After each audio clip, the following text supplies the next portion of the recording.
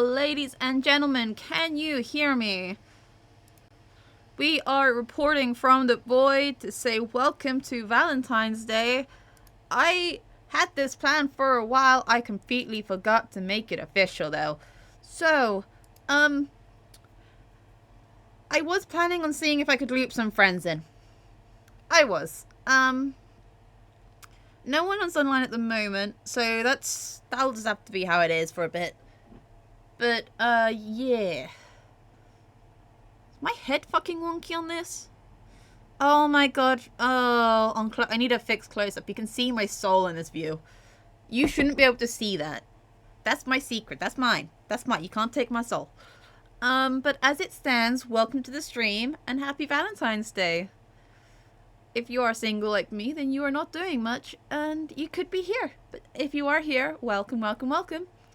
Let's begin. I will admit I might pull out a cheat sheet for this, because I really like Vera. Vera is my bitch. Let me check Discord real quick, see if anyone's responded. Nah, the only thing that's popped up on Discord is saying, hey, by the way, you're online. Yeah, no shit. I is online. And I is ready to play this game. I just clicked on summon. What did I click on? Don't do it. I need to unpin. I'm gonna play solo for a bit, at least until like someone pops into chat.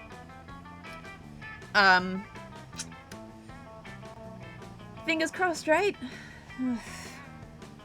Also, before you ask, I do have food and I have water. And I have both the sparkling water that Static seems to love, and I also have normal water, which only comes out of one tap in this zone. So, let's begin. We are currently one player. We're doing DLC. I'd say a short game might do well. Spooky high school, the sweetest years of our lives. Back then, we were young and unafraid. Sometimes reckless, sometimes brilliant, sometimes just stupid. But always willing to live life to the fullest. We were on a wild journey to discover who we really were. Who are you? Now, the nerd in me wants to pick the Frankenstein. But I also kind of want to be the fear monster. I like all of them. Let's go. No. Don't want him.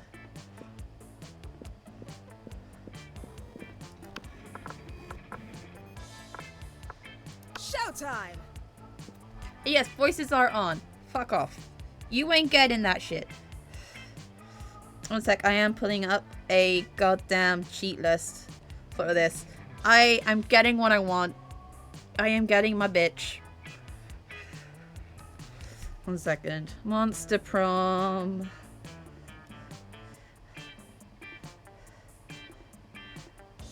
Guide.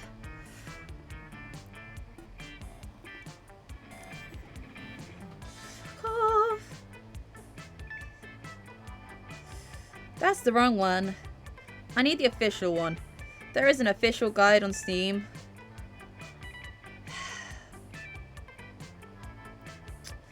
Just want to see the stats, man.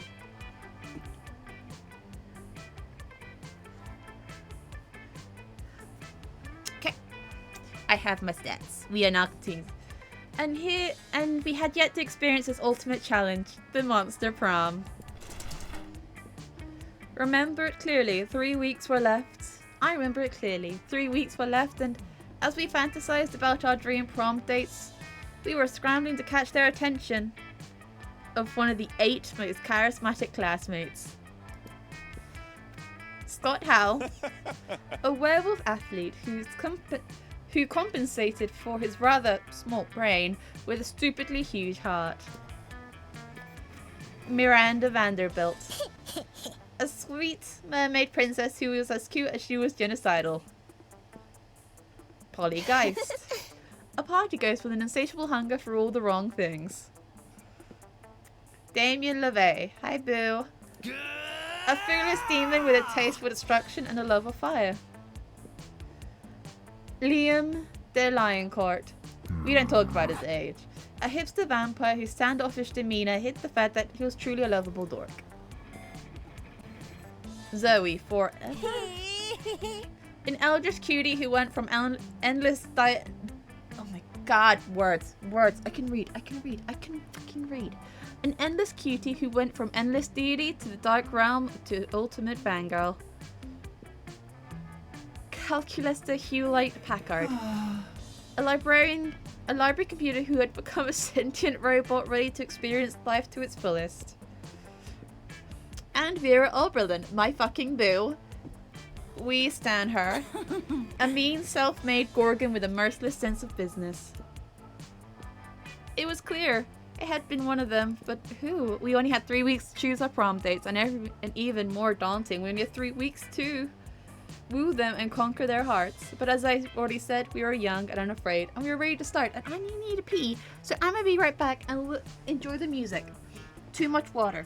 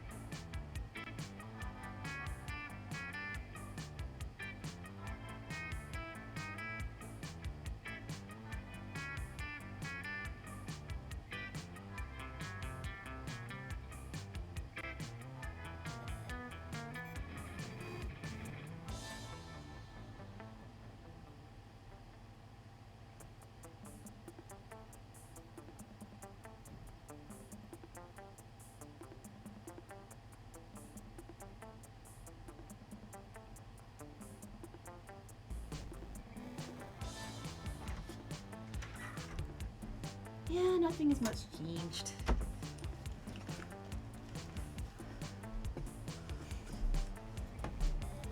And we are ready to start. Welcome to Monster Prom's stupidest pop quiz ever. All minds are rotten, and they are rotten in so many different ways. Worry no more. We're now using our PhD in bullshit to diagnose which kind of deviant sicko you are. Monster Prom, stupidest pop quiz ever. DM. We'll throw a bunch of absurd questions at you and turn your answers into your character's stats. This way, each of you will start by having stats that better reflect your true selves. Let's start. I am not going to cheat on this part.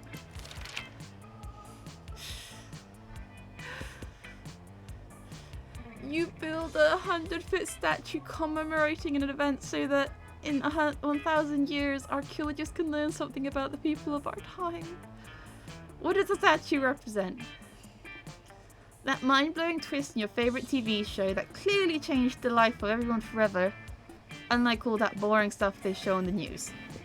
That glorious instant when your friend stopped you from texting embarrassing stuff to your ex while hella drunk, your least favourite political figure. Being divided by our very story, which also covered in badass tattoos. I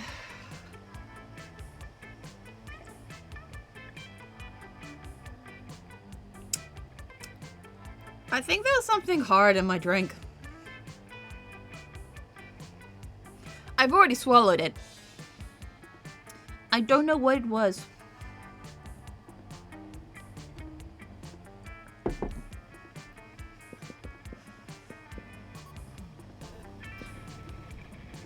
Yeah, we're eating the politicians. Eat the rich, motherfuckers. So bold. You wish you were raised by a really progressive marriage between a kick-ass venomous snake and actual fire. I love fire. I see no issue with it. Oh yeah, no, we're going with that one. A mysterious old man who saved me from the streets in order to raise me as his disciple in the ancient ways of rad DJing. A pack of wild wolves who also happen to be tech Mongols who own some of the most profitable companies in Silicon Valley. That would be kick-ass role models and wild wolves. Sick. Just fire. Oh fuck me, we're going bold, aren't we? You find a genie in a bottle. You can ask for whatever you want. What do you ask? I don't ask for anything. I drink the genie from the bottle. I can grant my own wishes. For Shinji and Kaori to be canon. Him to not be so cliche. A genie and wishes so mainstream. Infinite confetti. To feel truly alive. Oh no, we've been there. Before asking for anything, you try to negotiate up to this.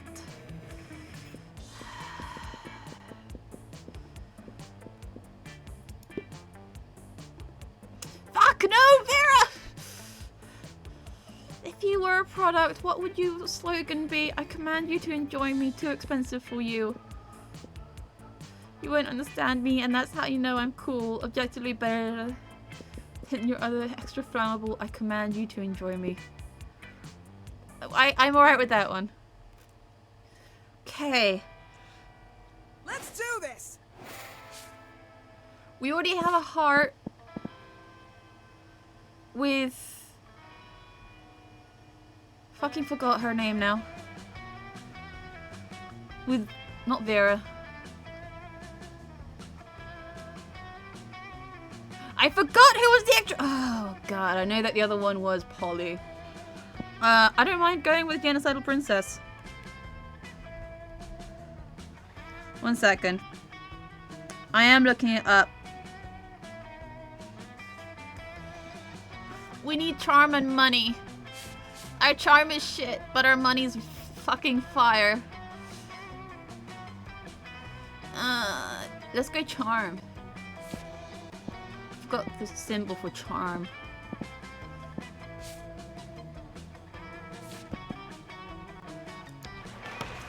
That day an epic dodgeball match takes place. Everything seems last to deliver an inspirational speech that fuels your team spirit, leading to a spectacular comeback.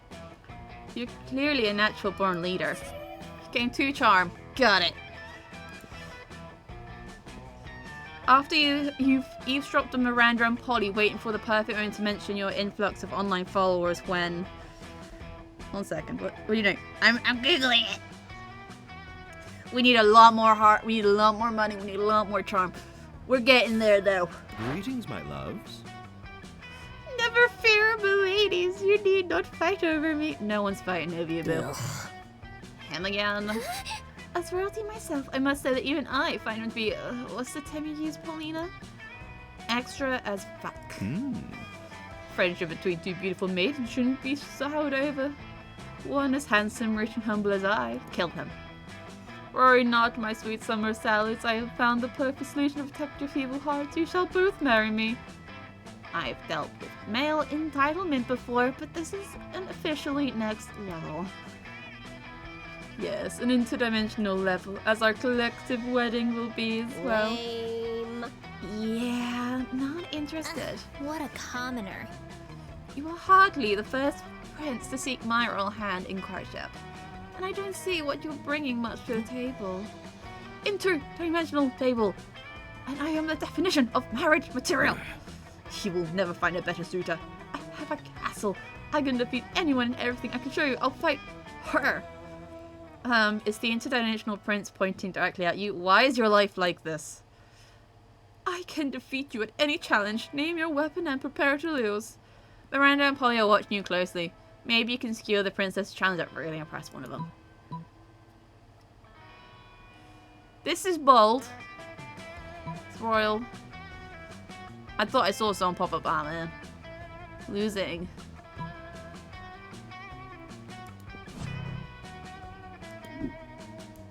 Ah! Classic! Fuck, you may have understood exactly what you're going to be this I party. must depart. I fucked up. Yeah, time to go. tried. And failed. Oh, right. Fuck me. It's Polly or... I just got that charm! I need my charm. Fucked up. Let's do this. I got 2 hearts with Polly. Let's go with her. What do I need for Polly? Fuck off. Send it to my phone. Want to say that to you guys. Polly. Boldness 7. Fun 10. My fun's fucked. You find Vera and Polly at their table, deep in conversation. Alright, business idea. People pay a monthly subscription to prevent me from drugging their food. Business idea. People pay me a monthly subscription to put drugs in their food. Business idea. Price out the cafeteria current food supply by selling plastic food. Business idea. Nipples. Just nipples? Yeah. Okay. Wait, business idea. Use a clever marketing and food science to create the perfect new diet craze and sell it for and create insane profit. That's actually a good idea. Better than nipples? Yes. We just need to figure out what our new diet would be. Tapeworms. They're gluten. If we're going with Polly, we have to go with meth. Yay! Yeah. You know what? I was just complaining the other day that I made way more meth than I could ever do myself. The profit margin would be incredible. The problem is the name. Meth has a really terrible reputation. You need to rebrand. You mean come up with a new name like Skinny Fun Powder or probably not mouth? Yes! Except not either of those. Oh, I know. I've got the perfect name. Don't say. Nipples. Kill me. But it turns out Nipples is the perfect name for a drug you want to sell to high school students.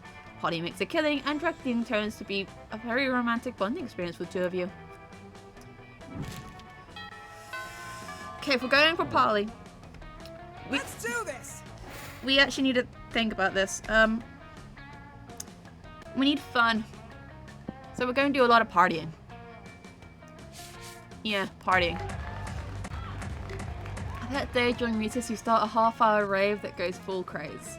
You have no idea how it explains so much, but at one point there was like 300 people. Someone summons a demon from a nightmare dimension. The consequences might distort the fabric of reality itself, but who cares? It's a rad party. You gain 2 fun. Polly grabs you by the arm so the 2 of you can talk, but of course she doesn't stop dancing for even a second. Boo. Look at her outfit! Oh. Yo, this party was super crazy. For like the first 15 minutes, now it's just regular crazy, which is fine, but I want to take it to the next level, you know? I want this party to be criminally insane. I want it to be danger to itself and others. I want psychiatrists to prescribe medication to this party, and then I want to take that medication down. Are you with me? Obviously you're with me. I'm hot, and hot people are always right, so how do we kick this party up a notch, huh? Most normal parties only exist in 4 dimensions, but I am more. I made a machine. That. Let's steal a bunch of helicopters, stretch a net between them, and party on that. Polly doesn't even have to tell you how awesome she thinks your plan is. You just look at each other, nod, and head off to steal some helicopters. You seriously piss off some rich helicopter owners, but you know what they say. You can't make an omelet without breaking a few helicopters. Fuck off, Pen. Everyone is super stoked by your flying a party net. Half the rave is fall off and plummet to the ground, but the other half make up for it by partying 4 times as hard. That's a net gain of like 100%. You gain 2 fun and 2 boldness. We just need to keep romancing Polly, right? So I'm reading her stats. We don't have enough fun yet. We need more fun. Okay?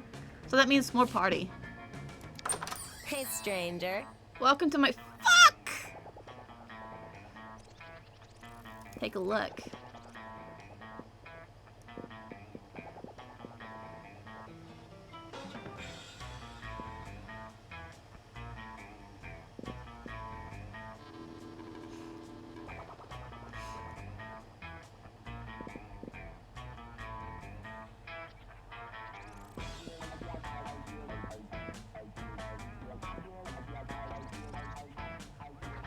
I want a backup date. Leave me alone.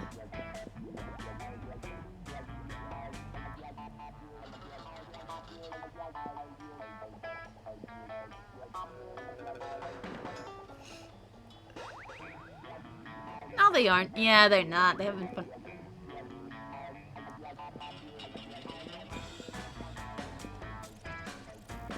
What do you think Polly would like? A lemon. Do I really need to explain every little thing I saw here? Yes.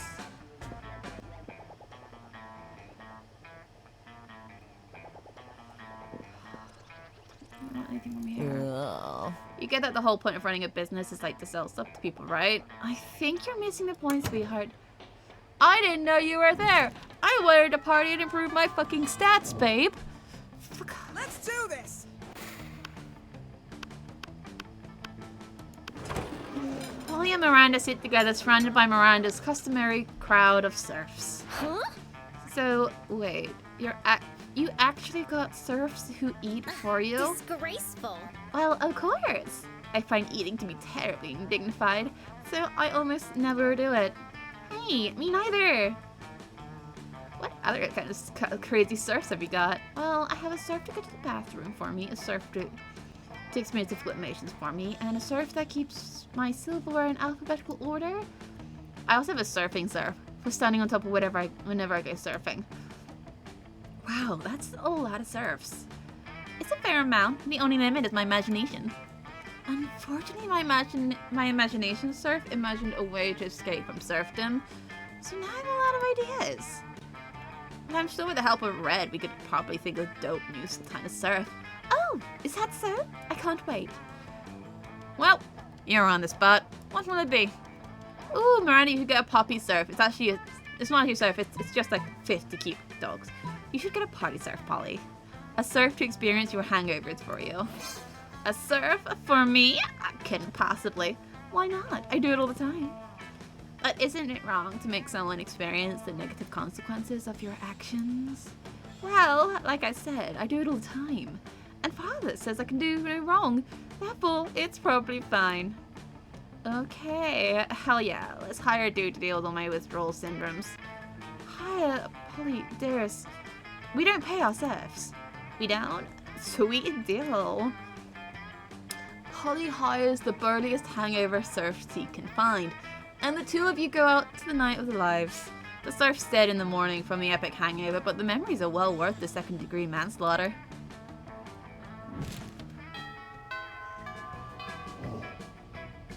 Let's do this. Okay, we still need to go up our front. So partying.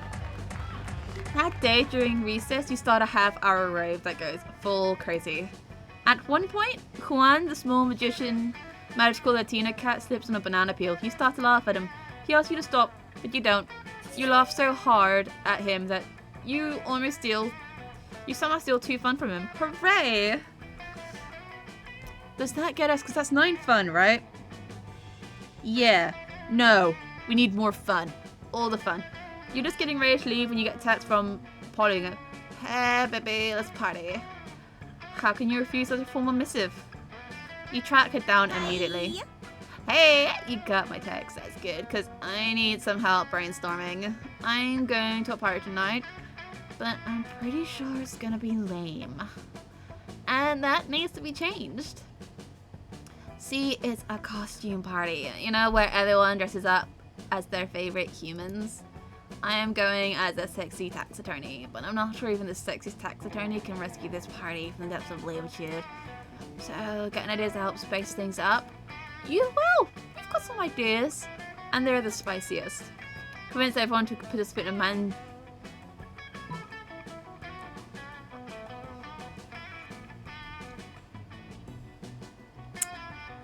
Because if I picked the wrong fucking thing, it rocks up my entire stats. Convince everyone to participate in a mandrake root chugging contest. Later that night at the party. Ha! This is nuts! Look at all these humans in human costumes. Eugenia, the party owlbear, totally just turned into a sumo wrestler. And Larry the Lich looks exactly like former United President Abraham Lincoln. Oh, Larry doesn't just look like Lincoln. He is Lincoln. He is all of Lincoln's memories up to the moment of his death. Every newly transformed human at the party comes complete with a full lifetime of memories. A childhood, family, friends. They have no recollection of the lives of monsters. And are all currently going insane from the cognitive dissonance. Haha, Manicord has turned to a retired cop who is screaming for his estranged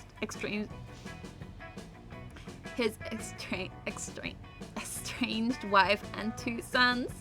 Pranked. In about 4 hours, all these newly created humans will revert to their previous forms, essentially murdering these new identities, lol. In the meantime, you and Polly have a great time, scaring the shit out of the actual humans and streaming it online. You gain +2 creativity and 1 fun.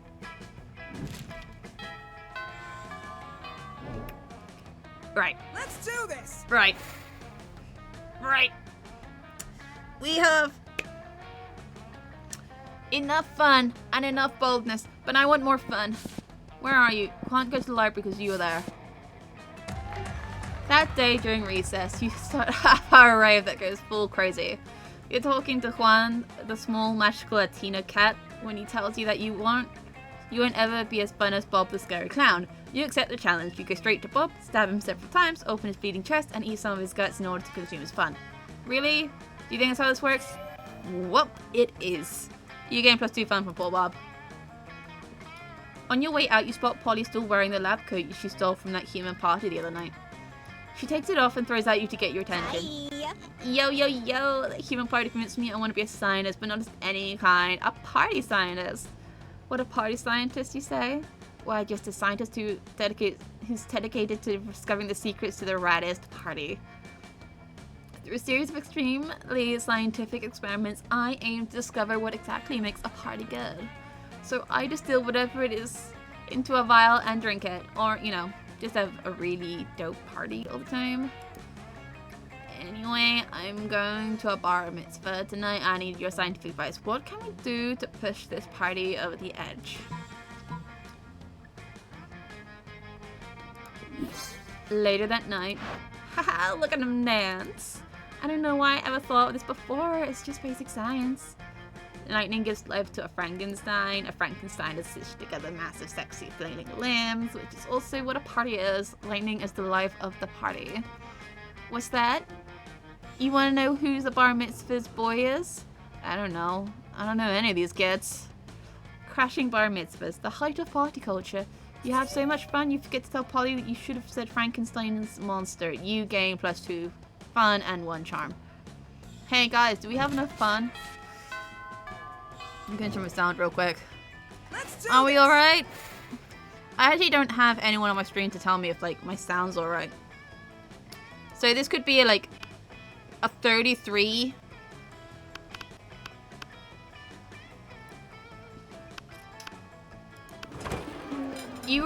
I need to check my sound real quick, so I am just gonna chatter and check on my phone if my stream's working.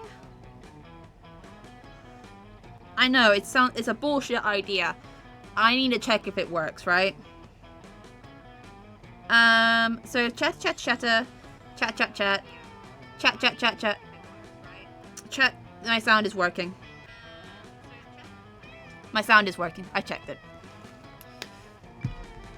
You arrive at your table to find the coven eating, and Polly and Miranda screaming. We're under attack. Alarm! Alarm! Summon the guards. They're using their bizarro my powers on me. The cute tall one is my least attractive evil twin. She is its shades, just like me, clearly because the evil twin thing. We're not attacking anyone. We're eating? What do you mean less attractive? Disgraceful. Lies, subterfuge. Ha! I can feel them in my brain, making me cool and sexy. Ah, yo, who's in the chat watching? Hi, welcome. I'm worried that might be me. Is that me? Fuck. It's not. My Twitch isn't even open. Okay, it's not me. Always the same with Every single lunch hour. Hi, Ren. Hi. It's going alright. How are you? Enjoying Valentine's Day?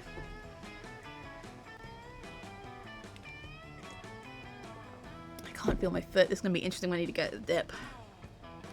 Every single lunch hour. You can't allow your friends to be attacked. Quick, save them from this fiendish menace.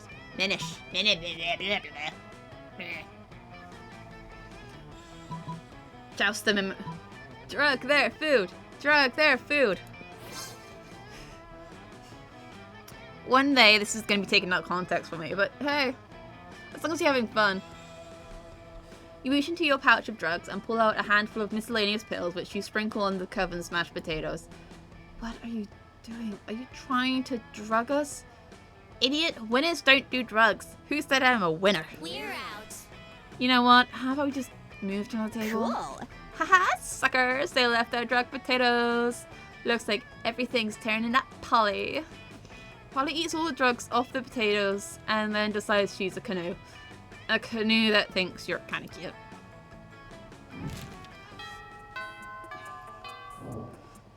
Currently, Let's do this. we're doing a short run where I am trying to romance Polly.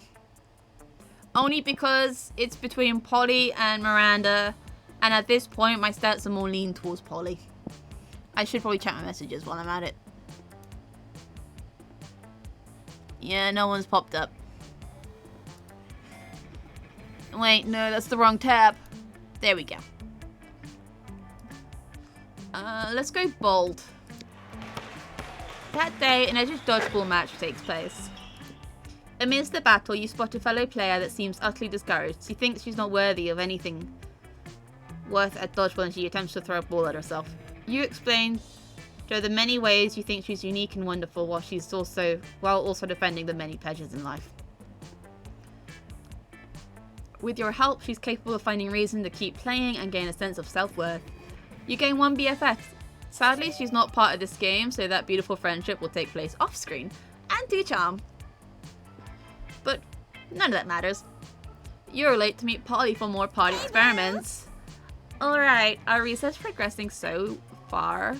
Well, so far, but we've got a very limited sample size. I need to know that we can make any party the best, not just some party. So tomorrow morning, we're gonna crash a funeral. If we can make that fun, we can make anything fun. So brainstorm time. Can we put the fun back in funeral? Possess the body of deceased, bring him back for one last party. Later that night. Woo! That was awesome. I was totally inside that dude, and then when they were like, does anyone else want to say a few words? I was like, ooh, me. And they totally freaked out. And then I was like, let's turn this funeral into a wedding. And I got married to like 11 people who are all widows now because I left that dude on a heap on the dance floor. But whatever, weddings roll. Hey, Red, you know what? I was thinking we're getting really close to that true formula for a Red party. You're the best science partner I've ever had. You guess she hasn't had a lot of science partners. You doubt she even knows the real definition of science. But she's just too happy for you to correct her now. Come on, the night's still young. Let's go turn an all-night laundromat into an epic rave. Those washing machines don't know what hit them. You gain +2 creativity and 1 fun. The monster prom draws near. Oh fuck! I want to see if he actually got Polly. It's party time. I love her. I like all the Let's do designs. this. Please. What? Prom? Of course, prom night will be another perfect opportunity to conduct our experiments and party science. So clever of you. That's why you're the best science partner. That's not what you meant, but sure, why not? Sooner than expected, prom night is here, and the two of you are finally ready to crack the ultimate party formula. You free some wild animals, you do lots of ecstasy, you awaken the dead, you even do the dance of joy.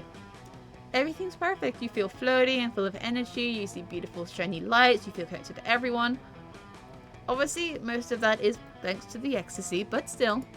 You feel like you've conquered the night and put a flag with your name on the peak of life itself. Then dawn comes. By now, we're on a hill by the sea watching the sun slowly coming up. No idea how you got there, but who cares? You're at peace watching the gentle tide of the morning when you realize Polly has her hand over yours. She looks You're at you. the perfect party, boo. You know what, Red? This might be the Molly talking, but I think I finally got it. All these parties have been wildly different, yet all of them have been the very best. I've put a lot of thought into it, and I can only think of one thing they all had in common. I think the formula to a perfect party must be sharing it with the right people. You don't answer, you just hold her hand as you spend the morning watching the sunset coming up over the sea together.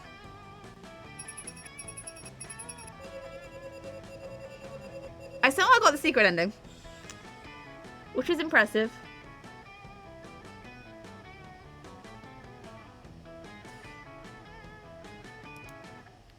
I used to play this game a lot, if that's not obvious. Those 3 weeks were maybe the most epic and absurd weeks of our lives. After the monster prom, we kept on living our lives, falling in love, battling for friendships, and learning about who we were and who we could be. And you know what? Like it always does, life happens, and it was wonderful. Polly's drug cooking skills proved useful and she became a chemist for the pharmaceutical industry. But in her free time, she still cooks the real shit. Her greatest inventions so far are watermelon flavored ecstasy and a thing called LS dope. Damien found peace in the most unexpected way. He kept punching everything till one day he punched his own anger to death. He's written a book about it. Scott became a world-renowned athlete, but he ended his career to come back to his hometown and take on the job of the athlete he admired most. Now he's back at high school again, working as the coach. For those 3 weeks, the monster prom seemed larger than life. And then it was gone. Just like that. The battle for monster prom might have ended then, but there were plenty of battles left in that war called youth. Once again, we were young and unafraid, and we were ready to start.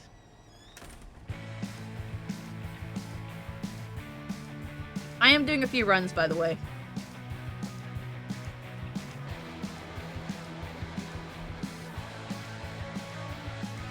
I have favorites. I am curious, Brent, if you've seen this game before, what was your favorite character in it?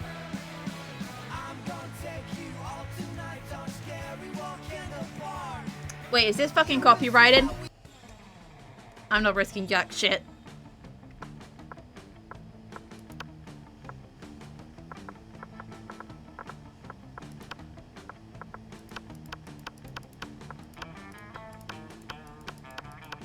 I kind of wish they gave you a blank to draw your own character in it. Who have I not romanced? Who have I not romanced? Oh, this was my favorite. I've seen the game but never looked into it. Ah, fair. I played this a lot. I got a lot of Miranda's endings. Not Miranda. Yeah, that's Miranda. There is an intro at the start that describes all the characters, and then and since I will probably do one more round of this. Who did I not romance though? One second. Yeah, this is romanceable shit. Who did I not romance?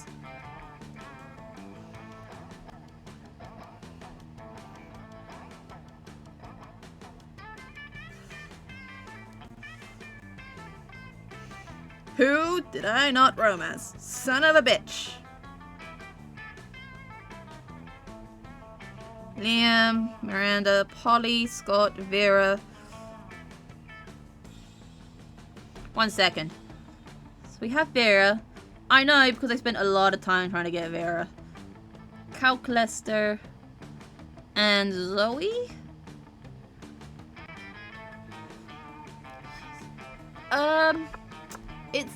It's her. It's her. This is Vera. No. There is different artworks for each one. I do like these two. I like the girls. I just like the girls. I am very gay for the girls in this game. I like my girls troubled. Okay, there's other endings. But from the looks of it, the only ones I've not romanced in this game is the robot and the Eldritch Monstrosity. So the characters I'm talking about are they in here?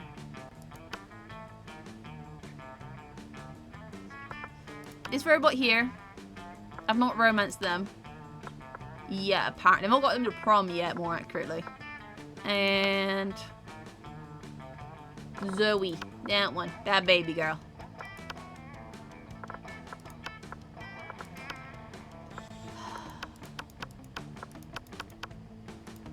I do kind of wish they gave us the blank version of these instead of it being like, hey.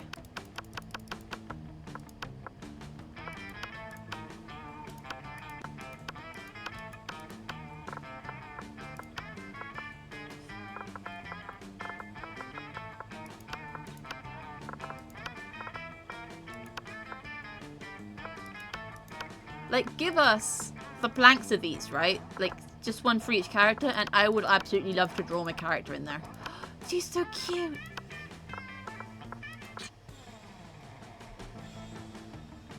Oh shit, who's a third person? Welcome to the stream. If you don't know me, my name's Tabby, and I suck at this game, and I absolutely am cheating to get the characters I want to be dating. We'll do a full game this time. I have the other games. I do want to try the convention one. But we've gone through this. Welcome to Spooky High School, the sweetest year of our lives, back when we were young and afraid. Sometimes reckless, sometimes brilliant, sometimes just stupid, just always willing to live life to the fullest. We were all on a wild journey to discover who we really were. This is a multiplayer game. If we're going by my favourite monsters as... Oh, by third viewer. We're going by the monsters in the intro. I'm always... It's Brian. It's this motherfucker. I think if we're going to Calclester, we should do...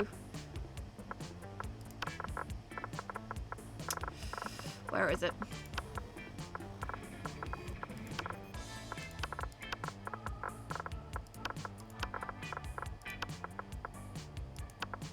Frankie! Also, you can pick your pronouns in this. And it works. Sweet. I will say after this run, I might... Give me a minute game. Fuck off. I might try the next one. I've only played this one. And then they kept coming out with the games. And I would like to try Monster Camp, Road Trip, and Convention. Also, Convention is a spider character that I could date, and I'm very curious about that. But if you're curious about the characters, here's the lineup. Alright, this is 6 weeks. This is Scott Howell. Himbo. Absolute himbo. We love him. I like how the characters are written for this. This is Miranda, my baby girl. Genocide. Genocidal bitch. I love her. You saw one of Polly's roots just now.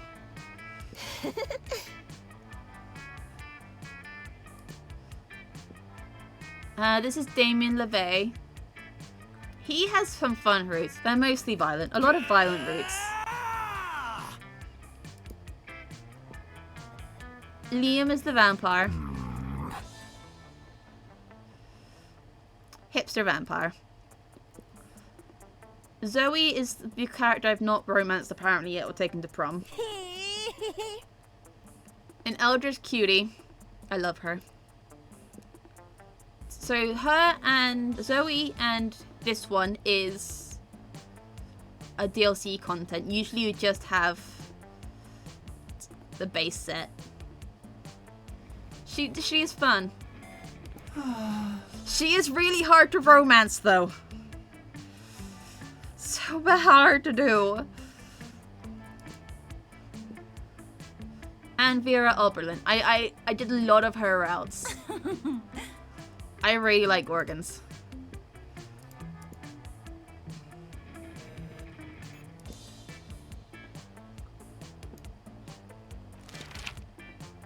Monster proms, and the way to start off your stats, FYI, in this game, is a dumbass teen magazine quiz. PhD in bullshit in full power. I've already read this. I'm not reading this twice. You get the chance to produce a movie. It's based on something about superheroes with a love triangle between a beautiful yet somehow relatable girl. Maybe she's always stating she's a mess, and top of the super hot soup. Can't I read? Which are also like vampires. Instant hit. The most influential Russian novelist of the 9th century have gone nuts. They don't remember anything about last night, and now they can't find the manuscript for the brothers Karanovs and today. Two cool guys walking away from rare explosions, and they don't look at the explosions. They don't give a fuck about the explosions, and they reflect on life and love. But it is super dope and kick-ass because they do so walking away with never-ending explosion. Once, Zoe, how do I do it? I have to purchase something. I have to get 10 monies to get this character. Okay.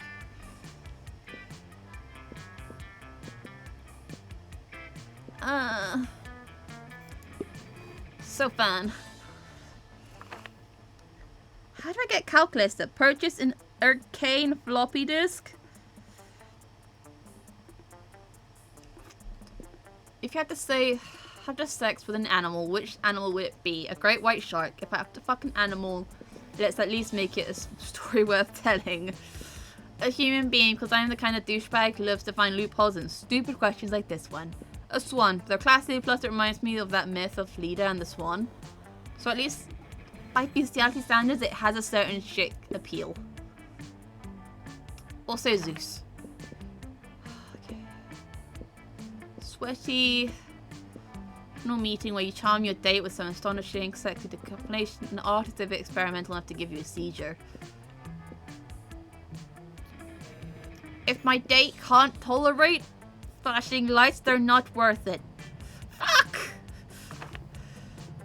If you find your zodiac sign to be inaccurate, design your own personal zodiac sign. A cute puppy, regal 1%, the now canon lovers.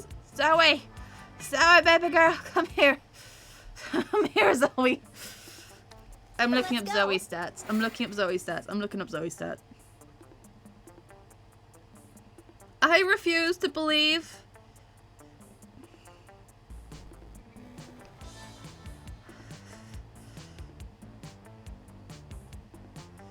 Don't want secret spoilers. I want Zoe. I want Zoe.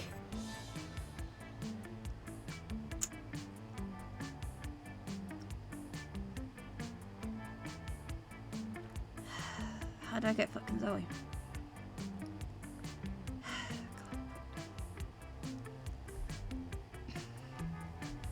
I want Zoe badly. Okay, so we...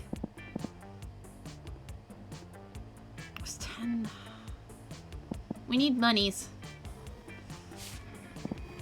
So yeah, I need to increase my money stat, so probably the best to the library, because that's what the stat is. At some point, there is going to be a cat merchant. That day, you spend some time in the library PCs, playing some good old online poker.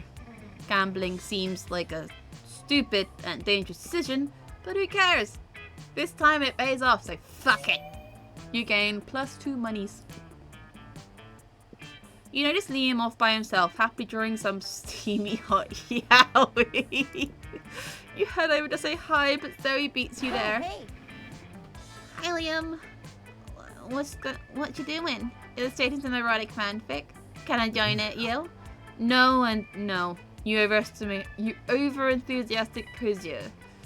For your information, what I am drawing is called yaoi, and it is not fanfiction, it is high art. I know what yaoi is. I have for the internet too, but... But what? Isn't yaoi, you know, problematic? Problematic?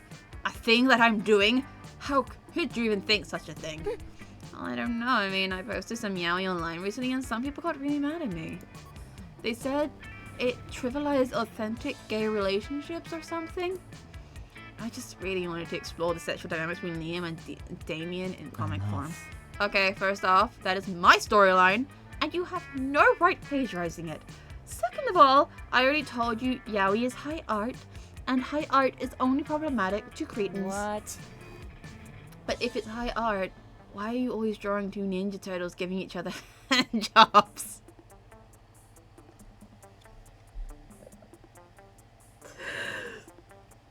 I forgot the humor of this game. Okay. It's called irony. Leave me alone. You doubt Zoe will leave Liam alone until his disagreement is resolved. Which means you've got your work cut out for you. Whose side do you support? True. Zoe, yaoi is problematic, but only when you've written, don't you see, Liam? Yaoi is the glutton.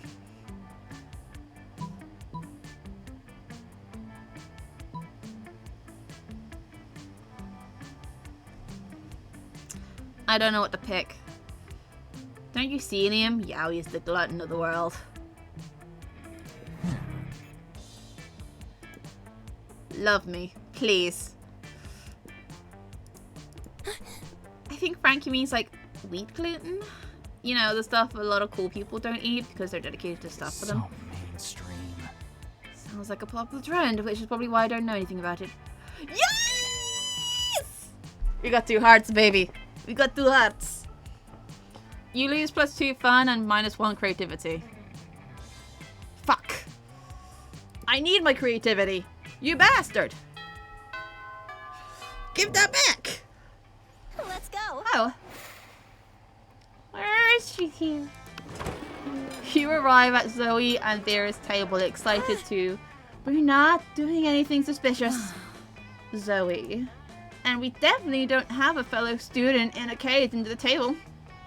You have a fellow student in a cage under the... It's useless, Vera. Frankie's too protective. We've got to come clean. Yes. The problem is clearly that Frankie is too perceptive. But I suppose we have no choice. He'll come to the table. Zoe and Vera do indeed seem to have caged a fairy under the table. She's filthy, miserable, and covered in glitter. Fairies cry glitter. We took her as a prisoner during the last food wars. You know, for leverage. I don't think anything of it. I didn't think anything of it at the time. No. It just... because taking and tormenting prisoners is just a thing you do as an elder god. But that was 3 days ago and she's starting to smell. We've got to figure out something else to do with her. We could let her go. No. I felt to see how that profits me. Yeah, that makes sense. What should we do then?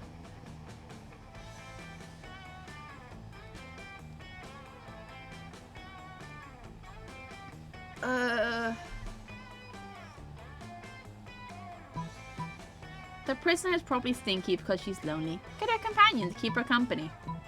Use vicious psychological manipulation to turn into a sleeper agent. Please be Zoe. Yes! Anyways, I'm very normal about this. It's like I always used to say when I was a dark manifestation of hatred and madness. Spoiler alert, you rock. Misery loves company, and I love misery. You want another prisoner, Zoe. A prisoner is a big responsibility, you know. Who's gonna clean up after it? Who's gonna feed it? That's the cool part. If my prior experience as a mistress of extreme pain is anything to go by, they'll feed on each other. That's an interesting cost-cutting measurement. Then it's agreed. I love doing good deeds. And you love letting your half friend think she's doing a good deed so you can hopefully smooch her later. Everyone wins.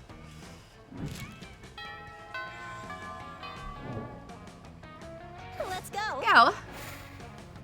I don't have enough monies yet. I am looking up Zoe's stats. I want her so bad. I don't have her image. I'm googling this. I'm googling this.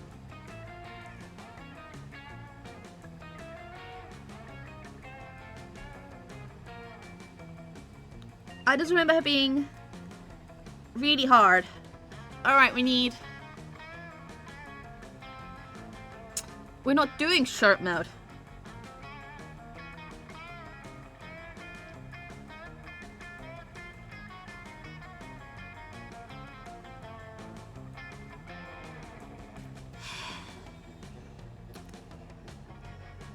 $12 hearts, 7 smarts. We're good. Bold, we're good. Creative, we're fucked. Charm, we're fucked.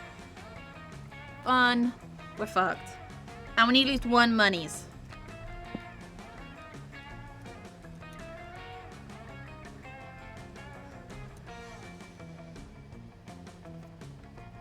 So we need creative and fun.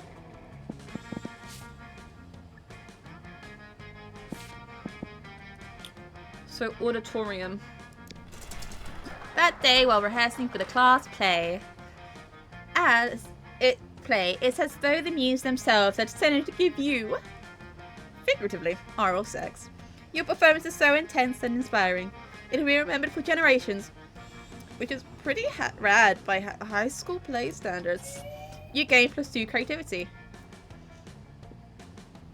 You are enjoying the sound of no ear-splitting shrieks filling the air when suddenly an ear-splitting shriek fills the air. Disgusting! Zoe! What is this abominable nonsense? I dare you how dare you so much as think such filth? Much less write it, much less put it on the internet. Miranda, I honestly have no idea what you said about it. I'm simply expressing myself through the noble art of fanfiction. By writing a story about me, a noble, beautiful mer princess, in a forbidden romance with Nash O'Mahone, the son of the Prime Minister of the Air Kingdom? The Prime Minister, Zoe! I would never date anyone from some socialist nightmarescape such as a Prime Minister. But this has nothing to do with you. It's not set at Spooky High, it's set at Creepy High, and the Mer Princess is called Marmanda Vanderbilt. That sounds nothing like Miranda Vanderbilt. They barely even end with the same 4 letters. Don't you know the last 4 letters are the most magical and important of all letters in Mer monarchy culture? Why should I have this drivel? Why I should have this drivel ripped to shreds with a libel knife, the cutlery used by the most scathing of reviewers. See, Miranda, you're nothing like Marmanda. She totally would have gone with the slander stone. I simply cannot stand it by while my friend, classmate, and inferior publishers such air people sympathizing nonsense. Oh dear. This could get ugly. Then it already is. Better step in and help a lady out. Which lady, though, is up to you. We know who we're going with.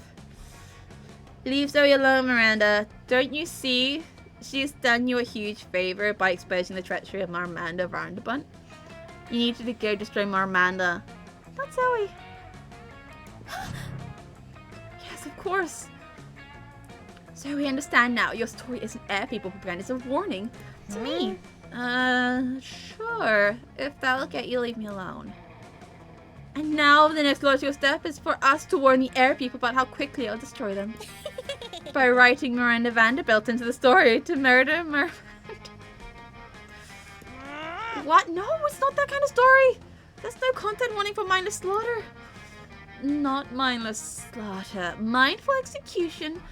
Heinous crimes against the crown by being a mer person cavorting with an air person. It's supposed to be a tragic star-crossed romance. Before Zoe can stop her, Miranda has grabbed the phone and is making edits to Miranda's previous fanfic. First, Miranda shall sneak into Miranda's bedroom and have an assassin slit her throat while she sleeps, because obviously Miranda would never dirty her hands. Then Miranda shall take Miranda's place in disguise and go meet Nash, at which point her assassin will murder him as well in the same fashion. How dare you desecrate my fiction with unoriginal and repetitive murders? You mess with my I'll mess with your minds. She does an oh boy, it's not nice. Somehow, now your brain can't tell the difference between chairs and foul panthers, which leads to many unpleasant moments. You lose +/- 2 boldness and -1 smart. We might need to improve boldness. Let's go.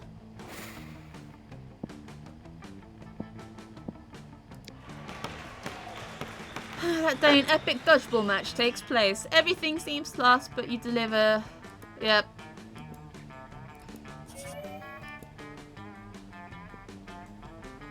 You see Zoe talking to Polly and Scott. You weigh your respect for privacy versus your insatiable ambition to smooch your classmates. And as always, there's a clear winner. And then I obliterate all populations within the Neverland realm. And to date most of their souls live within my body and utter despair. Whoa. Well, Zoe, it sounds like you used to be a hell of a prankster back in the day. You betcha. I was what you call in this realm the shit. I don't know and I don't want to test it. Look at this, babe. I want her. But I don't know. I wasn't entirely me. I mean, it kind of was for endless millennia, and I never felt as myself as I feel now. Does that sound stupid? Great. No way. As cool as Sorry God sounded, nothing is cooler than feeling happy with yourself. Word. Ah, Wanna guys. match, losers? Nonsense. Oof. Oof. Hey, Leonard. Anything to add? Of course, I overheard you talking about how precious it is for you to have turned from disgusting huge thing into a high school girl. What a surprise. Maybe I turn to him if I, like, fuck up my stats. What? Yeah. Now it's so hot to be a minority, am I right? An endless deity of despair that's turned to a girl. So brave, so unique, so bullshit. Change is so hot now, huh? People changing their identities, my childhood cartoons changing their art styles, for changing his gender. Even the climate is allegedly changing. What's next? Should we change our ideas? Should I change my clothes from time to time and lose my signature smell? Maybe. No, and no. I, Leonard, should be the last bastion of hope for common sense before we, the majority, become the new minority. I will fight this fight for being super obnoxious and by reminding you that you are not brave at all, unlike me, who's super brave, because I've literally never empathized with anyone else. You can't change my mind because I fucking hate change. You totally know Zoe is capable of defending herself. If she does, her wrath might damage reality severely. Also, standing by your friends is the right thing to do, so you defend change in terms that Linus can understand.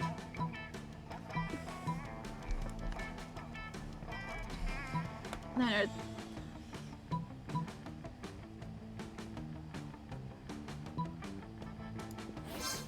But it can't be. Don't you do that? Of course I do. Those lazy game devs don't deserve my precious money. Also, should I remind you I am the influencer? With more than 200 subscribers, as it should be them paying me to play their penny games. So, you buy them on sale. Of course. Then Frankie made a point. Even if it was a tiny bit fucked up to compare my identity transition to video games going on sale. No, can't be me, Leonard. Fuck me, my throat's dying. A phony? Stop doing it right away. What's funny, we could just kill him. We could tip his head over and he dies. Seriously, then, like, Kappa's entire life was set in their heads. That's their water. Oh, for remembering a third viewer.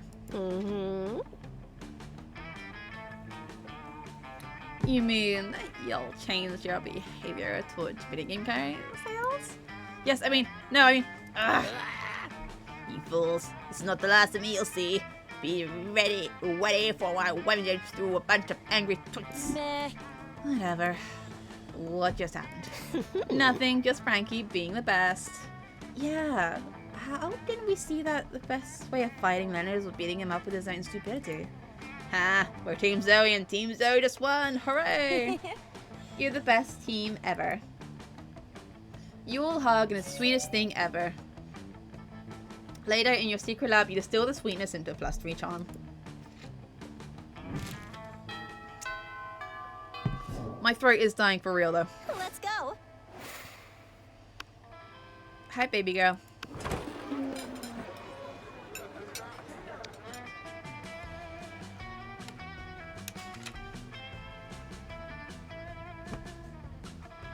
You sit down with Scott and Zoe.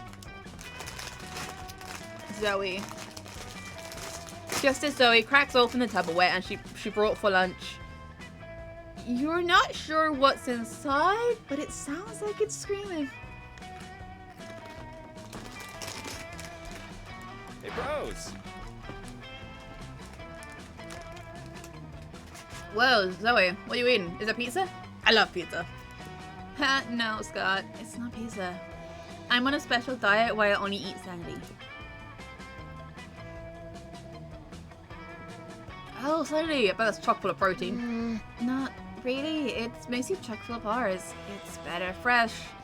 But that's a lot messier, so when I come to school I pack leftovers in this Tupperware instead. So smart. What does sandy taste like? Dumbass. Well, you know when you're sucking the marrow out of the ethereal bone fragments harvested from carcasses of a rival deity you've slain? I don't think I've ever eaten a rival deity. Do I have a rival deity? Is it fireworks? I hate fireworks. No, let's see. Have you ever drunk a child's tears filtered through its mother's severed scalp while an orchestra plays a tuneless melody on instruments of flesh? I've had pizza. It's that close. Meh. Not really. It's more like cashews. Cashews and shrimp. Oh, cool. I knew it was high in protein. Can I try some? Can I? Well, it's not really for mortals. But Scott looks excited. You've got to figure out a way to resolve the situation.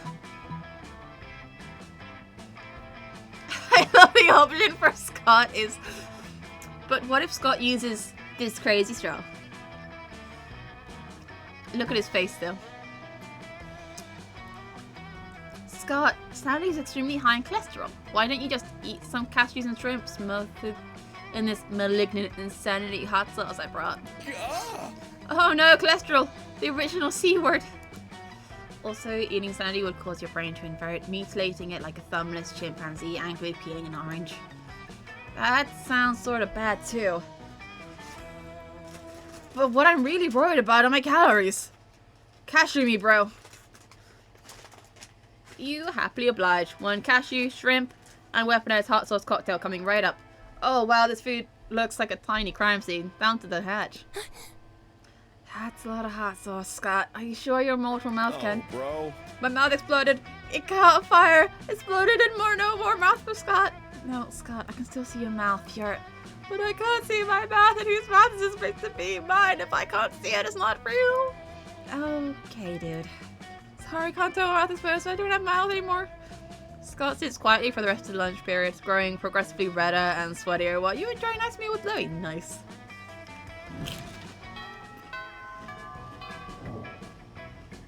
Let's go.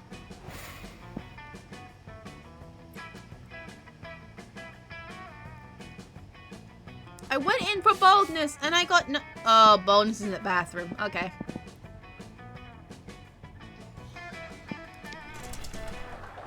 That day while rehearsing for the class play, you weren't especially good nor inspired. For once it seems you aren't getting the classic creativity boost from the auditorium. But afterwards, while talking to your classmates, you're having trouble conveying your point of distance, so you decide to convey it through music.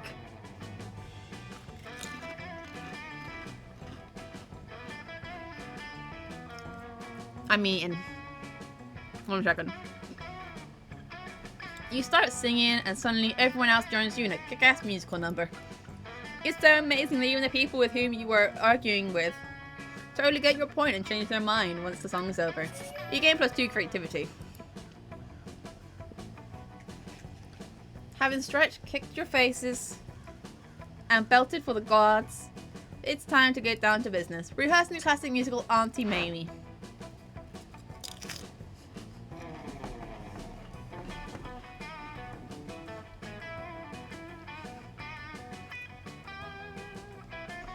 And now, Princess Tortellini, my sweet damsel in distress, prepare to die.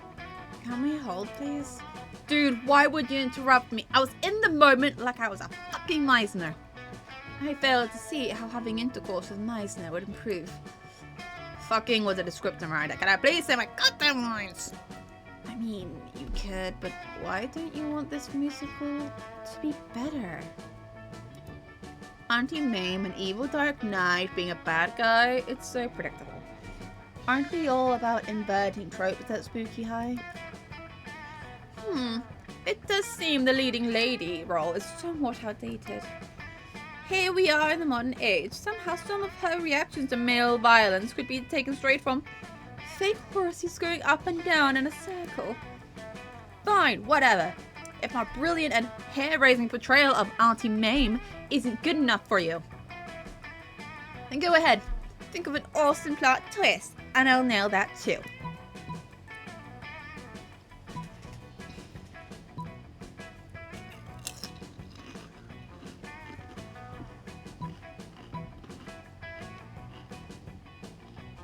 I don't know this one. There's a setting where you can have like the symbol next to it. But really should have put that on if I'm trying to get the stats.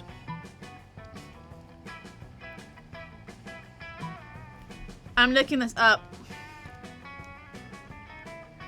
I don't care if it's wrong. I want her.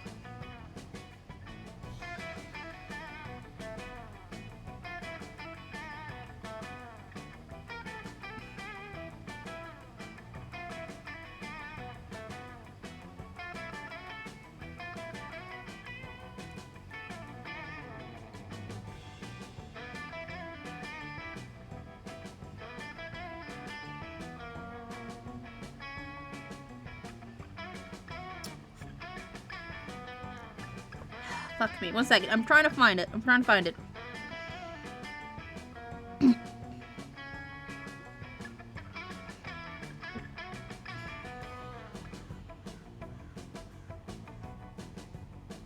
I have a whole list. Give me a minute.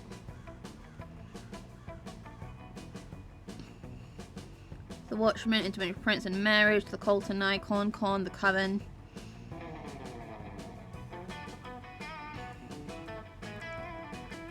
I don't know. Because both... Well, I try to discuss this.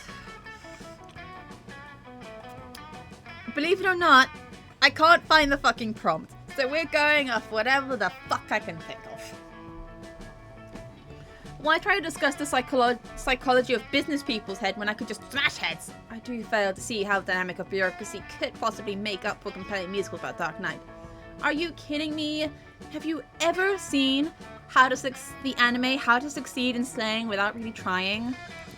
Yes, of course, that's brilliant. And my Dark Knight considering charming scoundrels like in the Murder Man and 110 in the Shades because this is hell.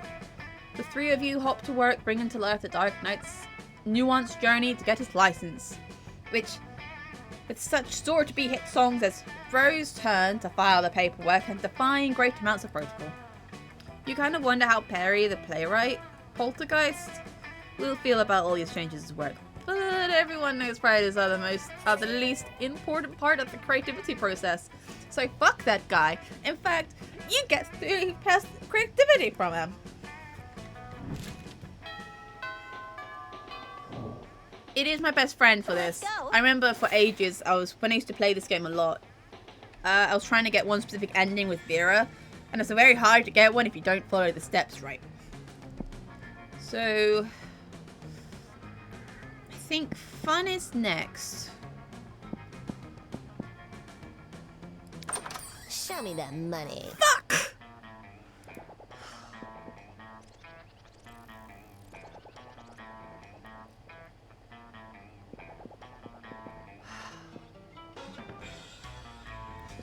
So these things are based on secret end things you can get. So one of the things... I've done this one, which is a Vera ending where you summon a god in the toilets. Later, Gator.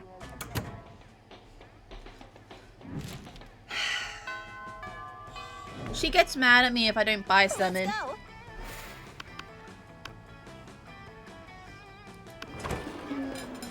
Looks like Scott and Zoe are having marshmallows for lunch.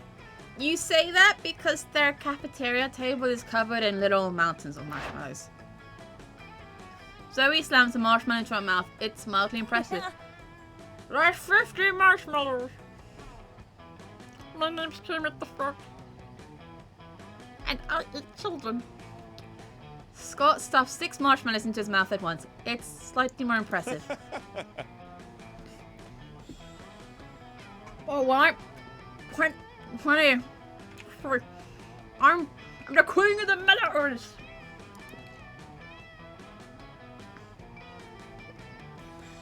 Ugh. I didn't want to do this. But you leave me no choice, rival. Zoe begins to glow purple and convulse. Her tentacles swell. You smell death itself. Ancient chaos doomed to world. Sacrifice, sacrifice, sacrifice. A cloud of marshmallows rises into the air. And Zoe's countless mouths open. All open with infinite hunger. All of the mallows fly into Zoe's gaping maw. The cafeteria windows open as all the marshmallows in a 50-mile radius are summoned to their doom. It's unspeakably impressive. Hey, no fair. If I counted correctly, I've now eaten 13,666 marshmallows exactly. Which means I win. Not cool. Wait, that's like very not cool. You can't use more than one mouth during an eating contest. It's cheating. And I would know because I used my hands at soccer one time and I still feel bad about it. No way. I didn't cheat. The validity of this impromptu marshmallow match is my whole reason to live. And my whole reason not to destroy this amazing marshmallow-filled planet. Quick, referee this athletic dispute before the whole planet is destroyed.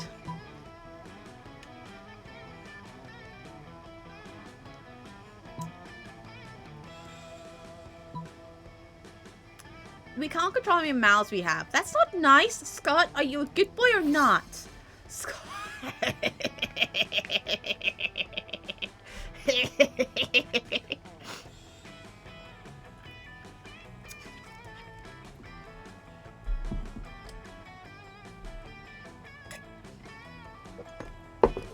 Scott's eyes widen in primal fear.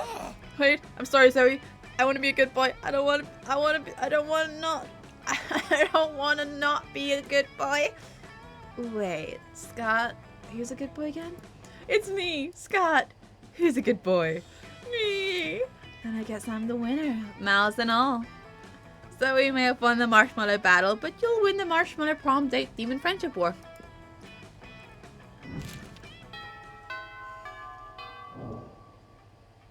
Let's go. I need you to stop being in the place I need to collect my fun.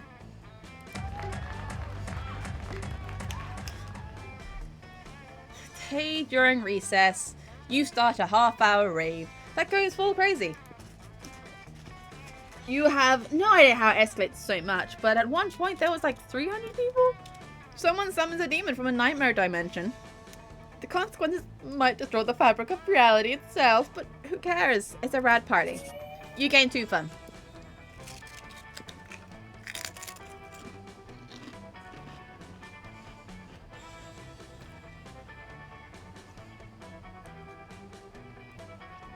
You're wandering down the hallway reading Dragon Heat as discreetly as you can, which probably isn't very because Polly and Vera clock this immediately.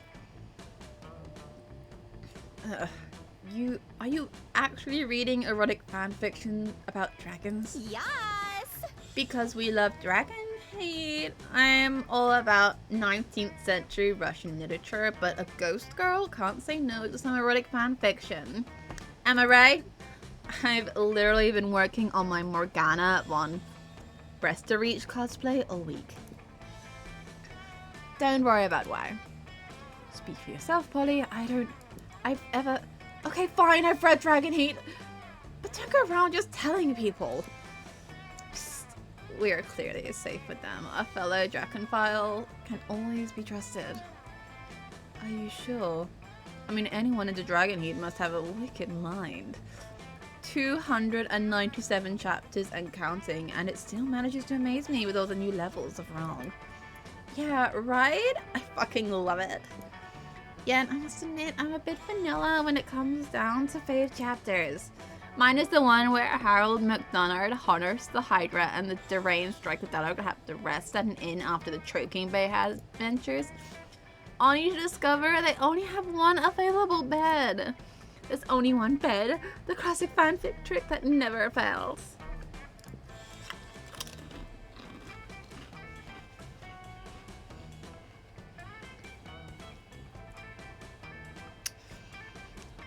Yes. That one was good. I personally prefer the one where Baniceria unmasks her masked savior after a passionate kiss only to discover is herself. And they totally bang. I'm not a fan of time travel, but sign me up with some good self-cest. Amen, sister. What about you, Frankie? What's your favorite story arc? Nothing to worry about, dear. You just have to You'll just be revealing your inner kinks to us. No pressure. Do we have enough smarts to get away with this? I have enough creativity to get away with it. Easy to set Excalibur art where they won't discover the chosen one who can control the Mrs. Excalibur dildo.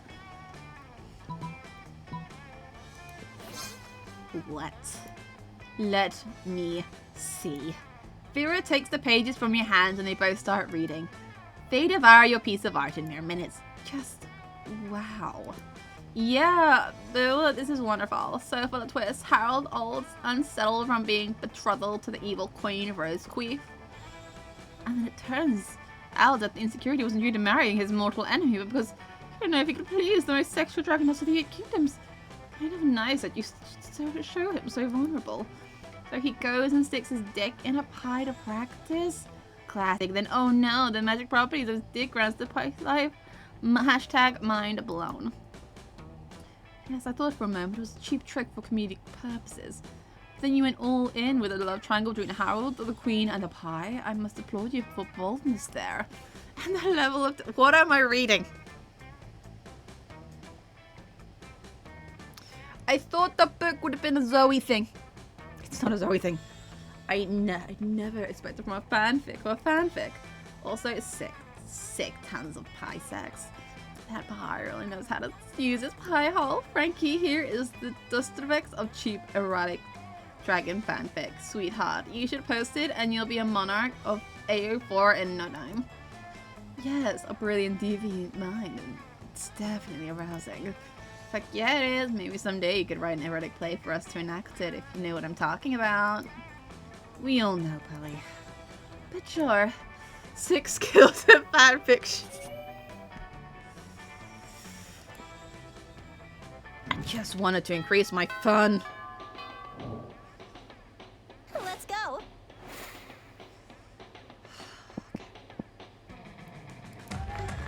A day during recess, you start a half-hour rave that goes full crazy. You catch you chatting with Juan, the small magical Latino cat. You start telling him that hilarious story what happened last summer at Monster Camp. You know which one, the one involving the beehive, the blow up doll of the president, and the penguin mask, and the mystery of the Goblin King. Slowly lots of people start joining you to hear the story. By the time you say the goblin was 100 people or so, burst into hysterical laughter. Why am I doing this voice?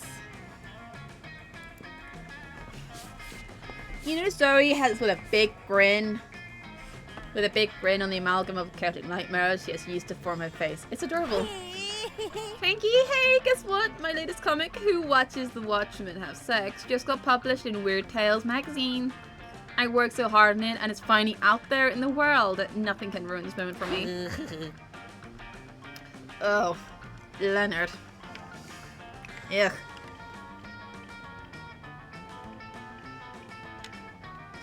That sounds like a challenge. I can't settle on a voice for him. Leonard, come on. Why do you always have to slide into my DMs? Delighted moods.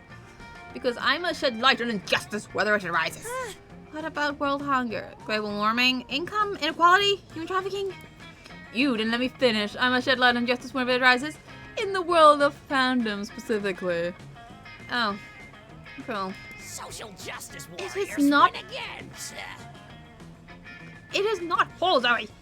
It is not cool that publishing houses are sharing attention on marginalized authors just because inclusivity is hot right now. I mean, look at you. You've got it all. You're purple. You're literally a woman. You come from a hideous dimension beyond mortal comprehension. Any magazine would die to be able to associate with you with its brand. But it's all shallow marketing stunts. And what's worse, it's distracting from the real injustice that the liberal media is too scared to discuss. What about the artists who aren't part of some cool, sexy, underrepresented minority? What about us? How are we supposed to get recognized? If I was to entertain all the BS you just said, I'd say I don't know. Maybe through a combination of talent, the numerous connections and avenues you have available to you as a privileged member of society. Don't use the P word around me, missy. If I'm so privileged, then how come my comic Zombie Sluts and Fuck Island still has yet to be published? Because you spend all your time complaining about non-existent obstacles instead of getting better at art. Perhaps you have a point. Oh no, wait, I forgot you were a girl. This can't possibly be my fault. It's so much more likely that the entire industry is biased against me. But there's only one way to solve this. You're way ahead of it. You said the only option that makes sense.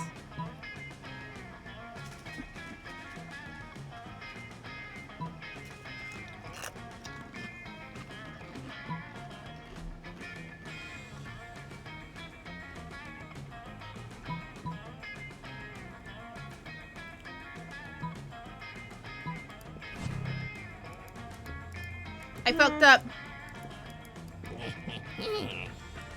I fucked up. Nope. Spoiler alert, you sucked. No! Just got boldness up. Son of a bitch. Let's go.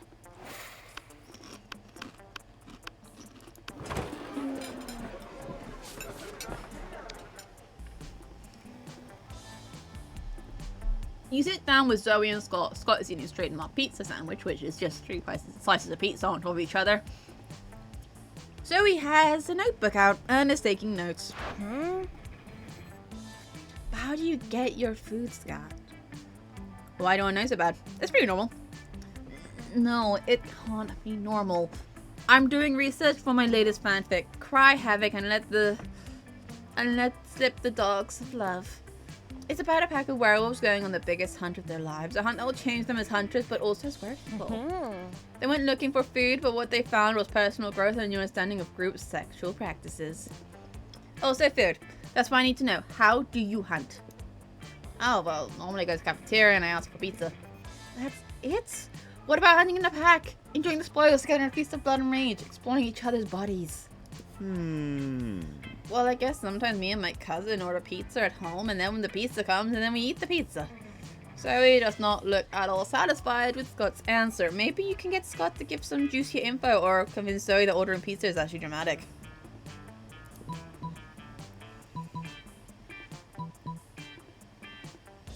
Oh, bro. Oh man, we did that one time and it was the worst. There was no cell phone service, so instead of calling for delivery, we had to transform into wolves and chase it down. And then we got there and it wasn't even a pizza, it was 3 deer. And then there wasn't any bread or cheese, so instead of bread, we used deer flesh. Instead of cheese, we used more deer flesh. Instead of pepperoni, we used deer flesh? No, beef jerky. What animals? Oh, I think you are, Scott. I think you are. Now, how do you sleep on your little camping trips? In the nude? Or nude and cuddling? Looks like the conversation is finally going the way Zoe wanted. She shoots you an appreciative wink with one of the light, devouring voice that passes for her eyes. Aww. I need to pee again. 1 second. Enjoy the scene. I'll be right back. So much water.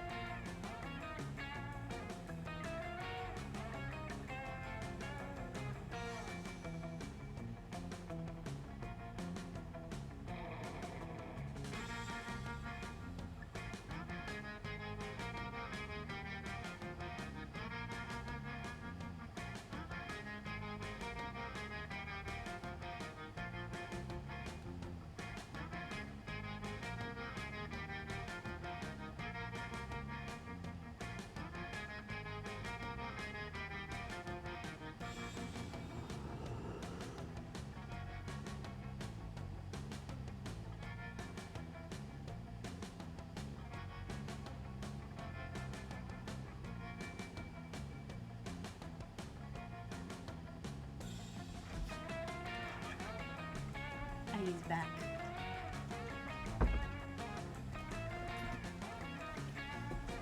Okay, we need to increase our fun still. As long as nothing fucks up our goddamn creativity. Staging reset half-hour wave. What you're doing. Damn, you didn't remember you suck at dancing. You decided to join in, to go all in and pretend it's a new dance move, apparently called the Groovy Musaka. Kwan looks at you and he asks you to teach him the Groovy Musaka.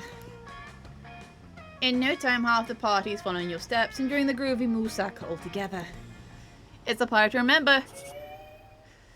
And a cool story to tell your grandkids someday. Lady, you're carrying around your precious dragon heat. When you spot Miranda and Damien. Oh my, wow. Dragon heat. I love it. Also, you may not know this about Damien just by looking at him, but it turns out that he too is a hopeless romantic at heart. Are you reading something serious of him for Dragon Dong? Miri, nothing so bad. Nothing so bad yet as good as a billionaire dinosaur makes me gay. Damien, you're being utterly foul. Don't profane the deep emotional connection between Harold McDunhard and Cordina Galantina. Deep emotional connection? Is that why the latest chapter ends with Harold finally boning Godiva and then she wakes up to find him gone? The cliffhanger must be entirely misleading. People simply don't abuse each other's love and trust that way. I worry about you, Mary. I really, really do. I just desperately know what happens next in Dragon Heat. Do you think Harold is capable of being so mean-spirited?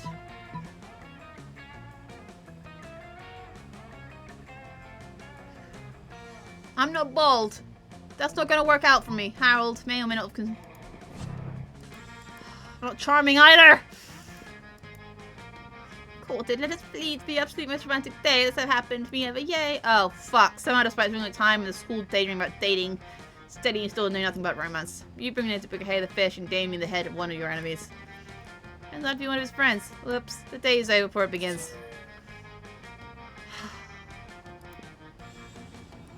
This is really hard. Let's go. Okay. Oh my god, why are you there? Why are you there? One second. One fucking second. We need to get our smarts back up. Today you listen to your elders and learn valuable lesson. Sometimes, after all the monster nonsense and the dating gimmicks, you forget that attending class is supposed to be the minority primary activity in high school. You gain +2 smarts. Zoe is catching up to the latest development on Pirate Frankie in her spooky high sea fiction. When suddenly a portal opens up. Never fear, the interdimensional prince is here. I've come to claim my pride. Or it has been. Or an invited life partner using the terminology of their choosing. The interdimensional prince. I love when he pops up. He always had so much wacky drama. Wait a moment. Weren't you previously Eldritch Horror and subsequently trapped in a totem deity Zagord? Yeah, that was me. You devoured my grandfather molecule by molecule, turning every atom into a million scarab beetles, crushing them and snorting their powdered corpses. I'm sorry, that's totally not me anymore. No, it was magnificent. And now here you are in the body of a high school girl, but of legal age of consent, which is exactly my type. Come on, my beautiful devourer of worlds, be my horrific bride. Oh no. Oh, Zoe is such a spooky high fan. She might agree to marry the prince, just for the fanfic purposes. Better stop this right away.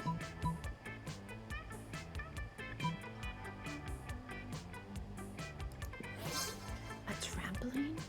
I love trampolines. As do I, my blushing bride. I love whatever you love. That's how good a relationship works, right? You just pretend to like whatever the other person likes until one of you dies. Hey, Goodine. Aye. Bye, Ren. Hope you get what you need. Here we go. The three of you run over to trampoline that was in this location for some reason. Go spooky high and begin to bounce. This is more fun than tasting the fear seeping out of every pore of my trembling prey. I can jump higher than you. I can jump higher than you. I can jump higher than... At that moment, the prince jumps so high that he swoops up by a giant falcon. A giant falcon that immediately flies into the engine of a jumbo jet plane. Yikes, that probably hurts. But it probably wasn't fatal. The prince is immortal, right? Or is he just interdimensional? How to keep these things straight? Fuck it, he's probably fine.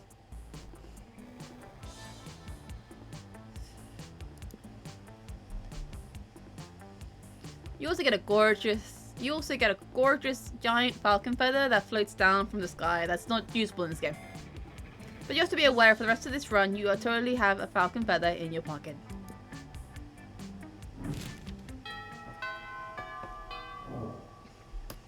Let's go. Let's go.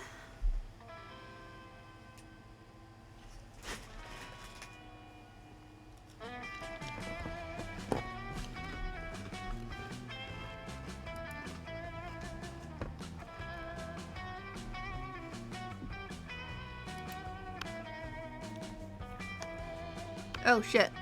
I'm looking. Result. Where's my tab? Where are you? You sit down with Zoe and Calculester. Zoe seems to have brought some fresh sanity today. That is, she has Screaming Man strapped to the table and is currently siphoning his sanity out through his eye socket. Friend Zoe, I am afraid I must take issue with your current practice. What? Eating? Eating in a manner which causes a human to repeatedly scream, "Kill me!" while avoiding his bowels and bladder. It does not seem nice. Are you for real? Look, I was born this way, okay? Well, not so much born as ripped from the fabric of reality itself and animated with equal part raw malice and the concept of despair. But still, don't judge me. I do not possess the necessary firmware to judge you, Zoe. I do, however, wish that you would find another way to attain sustenance. You can't stand to see them out. Maybe you could convince Zoe to change her ways or convince Calculator that they don't need changing. Oh, come on, Calculator. Sanity isn't even on the top 5 with things Zoe's could be towering from this dude. Sadis, skeptical. Please list 5 things worse to devour from this man than his sanity. Oh, that's easy. Deep-sea security is 1, poop is another, the crippling fear of death present in all mortals, P, and worst of all, opinions. His opinion's really that bad? Well, he's a prominent user on Reddit.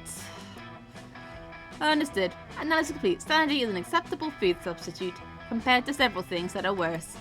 Nice. It's like I always say, when life gives you lemons, compare those lemons to the air, all-consuming void. The void is way worse than a couple of lemons. You couldn't agree more. Mostly because you're interested in smooching, Zoe. But still, this game's calling me out. So bad. Let's go. I am begging you, stop being outdoors. That day during recess, half our raid. We still it's fun. You're wandering around with Zoe, Scott, and Damien looking for pocket humans and Pokemon Co. When you notice some weird looking shrooms. Whoa, that's crazy. Whoa, these shrooms have faces. They do. I think they're kind of cute. We think you're kind of cute, chirps the mushrooms in unison. We love your skin. Bet you got a healthy working endocrine system. Plants. Can I pee on them? Yes, says the mushroom. Pee on us.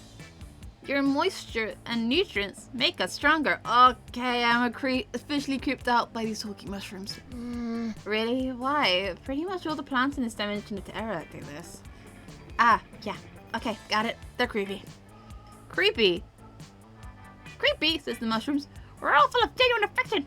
Inhale some of our spores and you'll see. So I'm peeing on them or not? Look, Tate. Sad single people. Oh, joy, huh? It looks like you 4 lonely high schoolers have fully decided to give up the misery of singledom and partner up with your true soulmates.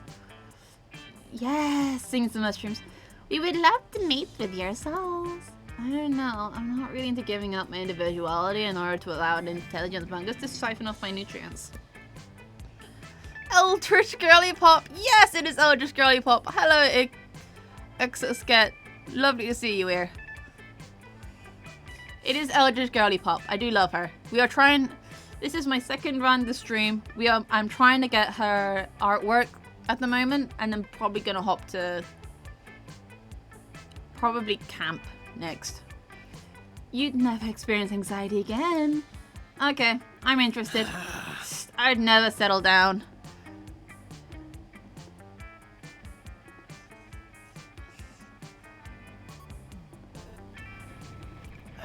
No.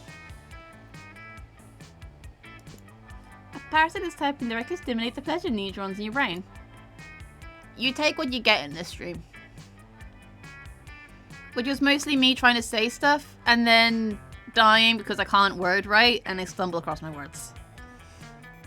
But that's okay.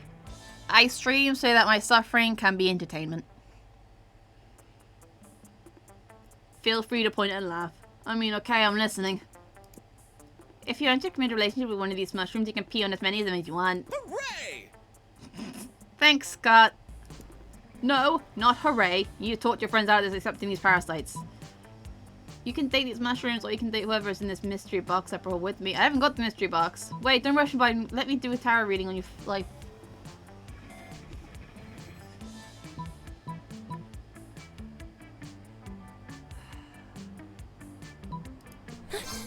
Oh dang, you're right. I can't believe you almost made a decision without consulting a set of arbitrary symbols chosen at random.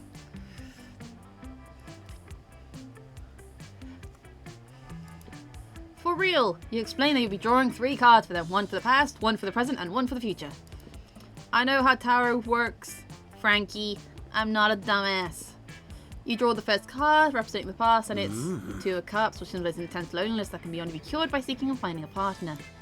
And hey, these mushrooms kind of look like cups, right?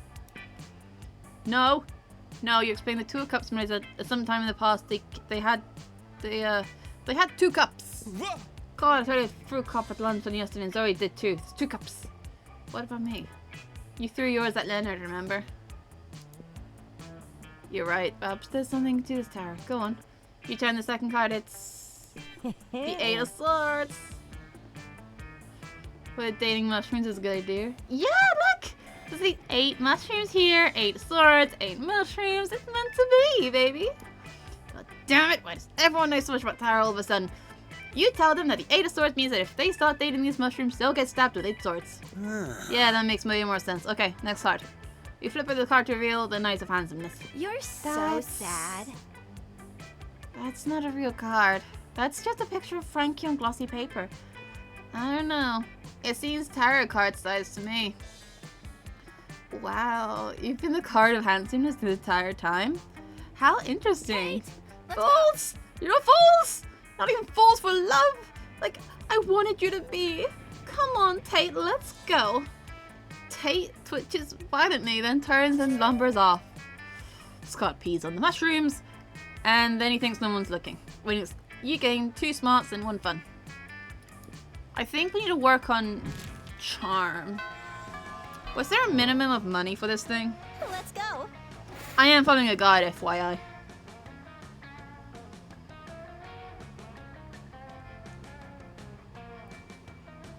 Yeah, at least 1 money. Boldness is just 1. Charm is... We're probably going to work on charm, if I'm being honest. Why are you there? Why are you there? Why is it? Why is that bitch there? Money it is. That day you spend some time on the library PCs, sending malicious spam emails with the hopes of stealing other people's money. It doesn't sound very nice, but who's really the one to blame if they respond to such a blatant scam? You lose -10 karma, which isn't a stat in this game, so who cares, and you gain 2 money. So he bounds up to you with even more of a pep in her botanical step than usual. Hey Frankie, aren't you so excited about the con coming up? Con! I know what you're thinking. Which con? The con, the condiment convention, the convention.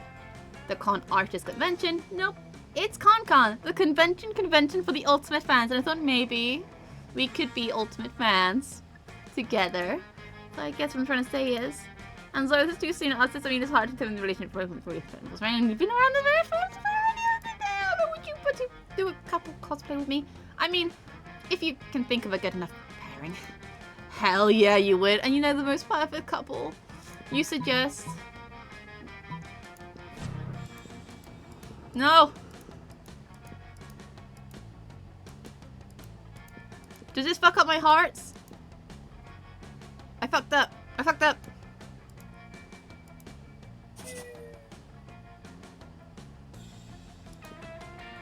No. Let's go. Okay. You watch Zoe watching Polly with an increased intensity. Hey, Polly, I have a question. Hey, Boo. I may or may not have an answer, depending on if it's boring or not. Well, you know how you don't eat food? Yeah, duh. I'm a ghost. It would go right through me. I can't get to absorb the nutrients or anything. Right, but you drink alcohol and do drugs all the time. Awesome, Boo. Yeah, and it's awesome. But why can you absorb illicit substances and have them affect you, but you can't eat food? It's like sometimes you're totally corporeal, and then sometimes you're incorporeal, and you don't... It just doesn't make a lot of sense. Yeah, and it's awesome. But I'm awesome. It is an interesting question Zoe raises. Maybe you should look at this more closely. Hey Zoe, let's do some science. We can throw some things at Polly and see what goes through. Allow me to explain. Yes. Fuck!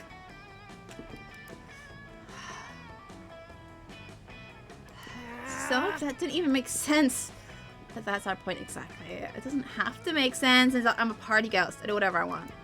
And I be whatever I want. I live my life by no rules except the rules of what I think rules. And I do that. Wait, what? Come on, Zoe. Stop judging my lifestyle. I am not judging. I just don't understand what the hell's happening. Empowered women. Power women. Empowered women. Empower women. Zoe, either get on my completely illogical level or get out of my way. Fine. I'll stop asking questions, but my fanfiction about you is going to make no sense. Just how I like it. And just how I likes you. Or something. Fuck it, I don't know. Prom and stuff. I fucked up the last choice and I hate myself. Let's go. My creativity's down. My creativity's down. Where is it? Where is it? Where is it? Where is it? 7 most douchebaggest moves in the world. And it was so awesome, inventive, and appropriate that people decided to go with it. Quite the feat. We, the devs, dare you to actually come up with a nickname for yourself and ask the other players to call it by that name until the rest of this run. I'm not playing with others. For some reason, I haven't been able to get others people to join me. You're doing the thing that gives you breeding dragon heat when you're approached by Scott and Liam. Aha! A fellow connoisseur of the draconic arts. Why do you sound like that? Here, Scott, and I am an expert at the topic. An unexpected duo. Hooray! Yeah, Liam and I are fandom buddies. We love to discuss the things we love on our fan favorite stuffs, wikis, and forums. We're the best fandom buds, even if we don't always agree. Like with the start going. Oh god, I remember this fucking debate. I remember this. I remember this. It was hell. Anyway, I'm Starco. But specifically, I am more on board with Star, Marco, and the demon guy getting together. Poly shit. Okay, first we got engaged in passionate fandom conversations on as an ironic way of celebrating our low culture, which I truly despise. Second, for the 100th time after spending years in Heck Booster and Marco is now actually in his 30s. So it is, oh my god, it sounds like... I can't do this. These details matches Scott things think how wrong it would be for me in my 400s to date people from this school if all of you were actual teen much more convenient in 20s. Anyways, enough meta discussion. Scott and I here are situation. Even if our sisters' opinions differ, we agree our opinions are superior in comparison with the rest of the strangers on the Dragon Heat wiki. Yes, to that, Liam here is like super smart and I'm a good boy. So my ideas should be good too.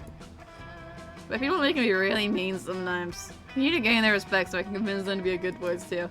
Scott is right. We need to somehow earn the role of moderator so we can show all these lesser beings who's boss when it comes to the Dragon Heat fandom.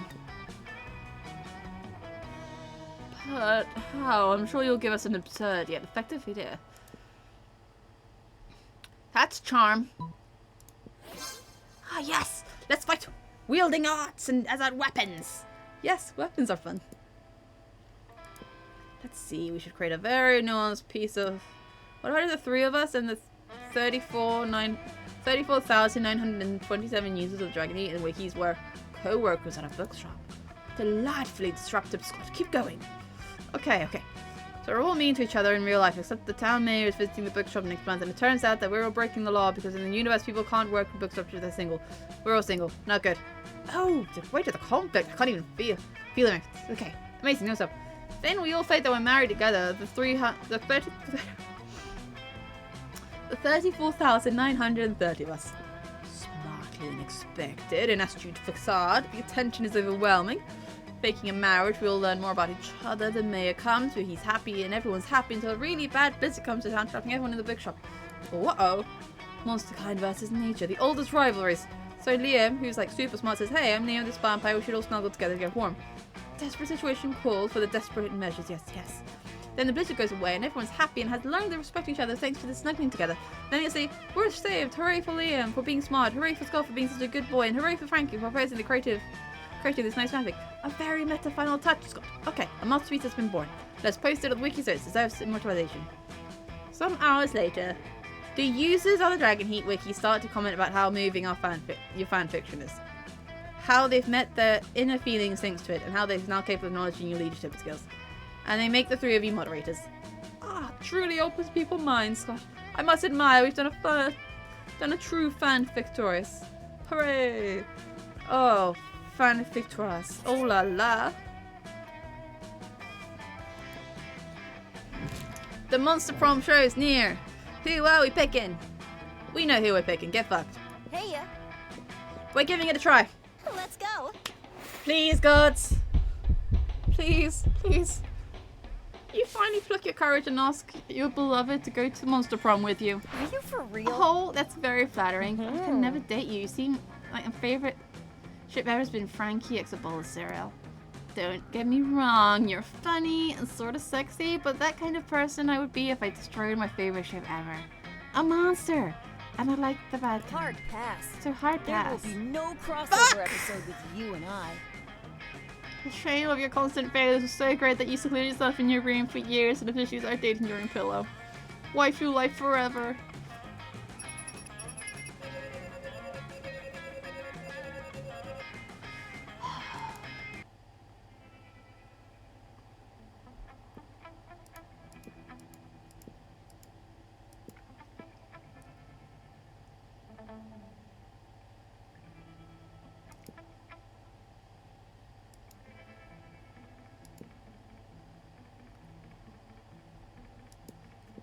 I thought I had it this time.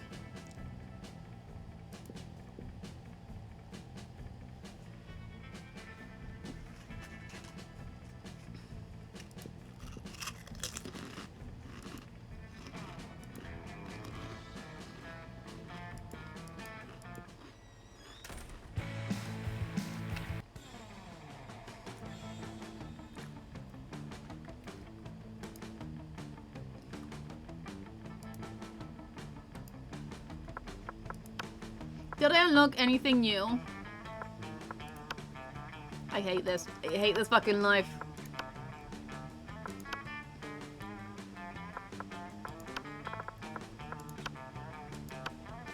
Oh yeah, I'm not showing the end thing because I don't want to be copyrighted.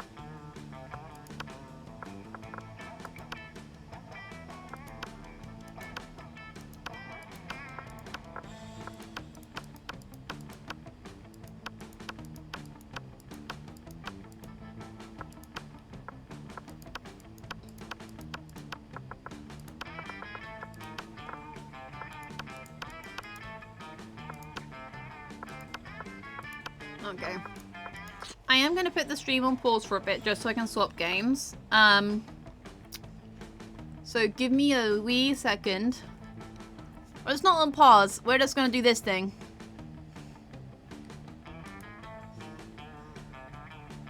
Please transition. Thank you.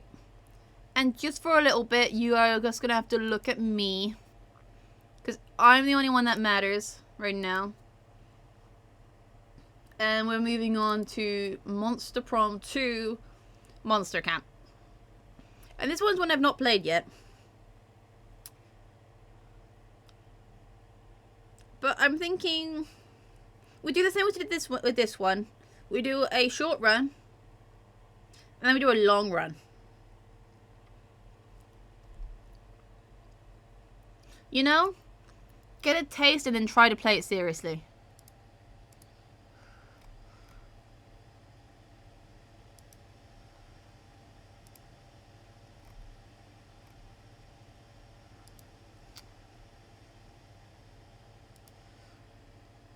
Get a taste of the game.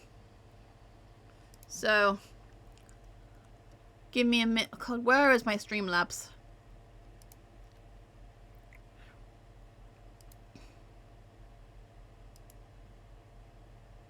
Please transition. There we go. We are back.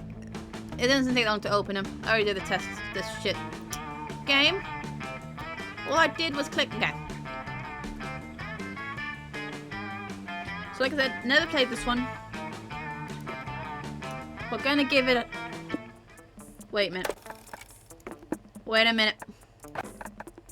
Wait a minute. Wait a minute. Wait a minute. Wait a minute. Wait a minute.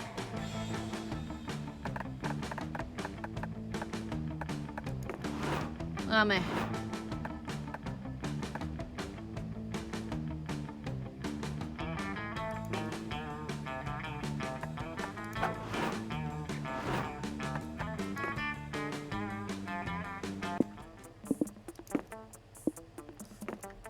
We're gonna try doing this bit by itself, and then I'm gonna take a break, make myself food, set up snacks, whatever, and then we're gonna do the full big hour run.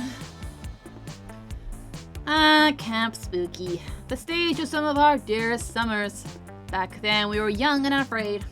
With school far away, everything seemed possible as the sun embraced us through our way to camp. Summer has that distinct power, doesn't it? You live for the days while the nights enumerate you with possibilities. It's like life could take a turn at every corner. And for us, it did. Oh my god. So yes, I did pick up the DLC. Sue me.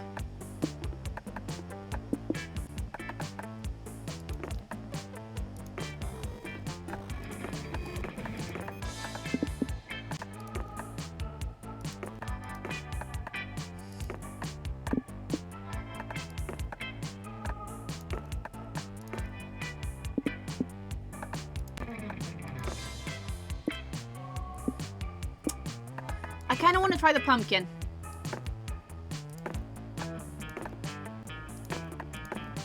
Fresh off the farm. Oh god, no.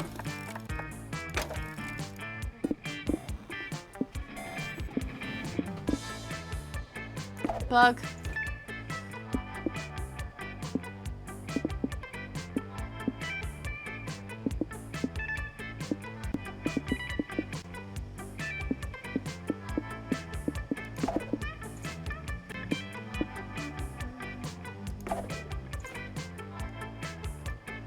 Well, we're doing the countryside girl now. One might say that the Monster Prom has hardened us in the highs and lows of life, but no! In love! We're always absolute beginners. And summer camp was no different. No one talked about it, but the idea of a summer love loomed over our head. Close to the last days of camp, there was a meteor shower happening just 3 weeks away. Everyone knew that if you weren't into someone, you were going to watch that damn thing together. And so a silent yet powerful pressure invaded us. It was the Monster Prom all over again. Everything seemed certain, everything but one thing. whoever we were asking on a meteor shower date, it was probably going to be one of the 6 coolest people on the bus. Joy Johnson Johima, a badass witch who wanted to chill a bit after saving the world countless times. Aravi Mishra, a hot-headed adventurer possessed by a curse that turned out to be the most annoying roommate ever. Lester Hewlett, Packard version 1.1, a library computer who became a sentient robot ready for experiences life to its fullest. I want her. Dahlia Aquino, a buff blue demon and a warmonger who has set her sights on conquering someone next. Damien LaVey, a fearless demon with a taste for destruction and love for fire. And fuck. Milo Belladonna, a Death Reaper doubling as an international influencer who was profoundly in love with life with no earthly present. Blah blah blah blah blah. The bus trip was long and all of summer could be shaped by the first steps all taken. So it was clear, all came down to the breaking the ice and causing a good impression with the righteous person. Time to break the ice! Break the ice by doing something unexpected on the bus. Perform a magic trick, make sure you're dead, start a fire, press the skip button until the end starts.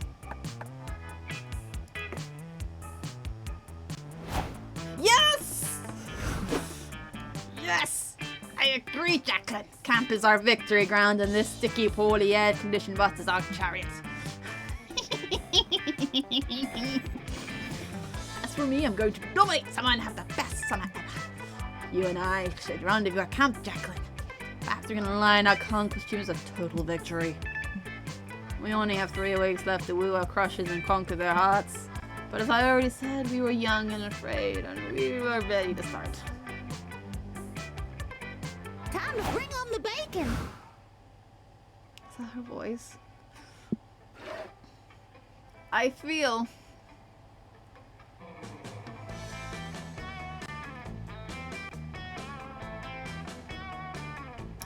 like smarts is the no, because it's where would we meet her? But this is charm. This is bold. We're already quite bold, but I think we can really get that to a 10 quite easily.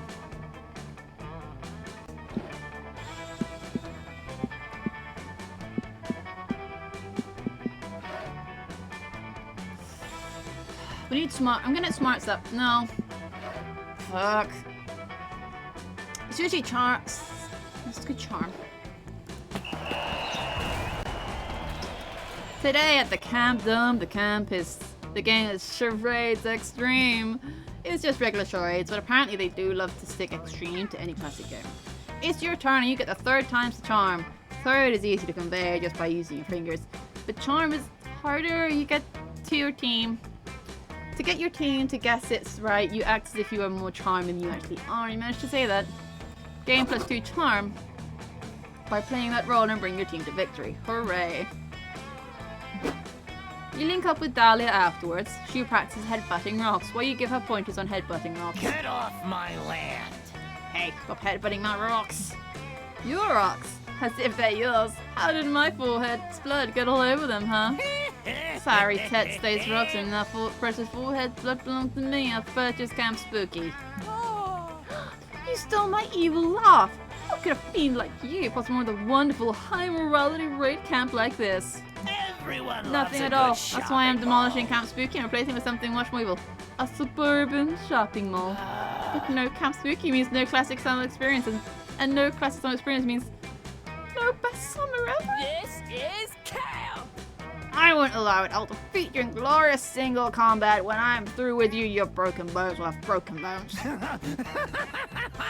You think your violence can stop me? Please. If you break my bones, I'll just buy replacement bones from destitute millennials. Capitalism always wins. Your physical attacks are useless against me, Dahlia, for the true source of my power is capitalism itself. Capitalism has no bones. Alright, I have to go run some rounds real quick. Someone told me there's still a rainforest that hasn't been burned down yet, and I'll be right back with the bulldozers. Man. No, I can't let them win. I'm not letting other people win.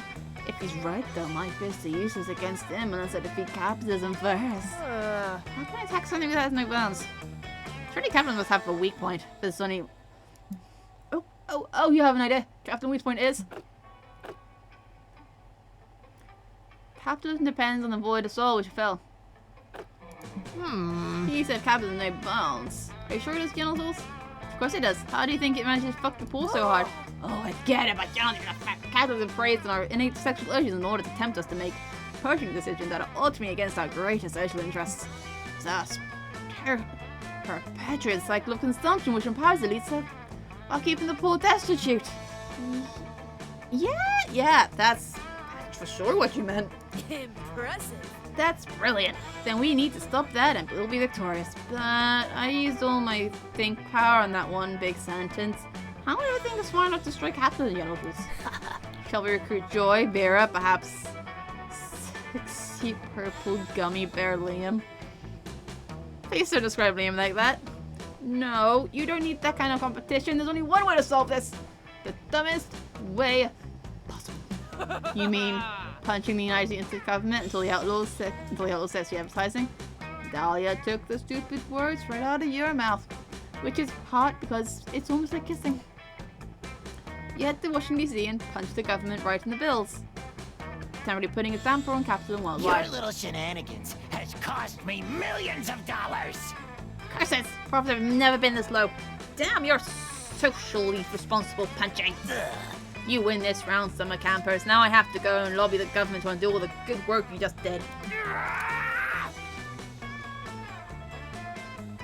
This isn't over. Mr. Papas. Evil CEO, you hear me? This isn't over. Buonissimo. Well, it looks like the last we'll be hearing is accurate. Good work, Jacqueline. The way you punched the president was extremely attractive. Nice, even working your sexy executive functions. For just this reason, you gain 2 creativity and 1 boldness.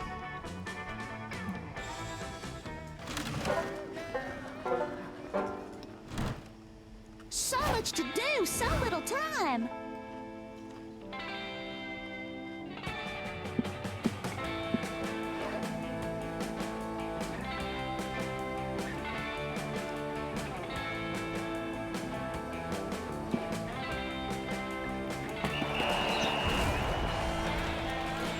That day at the Camp Dome, you're doing some classic battle royale, lots of fun and murdered. You've cornered another player who begs you to spare her life. You decide to spare her, but you still shoot an arrow into her spleen. Little known fact, people store excess charm in there. She starts bleeding, charm. So you take +2 charm. And drink it. It refreshes you and makes your skin clearer. You're on a team with Joy and Dahlia, playing a Camp Dome classic. Capture the flag from the jaws of a hungry kraken. Dahlia's having a blast, but Joy seems completely uninterested. What's the matter with you, Joy? Aren't you having fun? I'm having a blast. No, I'm completely uninterested in this. Wow, cool, thanks. Do you also need a narrator or not? I mean, I could be saving the world from actual krakens right now, but instead I'm stuck here playing a stupid game with no real satisfactory conclusion. What are you talking about? The satisfaction is winning. And as a fellow Coven member, I can't allow myself to win this game with You are not in the coven. Nadia, we've been over this. You're not. Now, have you been a member of the It is Coven? I, Dimitri. Dimitri, what the hell are you doing here? I want to know a beautiful black lotus flower. Yeah, I would like to know. That's why I asked. Izzy, you know how much I hate to rush through the whole play. Your power is admirable. Well, regardless, I've joined the camp rival so that I may finally vanquish the Coven leader once and for all. While you are alone and distracted. The joys of making s'mores and singing songs and kayaking under the blistering delightful sun are quite taxing on my brooding stereo. So, but such crosses must be I'm unfair. here to save the day. Okay, to be honest, I got pretty bored and stopped listening like 6 sentences ago. But if you're a villain of the Coven, Rudy McNaught, then you're a villain of mine. Dahlia, stop. For the goddess sake, you're not a witch. You don't know any magic. Rudy, what's this? Dahlia uppercuts Dimitri right in his jaw. She's tattooed the word magic across her knuckles. Okay, so let me explain. Coven next to Dimitri fights begin with long dramatic monologue laden with sexual frustrations. Frustrated overtones and can do. She punches him with the other fist, which she has apparently also tattooed the words sexually frustrated undertones. Thalia, please just get out of my way so I can wrap up this fight and we can go home. This episode only has 10 minutes left for runtime. No way! Am I leaving this fearless leaders alone to fend for ourselves against this freaking group? That's not the Kevin way. Well, it seems the two girls have the same end goals, but can't compromise on how to get there. So maybe you can come up with a way to help them. Much more in sync.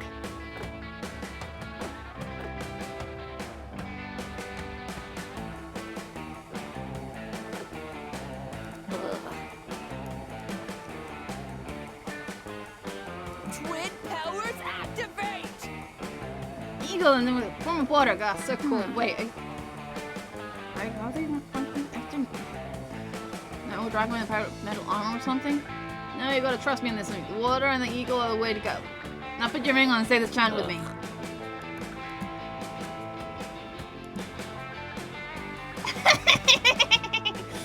From a bucket of water! This is awesome! Great, so what now?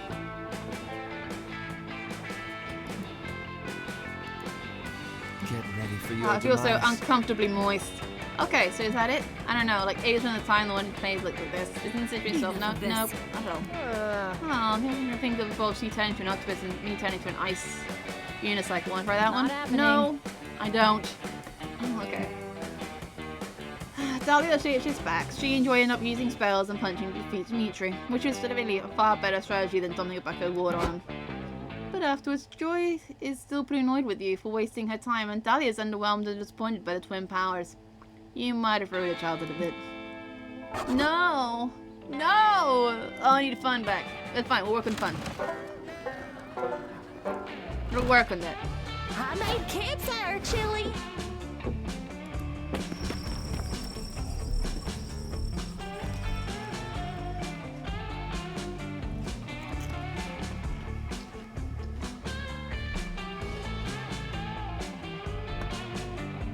You're learning by the campfire when you notice Aravi and Dahlia whispering to each other and giggling.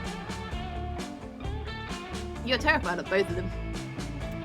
But the giggling is adorable. Girls' night! Ah, Jacqueline, join us! Aravi and I are having our official weekly girl talk session. We both love girl talk, so what? It's a gullible pleasure. If you tell anyone, I'll kill you. Indeed. Hello, second viewer. How we doing? Both are masters of the battlefield and masters of the feminine arts. It's so nice to talk with someone who gets it. It kinda is. Speaking of which, I wanted to ask you, who does your work paint?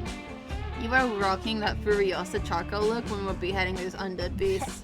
Hell yeah, I do my war paint myself. It's a critical part of my battle ritual. We are totally No winning our way! lane! That's sick, Dahlia. I should do Hex in mine. I kinda suck at blending. One time I tried to do a smoke cat and actually set my forehead on fire. Hex in the house! I freaking love doing Aravi's war paint. I would do it every day, except Aravi only likes to do it for me in story battles.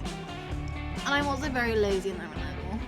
Honestly, me too, Bill. Don't worry. This is camp! Aravi, war paint should be done anytime you're in combat. It's how warriors channel their inner blood of horniness. You gotta do it for you, you know? Huh? Bullshit. I can't see my own war paint. It makes no sense to spend 20 minutes doing it if it's just gonna be the last thing a few side quests or see before they die. I can't definitely die, but if I could, I'd want my last memories to be Dahlia in the brave heart looking ass blue and white war paint look. Holy shit, I would look amazing in Braveheart war paint! And I've been meaning to conquer Scotland for a while. Fuck yeah! Fuck, that's sick. Wow, Dahlia, maybe we could do flexing war paint look sometimes. That would be so intimate. Can you imagine? Our enemies would cower at the sight of us. They already do. But they would cower even more. Okay, obviously, I'm going to do matching war paint on you two. But what looks should you go for? Handprint vibes? Urban camo? Knife eyes? What do you think, Jacqueline? You're not a war paint expert. that you are an expert at impressing your crush. Those two cuties have got pretty different aesthetics though. What do you suggest?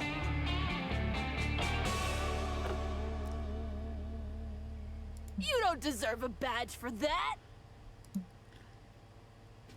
I keep watching you walk and always talking about how you should focus on your inner beauty, and inner beauty makes no sense to me. But do you think inner beauty is important to you too? You're telling us about the for sure awards of ultimate judged by the courage and violence that live in true hearts. But I also just think it's weird to say that you can't focus on physical beauty, and that you have to ignore it for personality or something. Feeling hot is a good feeling. Just think everyone should feel beautiful in their own skin. That's why I don't get all those inner beauty videos. I always close them after like 30 seconds. You quickly explain to Dahlia that she's just closing videos too soon and missing out on the true message. You pull up a YouTube war paint tutorial on your phone. Hey everyone, it's Beth back with another fresh war paint look for you guys. I just want to say right off the bat, the most important thing is inner beauty. See, listen Beth, it's okay if you want to feel hot. Since we're focused on inner beauty, I'm going to be war paint using only the intros of my foes. It's a really gorgeous blood focused look. Like and subscribe. Damn, that's awesome. Wait, are more inner beauty videos like this one? Put out more videos. Morning Warriors, I'm back with another video about inner beauty and how you can use the inner bones of your enemies for a chic powder foundation. Wow. Whoa. Grinding enemies' bones into powder? That's so smart. What do I have? Here for it. Yeah! I wonder if you do the same thing with the teeth of your enemies. Maybe that'd be better for highlights into the foundation. Do another video. Just coming to it, but yes, I will kill human babies to make my face masks. Guilty pleasure alert. They're expensive. So worth it for that youthful glow. It's all upsides.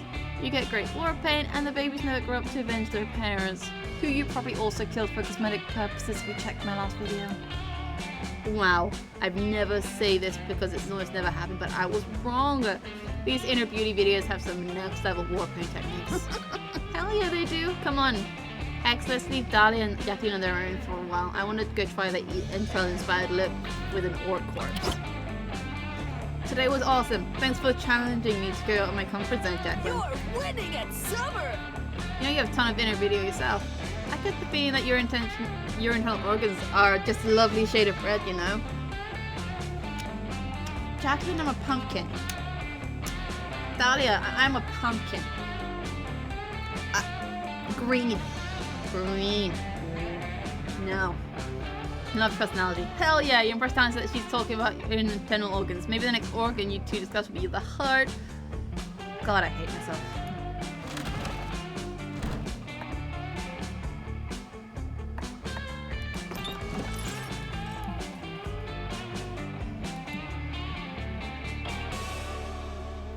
I'll prepare you a drink of the day. You may choose to drink that one.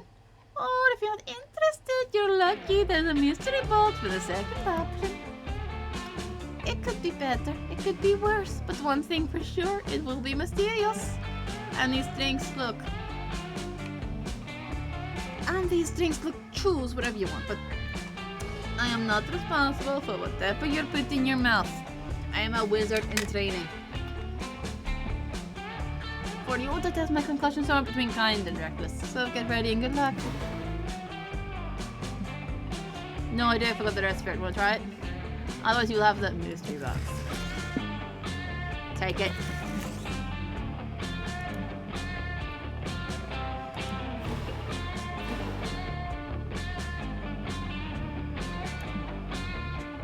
Let's do some phobia shots, yes.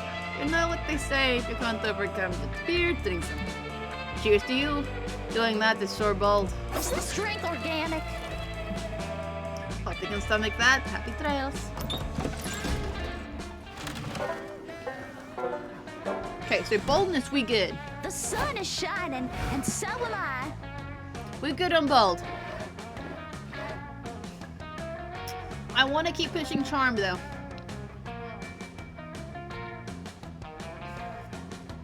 Because I think Dahlia is very much a charm. Because if she's the jock archetype for this game, I remember for Scott it was boldness, charm, and fun. So we need to get this up.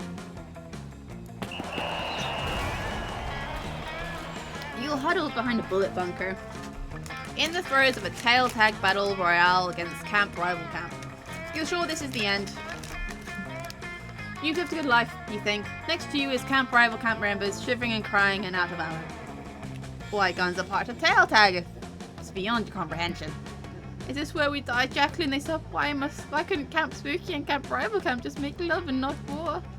You reach for them as you bring them into a tender kiss, and as soon as they're in your grasp, you take their tail. Fuck yeah! That gives Camp Spooky the win. Everyone saw your sexy groove, which also gives you +2 charm.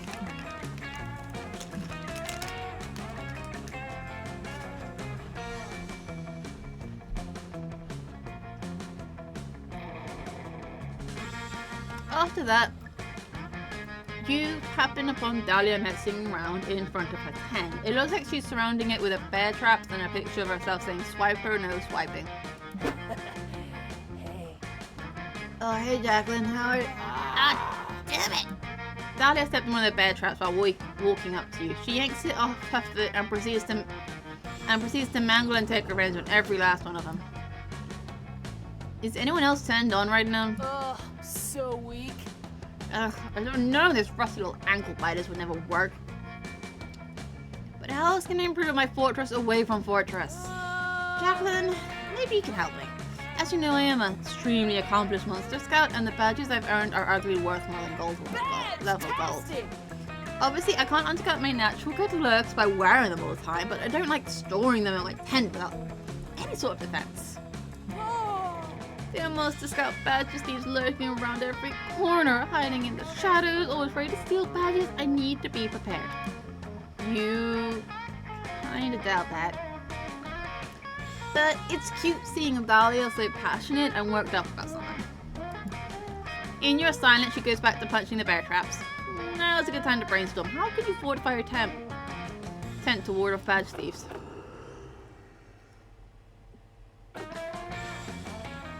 This is more smarts. You should get a badge for that. Oh yeah! Good idea. I was wondering what I was going to do with old Stinko here. Dahlia casually reaches into it and pulls out a dead guy. You're unsure if his name was Stinko before, but it definitely is now. Yeah, the scoundrel was trying to rob my tent earlier today. He asked to borrow some sunscreen. I said sure, but then I realized it was all a clever ruse to steal my badges, so I stabbed him just for the safe. Good thing I earned the arts and craft and rotten biomass badge last week. Let's make a scarecrow. You and Dahlia get to work outfitting Stinko with some scary costumes. Fake fangs, fake blood, real blood. A butcher's knife, a pitchfork, a real pitchfork, a spork, the scariest of all cutleries because of its unpredictability. Ha! This is kind of fun. I think I have some glitter left over from my army's attack on the full circle pride. And here's some cool sunglasses like from a different guy I killed. So chic. Your scarecrow project into a big game with dress up, which really ends with a fashion show where you drag Stinker down a runway and make him pose dramatically. Now give me fierce. Hell yeah, let's see your game face. Work those rigor mortis calves, Stinko. Impressive. I love it. This is the most fashionable guy I've ever killed. No one will ever try to rob me now. Thanks to your help, Jacqueline. Well, Dahlia's right about everyone avoiding your tent. Stinko, in addition to looking fly, sure tracks full of flies. You're pretty sure this whole area is a biohazard now. But who cares? Dahlia's cute when she gets into it. Stinko gains +10 fashion, but minus all life, and you gain +2 creativity and 1 fun. Okay, we have 2 more of these, so we need fun. Time to bring on the bacon.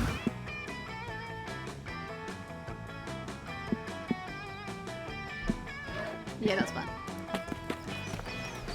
Oh, look at her. But there you bring a magazine to read by the lake. The cover is How to Gain Fun While Camping with Your 6 Hottest, Most Charismatic Friends. Step 1. Go to the lake. Step 2. Wait. What? That's it? Why hasn't that worked for you yet? Oh, wait, it's getting too fun. Thanks, Cosmopolitan. Look at her muscles! You could grate cheese on that. I love it. None of that gets you any closer to banging your campmates though. Which is why you're so relieved to find Dahlia shortly after. She appears to be thinking. Harpoon gun, baby powder, tank of compressed helium. What am I missing? Hey! Oh, hey, Jacqueline. Hold my latest gambit in my all-out campaign to have the best summer ever. You see, one key component of the optimal summer is an amazing tent. And an amazing tent needs amazing tent supplies. I've already packed all the essentials: a grill for cooking, my tent stakes, a snuggly teddy bear so I can keep my bicep tones by squeezing it tight, and of course a bag of live snails. I'm sure I don't even need to explain that one. But I can't shake the feeling I'm missing something. As if I'm missing something. And there's a chance that my tent will be So suboptimal. I can't allow that to happen.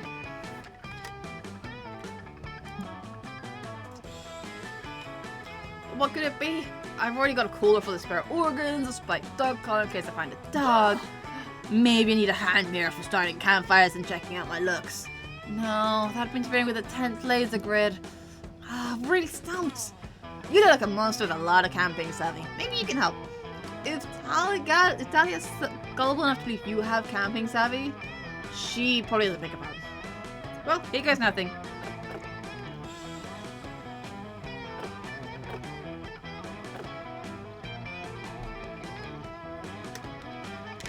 Okay, Of course! I've been self-centered! I've never considered how the tent might feel. I mean, what if my poor tent were to freeze to death and die? I don't want to sleep in a rotting tent corpse. I'll add a tent for my tent right away. You're a handsome genius, Jacqueline. Satisfied with your sex, you head back to your own tent to pick up some cute underwear for when you want to. Dahlia, eventually bang later when you return. None too pleased. I see why people didn't pay tent for their tents. My tent has been spoiled rotten. Okay, first tent. They started begging for tent food. And they did tent hamburgers. No, they wanted tent. It didn't say it, of course, but I could see the way it looked at me suddenly that pouting ring. Now it's demanding I let leave the campsite to go meet with a sexy tit.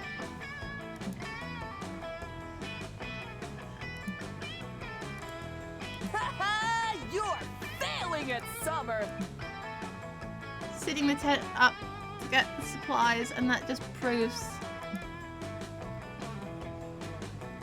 Getting frisky, animationless is getting frisky was like the whole reason you came camping. Now you really get to rethink your life choices. It's fine. It's out of 10. I brought roasted veggies. Where's Dahlia? There you are.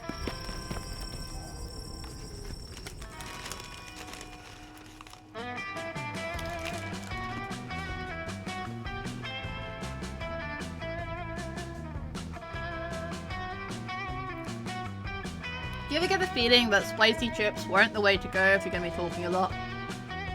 I'm starting to feel that, and I'm 2 hours and 34 minutes into the stream. No regrets. You're scouring the ground for any dropped s'mores or lost wallets or other fun paraphernalia for you to take, like some kind of horny young adult vulture. But instead of finding any of that, you find Dahlia. Enjoy having an argument, the most fun thing of all. Dahlia Aquino. Okay, Joy, I'm ready. The pregnancy lay it on me. Lay what on you? The coven test, of course. My goddess. Oh, Hecate, help me. I'm not gonna earth it, but this is what the hell is the coven test? Don't like you don't know, silly. It's a test for me to join the coven. I'm probably this harder than I've ever prepped for anything. I've spent like 20 minutes studying. Ugh. Daddy, I've told you a million times. The coven does not work that way, and you cannot join. Period. Ha! You always had me there, Joy. But I know better. This is the final part of the test, where you test my will and resilience in the face of adversity. Critical hit. You're seeing if I can stay the game by making me believe that there's no game. I don't know your tricks. I won't fall for it. You are not Damn in it! the coven. I am not trying to trick you. There's no such thing as a coven test. Oh, really? Then how do you explain this letter? It seems saying that you made it to the very exclusive final stage of the coven test. What? Give me that, Dahlia. You obviously wrote this letter yourself. Nuh-uh, it's totally legit. It was delivered to me by my magical raven this morning. This. Then why is it addressed to Dahlia Aquino? Buffett's Blue Babel. You misspelled Joy. Man. No, I didn't. Your name's always had a silent D. You will get this show Dahlia. cancelled. I am sick of your shit. This letter is meaningless, and you are not taking a coven test because there is no test. Yeah, gotcha. So is it gonna be an oral section of this test? Also, is it cool if I mark my answers in blue glitter pen? It's the only writing stencil worthy of me. There's no way this argument's going to end anytime soon. Obviously, Dahlia isn't going to let go of this test thing. So, what is the true test of entering the coven?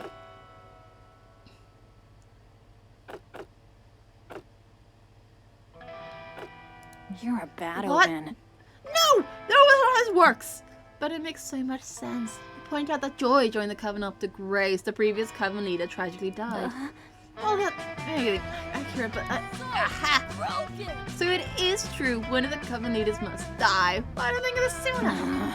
Because this is insane. You can't kill one of the members. That sounds like a challenge. And to think, Joy, that you were once in the same position as me. What position? This is a takeover. Why the position to kill a coven member, of course. I bet it all went down like this. You went to summer camp, met Grace, back to endlessly during the coven. Couldn't possibly be further off. And I bet you forced some very convenient paper saying that it was time for you to take a coven test. And Grace was totally fooled, and then BAM! You clocked that bitch and became coven leader. Dahlia, no. No. It's not that simple. For one, me and my girls are all witches. Yeah, but now, soon one of you will be dead. No, not to mention we were chosen to be part of the coven by the triple goddess. Each one of us represents a cool virtue in humanity. Fear not, Yeah, puny mortals. and much more virtuous than Dahlia. The question is no longer, will Dahlia kill one of us? But which of us will Dahlia kill? This is a hard pick. Obviously I can't kill you, Joy, because you see it coming. Maybe it should be Hope. I mean, she died 3 times already, so a false death won't matter that much, right? Here to But, save and the maybe day. Faith will be a better pick. She and I have the same calm, collected vibe. So if I took her place, it'd be the most seamless switch. Seriously? Dahlia, you're joking, right? You're not actually gonna try and kill one of my girls. You haven't seen Ha! the last of me. Another test of will. Of course I would, Joy, and I promise to make you proud. Come on, Jacqueline. This is your idea. You should join me. You and Dahlia walk off.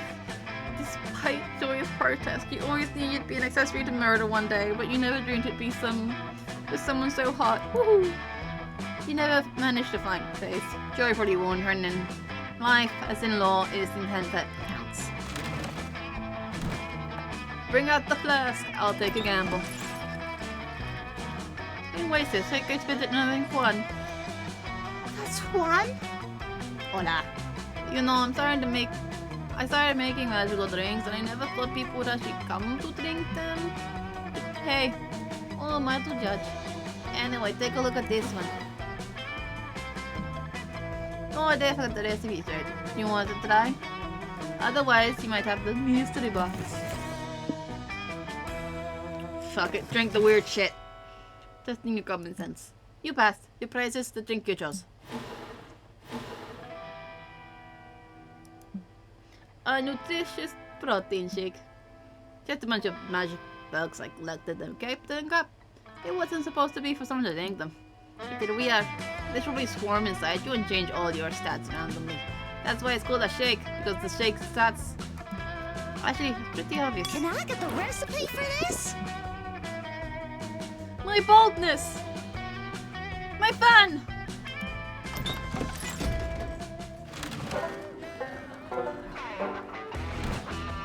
It's okay. This'll be easy as pie. We need boldness again. Oh no, look, she's adorable. You go to the haunted manor with a group, only to immediately split up once you get inside, as it's customary. You quickly get lost and have no cell signal. But in a stroke of genius, you follow the signal to the haunted manor's lost and found to wait for your friends to pick you up. You find all sorts of cool knickknacks while you wait. Some bloody gloves, a haunted iPod, only plays Thriller by Michael Jackson, a totally normal Furby that still managed to be the creepiest thing in there, and a bottle box you find has 2 boldness. Yunk. Who in their right mind would throw that away? You're recovering from that interaction when Dahlia almost tramples you with her rock-hard calves. The only way I want to die. Fear not, cutie mortals. Dahlia's here. Oh, hey Jacqueline. I didn't see you beyond the majestic silhouette and my own flexing muscles. Fantastic! I've got to stay in top physical condition if I ever go to earn FBI agent badge for the end of the summer. You're about to find out that there's a different kind of badge that you probably think it is. Then you notice another Dahlia in the facility?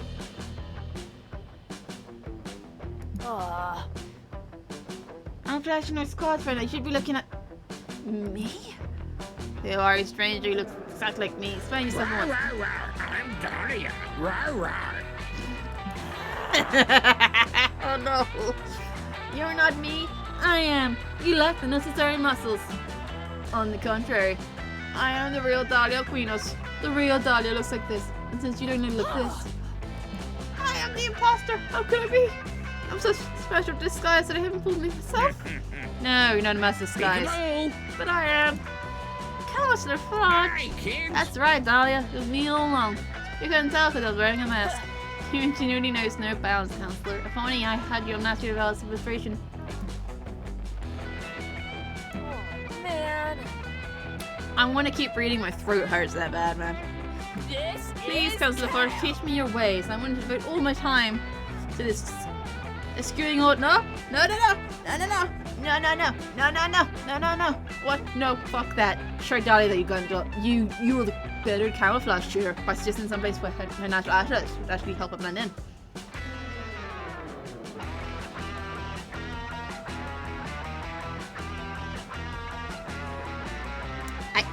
Please, God, no, Dahlia.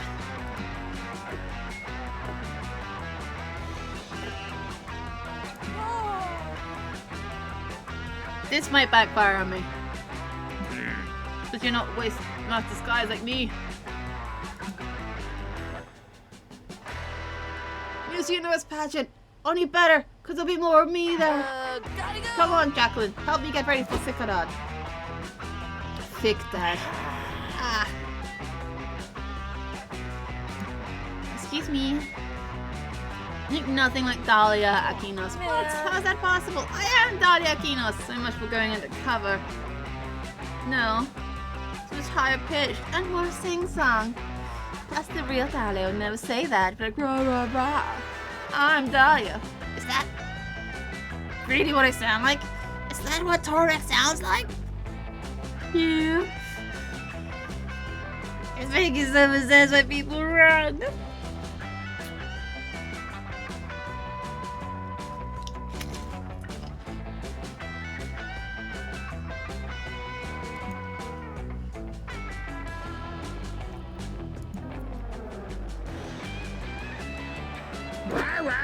I'm Dahlia. Rawr. See? Real Dahlia Aquinos. But if that, then I'm not. Repeating this game too long, I don't even know who I am anymore. No.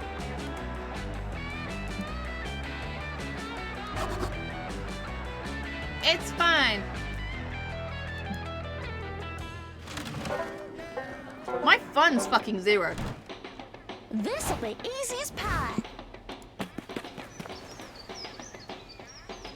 Camp speaking is pretty crazy, so it's nice to just float in the water and chill. Falling asleep and wake up realized you're floating halfway across the lake. Straight into Crab Rave. The crab's just as confused as you are, but they invite you to brave them.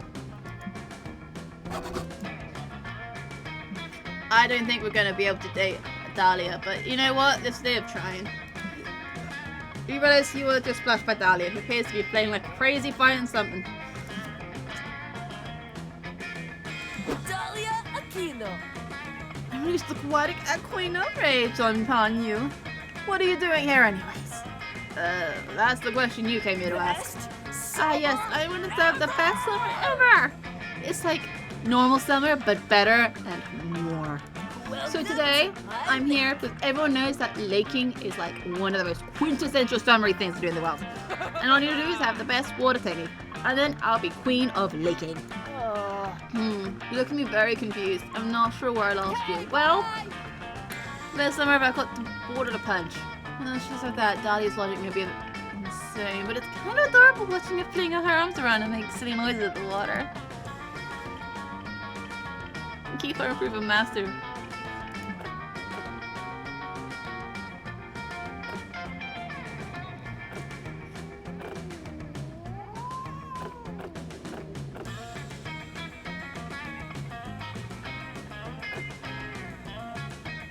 Impressive. You were just offering some Charlotte. Oh, actually, you do. You and your friends got them from a fantastic unforgettable adventure. The adventure of eating cereal and finding the rings in the box. Now use any limited power to solve the absurd. Twin powers activate! Form of a very sexy stingray. Bucket of water! This is awesome! So, is this one instantly defeated? The what? Who cares about a bucket of water? And you don't look half bad yourself, Jackman. Those weird stingray flowers really compliment your figure somehow. Man, I got a memo we were supposed to be doing. This is just too cool. Oh, I have an idea, Jacqueline. Spill me in the lake and then I don't know. Guess you can swim in me. Ha. Okay, you're not saying no to that. You spend the rest of the day being a very sexy stingray while swimming through Dahlia, which is not very much different than just swimming, but it sounds very hot anyways. You gain +2 fun and 1 charm. We might win. We might be able to win this. Last day of summer This here. is easy as pie. It's not. Dahlia's gonna reject us. We're fucked. We're fucked. Dahlia's This gonna is reject easy as us. pie. You finally get the courage and ask your beloved to watch the meteor shower with you. Us? As a summer fling? But you know I want the best summer ever. I think that dating you would make it like the You're most mess failing summer at ever. summer. Mm. You're Yes. more of a winter person. Oh. Okay, life goes on. You go on to chase your dreams of working in car sales. You find a fulfilling career and build a comfortable life for yourself. One day your boss invites you for drinks. He says he's thinking of promoting you. You two get to laughing and talk about your love lives. Sweetheart, some of the best years of his life. You admit you never had a summer love. Your boss, when he stops laughing, fires you for being lame and throws his drink in you. Oh. I fucked up. I fucked up. I fucked up. I fucked up. What had I done? And this time, I can have this playing. Before we knew it, those weeks were gone. It felt like a hard mistake, but it felt like an entire lifetime. That night, as we saw summer coming to an end, we all wondered what would come next for us, and it felt like the end of something big. Little did we know, life still had many wonders and misadventures in store for us. Now I'm older, and I can see it. How those years became the foundation of the mythology of our lives. Broken hearts turned tragedies sung for centuries. Wild nights became epic treasure hunts. Every kiss and every laugh is now a constellation we'll always find while gazing by the starry night, no matter how many years go by. Even today, I can still close my eyes and I'm still there. On that last summer night, feeling like I was just starting to live life.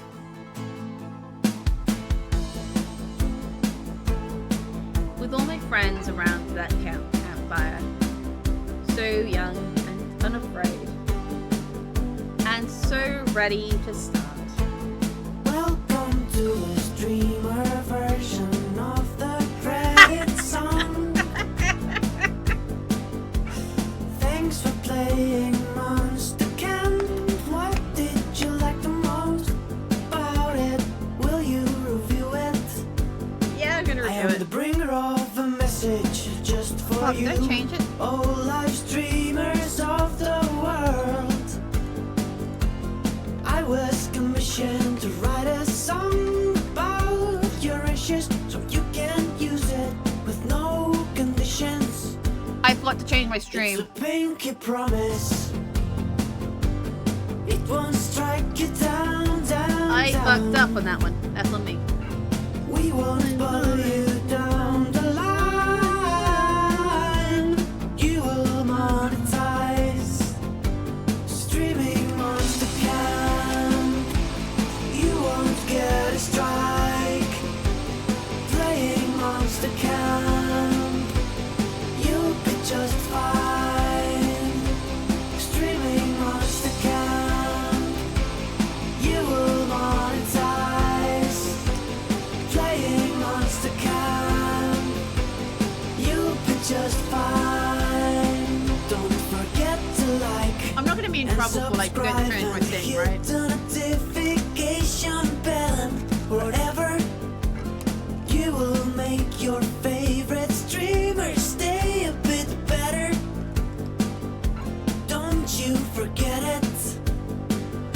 if making content wasn't hard enough to worry about this stuff, like losing all your revenue or getting your third strike, but not with Monster Camp.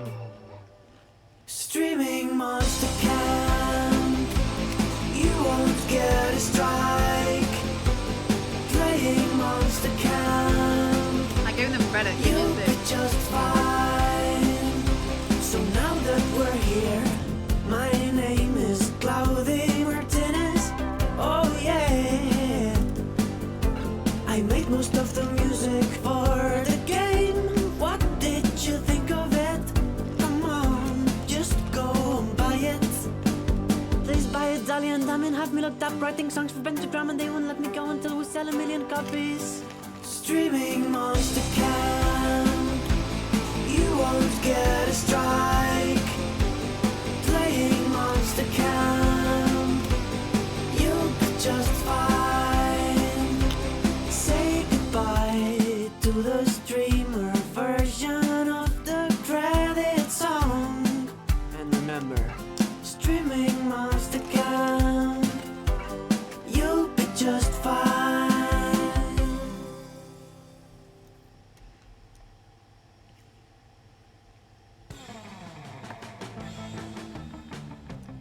What? What did I unlock?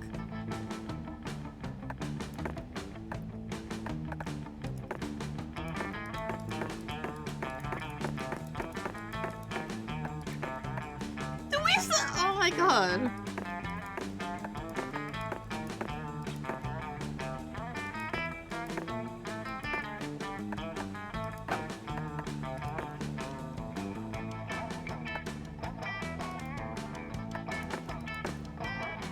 This feels like a big thing to do. Okay. Can we actually see? Oh my god, they actually gave us the background.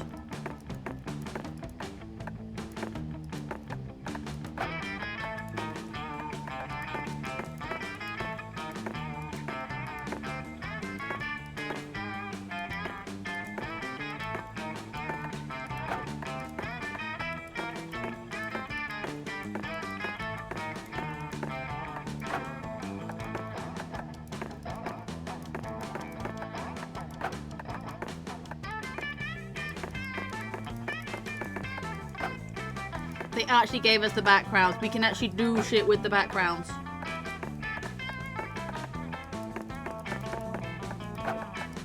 The models too.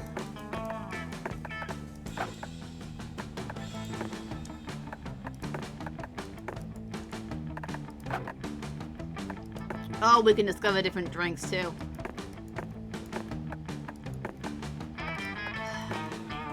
I hate how complex this game is because you sit there and like, oh fuck yeah, we're doing this shit. I need that plushie, by the way. I don't care. Come at me. I want it.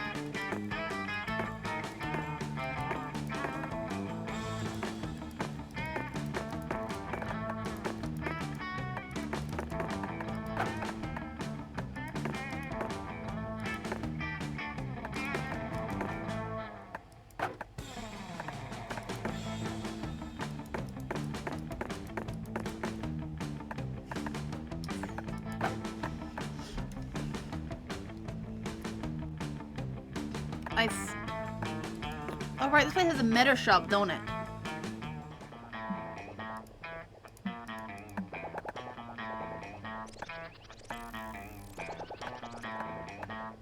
Who do we want the concept art of? Currently playable character, bartender, prologue, pizza girl, Jerry.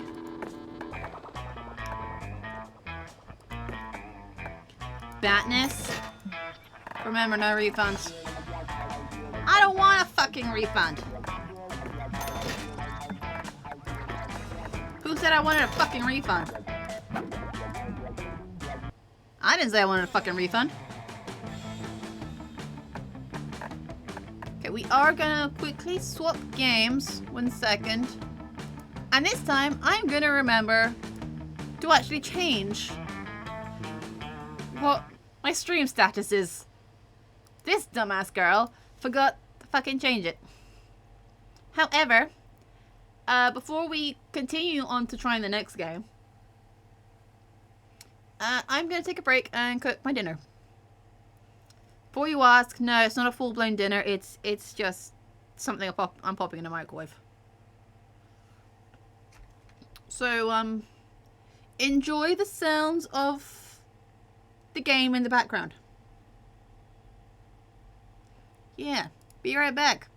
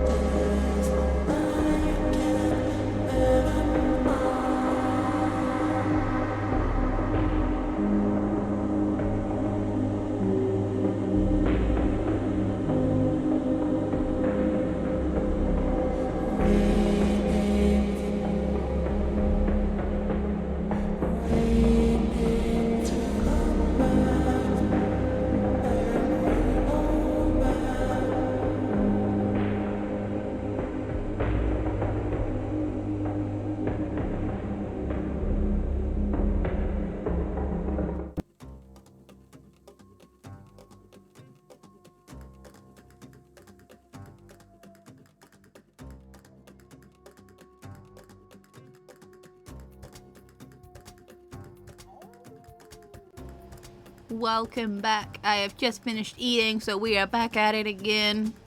Where we're gonna watch my throat die.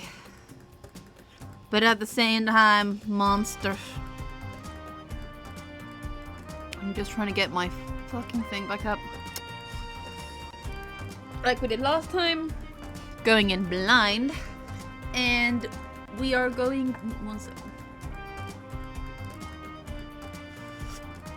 We are going in blind for a taste, and then we're going to move on to Monster Convention. And look, I even changed it this time.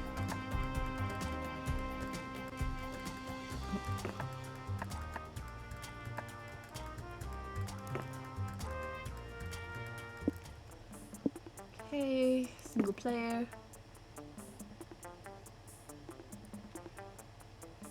This is a bit new for me. Huh.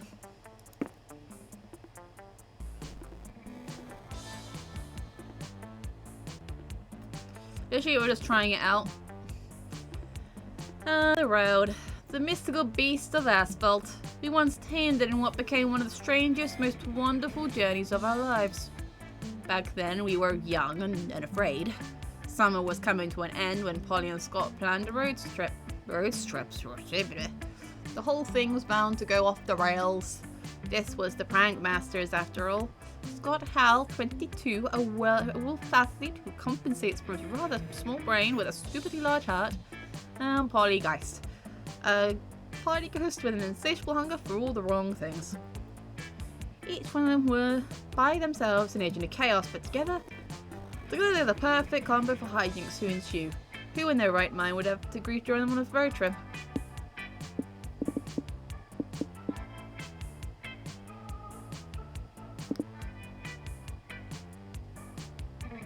Mothman. Oh, but she's cute. I could play one.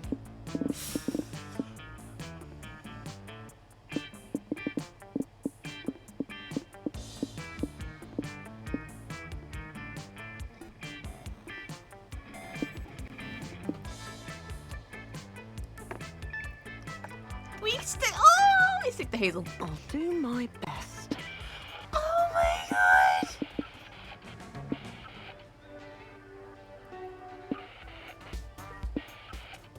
Yeah, we're going with the vibes. Was the road trip a dangerous idea? Yes. Was it poorly planned? Also yes. Did we do it anyway? Fuck yes. For in the end, we were young and unafraid, and we are ready to start. Oh, this seat is comfy.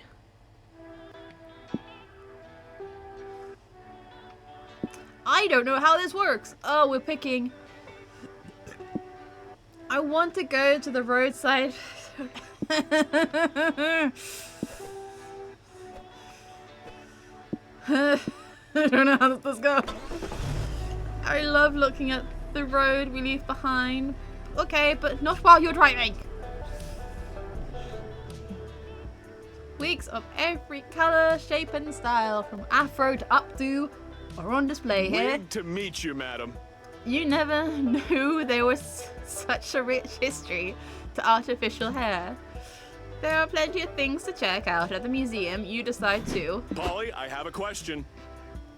Polly, I mean to ask you, how do you road trip? Okay, Scott. There's no shame in asking. Scott, let me explain.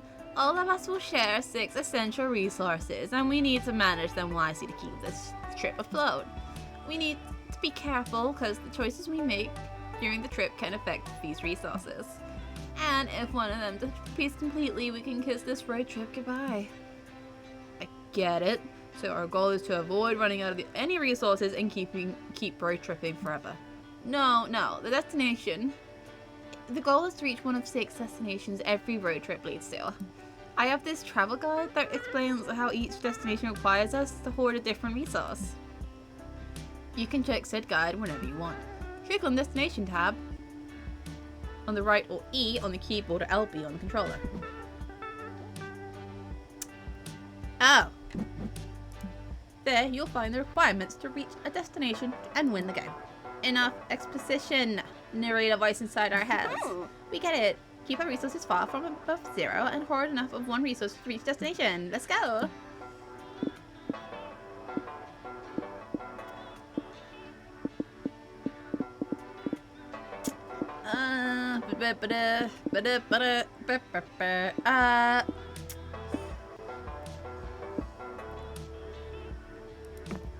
Okay, you and your friends attend the kids center checking out any of the more appropriate options at the museum. Hi kids, at the record today we're learning about the wonderful ball of wigs. If you answer my questions right during the tour, you get a gold star. Awesome, bro! Gold stars! I love the positive problem that makes me feel smart. Look at this wig. It's an Egyptian pharaoh's wig from 1,000 years ago. Does anyone know why the Egyptians wore wigs? To avoid sunburn, insect and pale male pattern baldness. Say it right there on the sign, dumbass. Dum-dum, man. This competition is easy. It isn't a... fine, here's your gold star. Now look, the wig, kid. It was worn by a judge in the UK. Anyone tell me the fastest way to become a judge in the UK? Me! Ooh, another man's powdered wig. We gotta make this. Talk continues. Polly and Scott rack up stars, but at the end they tied with another participant. Oh, fucking Bobby. Oh no! Little Bobby, little fucking Bobby Scott. We gotta take that whiz kid down if we want the grand prize. And that's the end of the tour. Aren't wigs fascinating, kids? Who knows what wigs will be like in the future? Pick me, pick me. I will think which wig give poetry. Shut up, you two. The guide snaps. The tour is over. It was a rhetorical question anyways. Huh. A rhetorical question? Rhetorical. Which means this question is worth double points. Hazel, help us answer the question, right? And kick Bobby's diapered ass. You don't know the answer because there's no answer. But there are other ways to eliminate Bobby from the competition.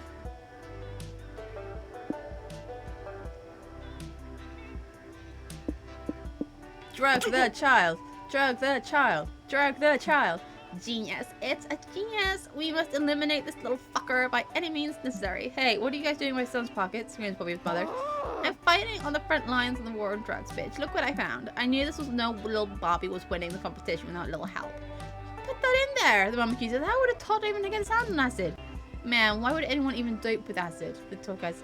Hallucinations don't enhance performance. Well, duh, but that was a little kid. He didn't know better. I see a 10 that counts. Throw Bobby out the competition. No competition! Yours, ma'am, is calling security. This is bullshit! I hope you're fucking happy, Bobby. Do you feel inspired with your gold stars? I'll kill your fucking crib.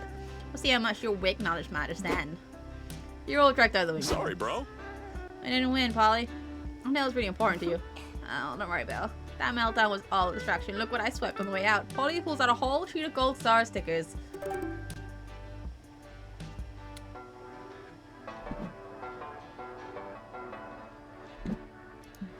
Driving is so relaxing.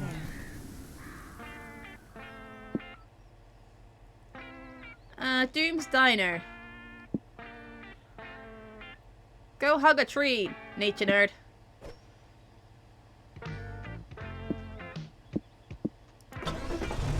I'm pretty sure you guys... I'm pretty sure we can... Isn't that like a celebrity cactus? Driving is so relaxing. Preserving nature is important, and no one does it better than national parks. Here you can relax, breathe the clean mountain air, and truly appreciate the great outdoors. Or you can fuck around and be chaotic. Yeah, that's way more likely. In any event, what are you doing at the park? Well, again, let's choose an action and make an event happen. Yeah, I'm ready for all the randomness these events involve. Actually, Polly was checking the travel guide, and it seems they aren't so random after all. Look, these different signs apparently refer to different types of events. Exchange events. The making choices is those. You'll always use a resource and get a resource no matter what. There's a resource sign next to the event.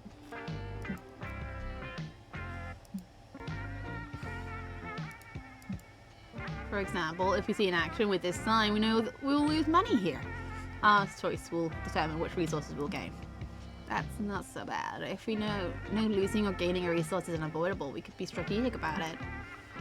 This all sounds very useful, but also like too much pressure for fan favorite Polly to keep track of. Hazel, can we leave the decision to you? Thanks.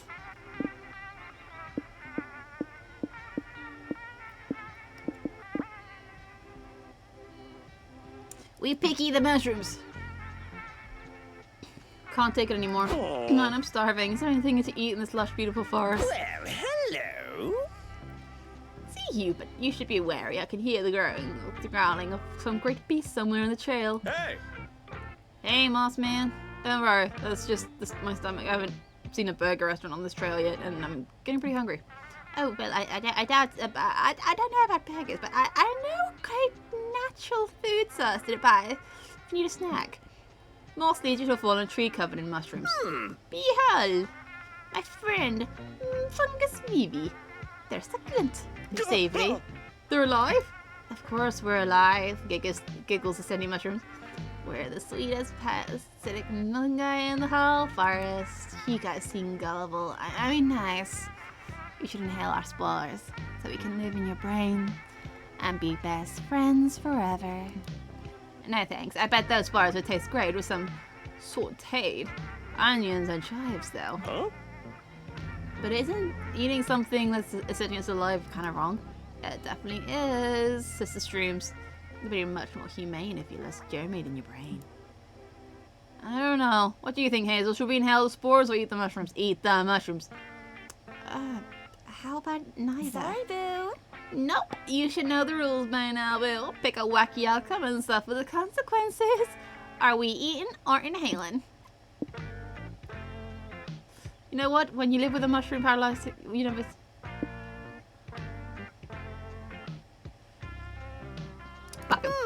Excellent choice. Fungus Vivis, natural smoky flavor pairs wonderfully with a good risotto. Oh, please don't eat us. We can't stand the agony of being eaten. Well, you should have thought of that before you decided to be so delicious. You'll pick some mushrooms to cook later. You go ahead and snack on some mushrooms, both of them now, gaining +2 stamina. And listening to their screams. God, the endless pain. No, the stomach acid burns. Woo, fuck yeah, eat me. Shouldn't this mushroom be screaming, don't eat me? Oh, I can do that. Oh, I can do that. Oh no. Don't eat me. Don't push me in your big, moist mouth and devour me. Oh, you beautiful pile of flesh. This is weird. Hazel, what was on the ground next to where I picked this weird mushroom? You check. It's a teeny tiny pornographic sign filled with war fetish art. Kinky. Yep. Should have known this was a kink thing, but fuck it. I'm gonna get consent to this. Down the hatch. I'm pretty full now. And I still feel like eating those mushrooms was a mean thing to do. Don't worry about it. Don't worry, Scott. We fulfilled that one weird mushroom sexual fantasy. So this was actually a good deed. Oh, I got it!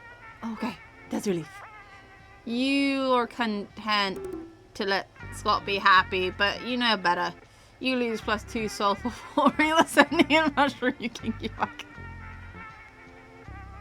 Oh, this seat is comfy.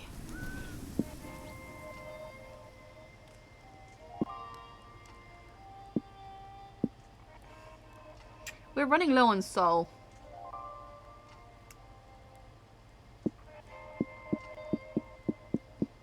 I didn't mean to trick him. Let's go to a fancy motel. Isn't it cool how nothing ever happens on the road? Huh. Oh, I'm getting dizzy watching our resources go up and down. Yeah, man. Is it even possible to know what we're losing or gaining beforehand? Dang it, but there's something on the radio. We may fuck up this road trip, but at least we'll fuck it up while having some fun. Okay. Welcome to our humble radio station where our guests give narratively convenient road trip tips. Today we have a road trip to survivor Cormac S. Thompson and Hunter McCarthy. Guys, what can you share with our audience? Manage your resources. Let's say I say the number one cause of road trip related deaths is not properly understanding how to manage resources. Oh yes, the dreaded 6. Most unexperienced road trippers think we behave in appropriate ways, but it's simply not true. When we're making choices on the road, we have to look for little cues to infer what resources we'll be losing or gaining. Money makes the world go round. You're buying or renting something, money down. Hiring another someone, money down. Doing a job or selling something, money up. Beware! But beware, sometimes the solution doesn't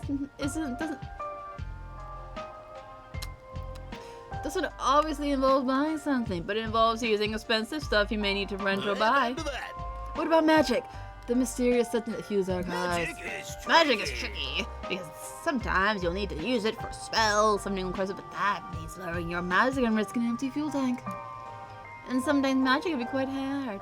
You could fill a gas station, or you may find those to resort to performing sacrifices, including with strange, powerful entities. Classic road Let's trip skip stuff. Our time is up, fellas. Let's discuss the other resources in future episodes of everyone's favorite basic convenient exposition. Well, how stupid convenient, Scott. Like, stupid convenient. Scott, did you take notes? Nope. Oh, I hope Hazel did at least. Otherwise, we're truly fucked. Not in a good way.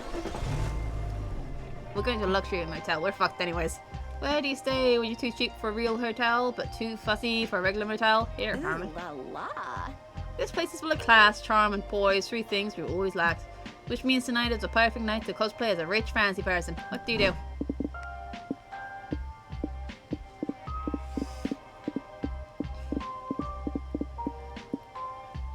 Oh, Amenities! Woohoo! Cut to a montage of you enjoying all the amenities: free towels, jacuzzi, buffet, jacuzzi in the buffet, of free towels. Many more combination of all 3. Scott, Hazel, look, I love free towels, buffet, and jacuzzis as much as the next gal, but I feel like this is a bit overstaying as well, Gamma. I say we should look for something new, amenity-wise. let's do it. More amenities, woohoo! So you head to the front desk. Amenities, you say, have you already tried the buffet of free towels? It's an all-time favorite. Been there, out of that. Give me the goodies. I'm sure you have like super special amenities only for exclusive clients. There's no such thing, man. We offer a wide array of amenities equal to all clients. Sure, I hear you, but seriously, tell us about the secret, exclusive, super special amenities. Oh, wink. I'm telling you the truth. There's only says there are only the amenities you see, and that won't change no matter how many times you ask for it. Gimme. Come on, give me the secret, exclusive, super special amenities. Gimme.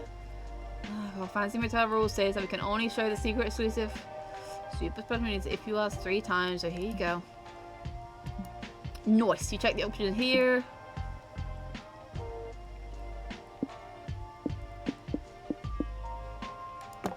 Alright, meet in the conference room to be at midnight. Bring a cloak and credit card.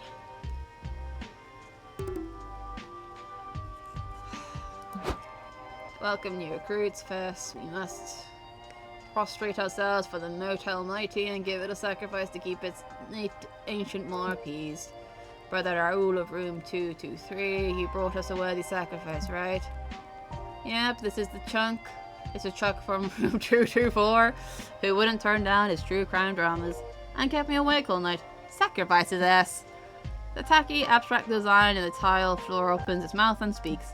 Farewell, child of room 224. Tremble before your overnight god. Who shall complete the sacred sacrifice? I'm not allowed to get blood on my uniform. We've got a kid's birthday party after this. It's holly time. I'll do it. I'm not usually in assassinations, but vacation's all about trying new things, right? Polly slits Chuck's throat and shoves his body into the motel god's mouth. She's such a team player. Not yet a beast, says the Motel Mighty. Want dessert. Dessert in the form of Whelp reviews. Need good Whelp reviews. Let's see. Hazel left 5 stars. Polly left 5 stars. Scott left 4.8 stars. I wanted to leave 5 stars, but Coach taught me that there's always room for improvement. I'm satisfied. Remember, peons, if you invite 3 new cult members with your referral code, you get a free 2-night stay. Now dance and make merry. Let all-you-can-eat buffet of flesh begin. You dance, pray, and do other fun cult-related things. Activities. The Motel Mighty's appease, and it blesses you with a trial membership of 2 magic. Driving is so relaxing.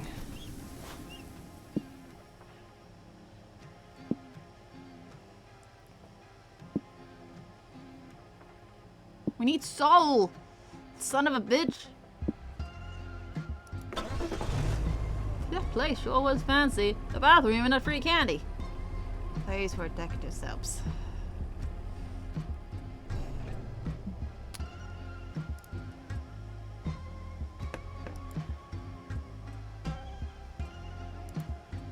You're driving along when the road is flooded by a sudden thunderstorm. You have no choice but to pull over and look for shelter. But in the velvet darkness of the blackest night, burning bright, there's a guiding star, no matter what or who you are. You know how the lyrics goes. With wet newspaper over your head, you arrive at the ominous Gothic manor, knock on the door, and are invited in.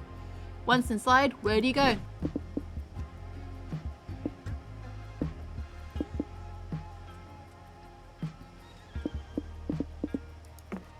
You and your friends follow the sound of chatter to a large banquet hall filled with all sorts of vintage monsters. There's a ghost in chains, strolling werewolves, schools with molted green skin and rotting teeth. Yeah, I am not gonna lie, these are the least fuckable ghosts I've ever seen. You said it, bro. Why don't we look like that? I'm gonna blame young adult fiction. Dr. Jekyll, Mr. Hyde greets the pale vampire of your stature.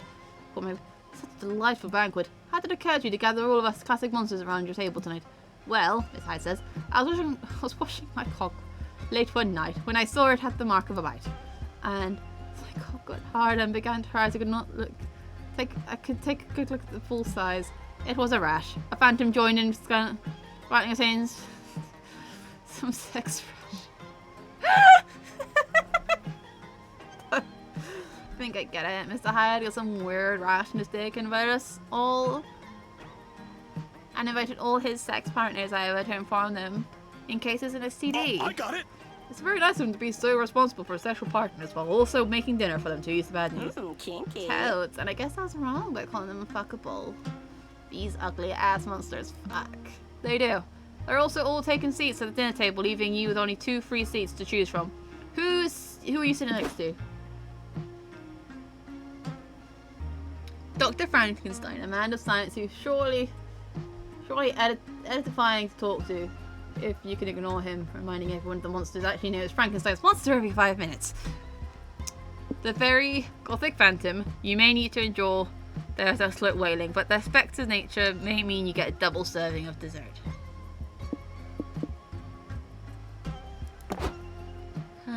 Hello there. So nice of you to sit with me. No one ever does. Red flag. No, don't worry. It's simply because those other monsters are all stupid assholes who can't fathom my incredible IQ. So, that brings up a pretty question. Who's your favorite classical monster? I guess you want us to say Frankenstein? Ha, you flatterer, but alas, my body must correct you. Its true name is Frankenstein's monster. Now, since you're talking about it, why Frankenstein's monster? Would it be more sense to call it Frankenstein's construct or even Frankenstein's flesh golem? Heavens, no, it's Frankenstein's monster because it's a monster that was made by Dr. Frankenstein. You know, while we're at it, Dr. Frankenstein is a misnomer too. Victor Frankenstein wasn't a doctor. He was an undergrad with a god complex. Bah, he didn't need the doctor to prove his spirit. What? He? Well, I was talking about himself in the third person. Well, truth be told, I'm not the Victor Frankenstein. I'm actually one of his more recent descendants. Seriously? How long were you going to pretend to be Victor, Cloud Chaser? How long were you going to fail to realize that I have to be over 300 years old if I were the real Victor Frankenstein? True. But wait, that brings up another question. If you're a Frankenstein, then you're a human. How did you get into the monster realm? I mean, I had to literally die to get invited here. Are they just letting anyone in now? Oh, I did die. Electrode mishap. And to honor my family's legacy, I requested to be brought back to life in the true Frankenstein monster fashion. After that, I slowly warped into the monster realms naturally as most undead do. Okay, so you're Dr. Frankenstein, except not the Dr. Frankenstein, but also Frankenstein's monster, except not the Frankenstein's monster. Nah, you're full of questions, aren't you? Yeah, and I got one more. I see how you haven't finished your soup. Can I have it? No! This is Dr. Frankenstein's monster soup. Jeez, this guy sucks. You lose 2 hype. But you do gain 2 mind from your edifying chat though, and by learning never to sit next to Dr. Frankenstein at dinner again. It's been so relaxing. Such peace and quiet. Finally a place to rest. Even this spectral booty needs to do some sitting after so much shaking. The guide says there's several rest stops like this one. We should be able to reach one like once a week after visiting 4 locations or so. That's a good. That sounds good. Let's go chill on those benches, Scott. As your friends leave, you realize you don't want to rest because you're actually addicted to making choices all the time. And this rest stop is no different. You quickly assess that many, well, 5 things you can check out around here. But beware, with the exception of the car, each choice can only accommodate 1 player.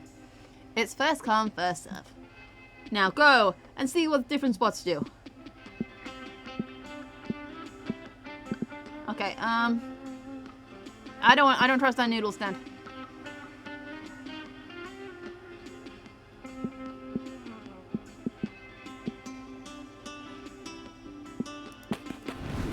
Later that night. I can hear the crickets. This is the map info board, where you can do 2 things. You can check a map that shows 3 potential locations nearby, choose a location to learn how to get to there. This guarantees that the location that will appear on your next turn. On the other hand, you can use the phone to call hitchhikers. When you visit the bus stop next week, the hitchhiker you called will be there. These 2 options are all about taking extra steps to secure an outcome you want, be it location or a hitchhiker.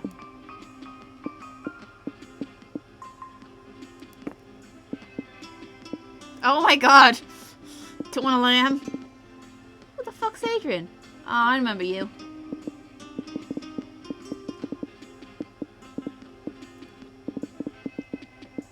I low-key want to find out what the lamb does.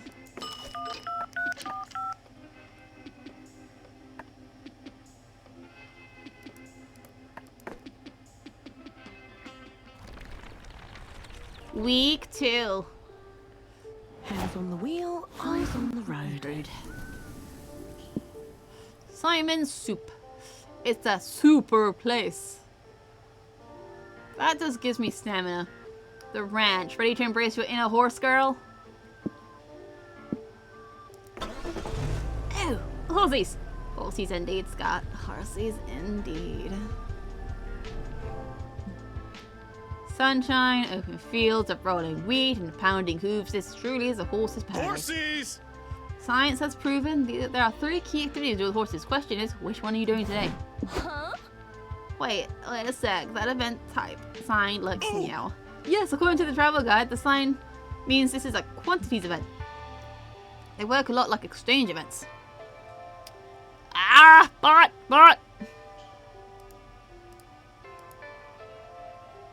I don't want it.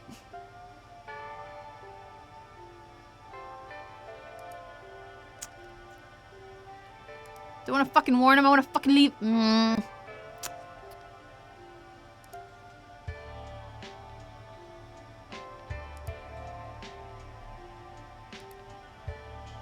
Okay. Bot's gone. The menace has been defeated for now. Exchange events. We always lose and gain equal. Which resources tied to each option? The main difference is the amount of resources that are affected by each option differs. We can also be affected a bit, some, and a fucking lot. Scott, you never swear. That's how the travel guide phrased it. Dang. So, what's this foul-mouthed travel guide? Basically says that we can choose to play it safe. Okay, bunkers. You already know what Mama would choose, Hazel.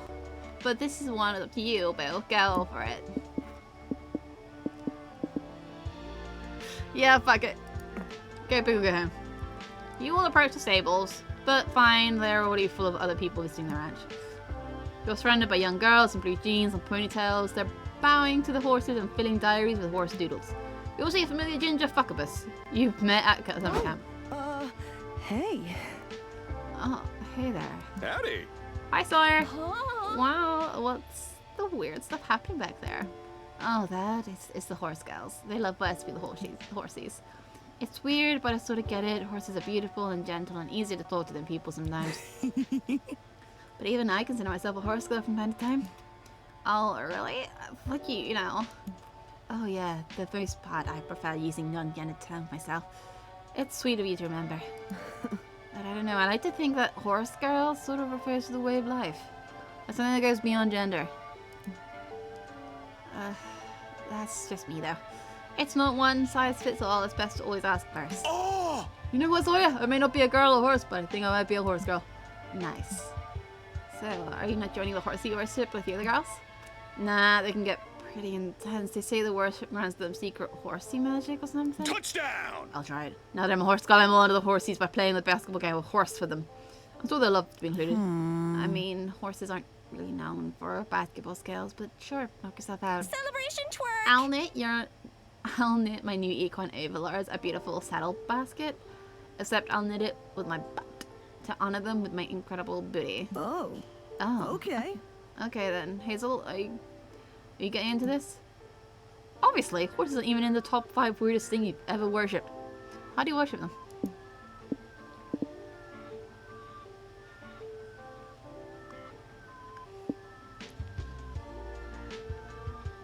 Fuck. Who is Travis Packard? Ah, fuck it all in with nothing. You grab some like at work. You fill thousands of pages of equine doodles, poems, and heartfelt essays about your horsey overlords. I love horsies, you write. I really do. I really hope horsies love them so much. I've loved horsies ever since I started into the subs. I can't. I love the way their flanks ripple. If I was a horsey, then I would be free to gallop through the grasslands. Oh, look, I'm a horsey. I drew this picture of me as a horsey for you. Please, horsey, accept my worship and let's be my... You show the horse girls your work. They're pleased with your offering and they'll prepare you for the horsey altar. Your hair is beautifully braided, your outfit in jeans, riding boots and a sequin-covered jacket. You kneel before the horses, spread out your diaries and kiss their sacred hooves. They love it. Cool. Are you done now? Because we were supposed to get back on the road like hours ago. Oh, yeah. Only now do you realize you lost -1 height. Because you spent all day fantasizing about being a horse instead of eating normal. Hey! At least Hazel got 3 plastic from the horses as thanks for being so obsessed with.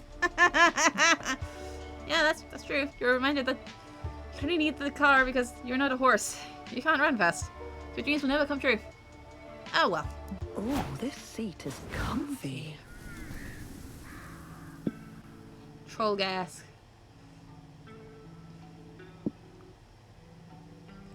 Shady prosperities. Maybe skip this one while trick-or-treating. Well, again, let's hope nothing weird happens. Don't fucking say that, Scott. Scott!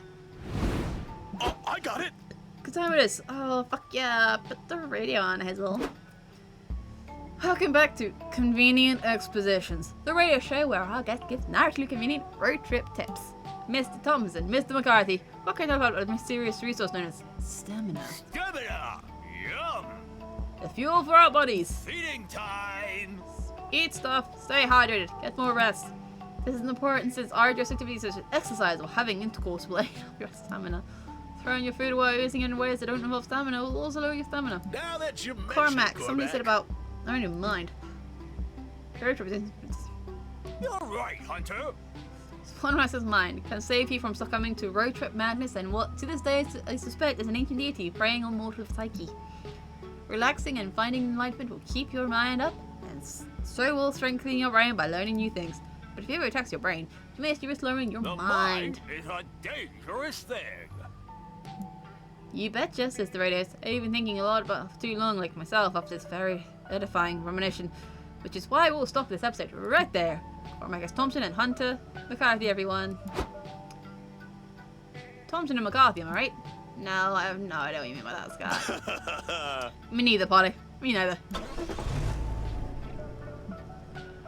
This place seems like a place you shouldn't visit. What can go wrong? Which naturally is exactly why you have to visit Horror Movie Logic for the win.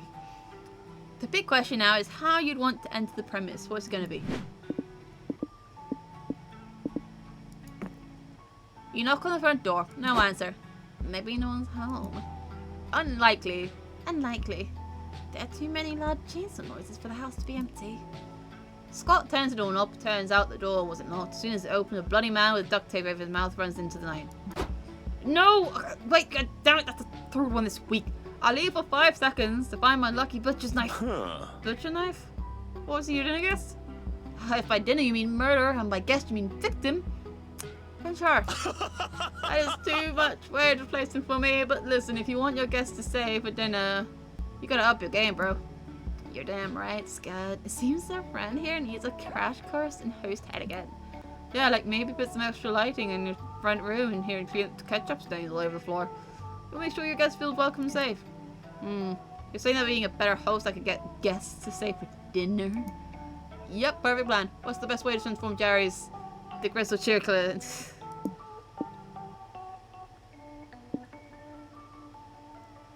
We have more cooking lessons. Sounds great. All I have to do is almost ketchup, maybe pork, and cumin. There. Maybe we can make anything of that? Pass. You give Shay. It's all the same as passing. A few nights later, screams someone's getting heard from emanating from Jerry's house. A terrifying couple ran from door of room, covered in blood, trying to escape. Good, I think we lost him, cried the woman. How did you let him How did I let him talk me into going to a dinner party if he was a serial killer? Alleged serial killer. We need to socialize more with our neighbors, honey. You said so yourself. Shh. You could find us any moment. Need to get back to the car. My head would sing. Come out, wherever you are. Or are you gonna miss dessert? Wait, that's right. Back for the murder, Carl. Some sort of berry vanilla cheesecake perfect for dessert. I want to try it. Dessert was code for murdering us, Eddie. Here, air quoting the words. Cheesecake. I really had to watch my whole fancy football league get murdered. Come on, honey, I need this berry vanilla cheesecake parfait. Didn't your therapist tell you to stop playing safe and start taking more chances? Ah, fine. Not staying for coffee afterwards. Found you. Ready for dessert? We're right. Air quoting. I can see it now. Hey, welcome back, Grant. Got what you needed? Driving is so relaxing. Can I see the clown girl? Clown girl? That Jerry still seemed nice. And you say much about chainsaws. Scott, darling, that was a fucking serial killer. You, Polly, and Scott grab some popcorn and head to your seat to watch the circus. On your way there, the ringleader runs up to you. Hey, he whispers. I saw most of my performers to a super-rated accident. I desperately needed an act to cover them. And I thought to myself, if I randomly checked with the audience, I might bump into some trained performers willing to join us. Keep your balance. I have no idea what's going on, besides I have to somehow fill one of these bars to get an ending. So I have no idea what's going on, but I'm having fun. We have one more game before I have to finish this stream. Fantastic. What sort of act do you do?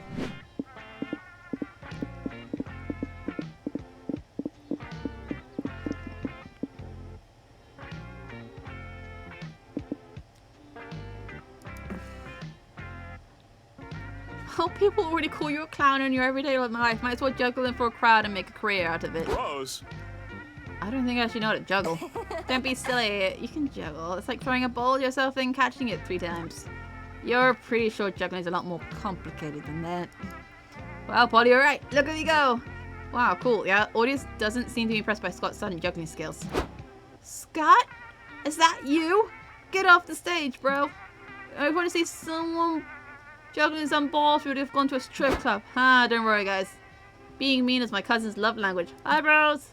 Love language, your ass. The wolf pack seems to have be convincing part of the crowd to go to a strip club. You're gonna need a sick juggling trick. Something like...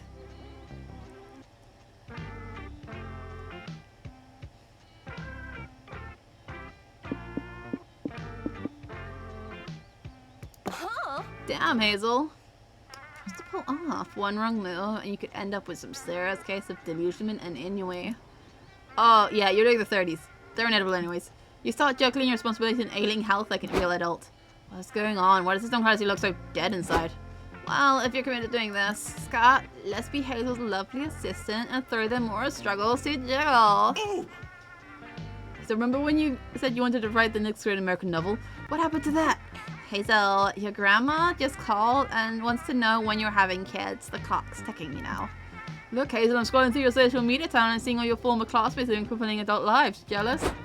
Damn, you know, these are impressive and so depressing at the same time. You managed to finish the trick and get standing ovation. You earn +2 money from the carnies. But at what cost? Cheer up, Hazel. It's okay, you're still in your 20s for now. Oh yeah, for now part. Fucking quarter-life crisis. Hands on the wheel, eyes on the road. And yes, I picked the Mothman character.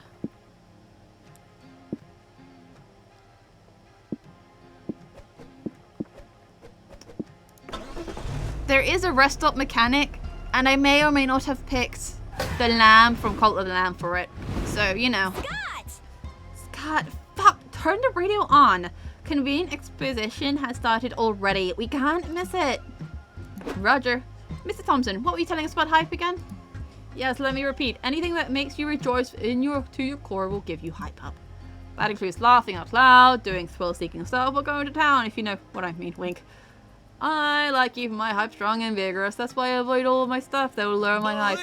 Like doing boring stuff, mingling with dull or annoying people, or choosing mundane solutions over epic ones. So that's why no one hangs out with me in real life.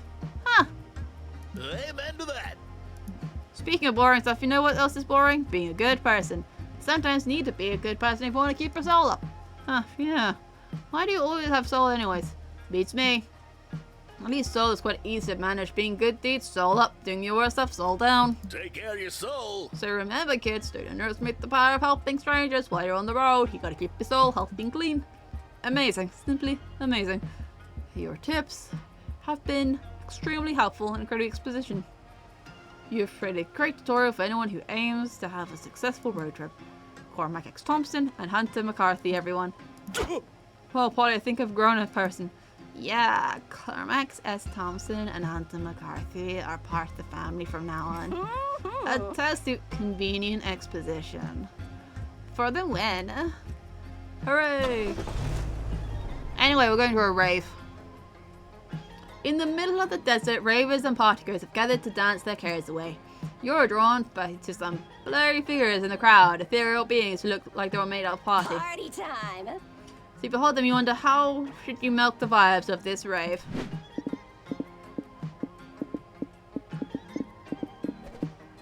Party 24, 20 some drinks. Party 24/7. Fuck yeah. It's time to party. You considering where to best dance your ass off when 3 smiling spirits float up to you?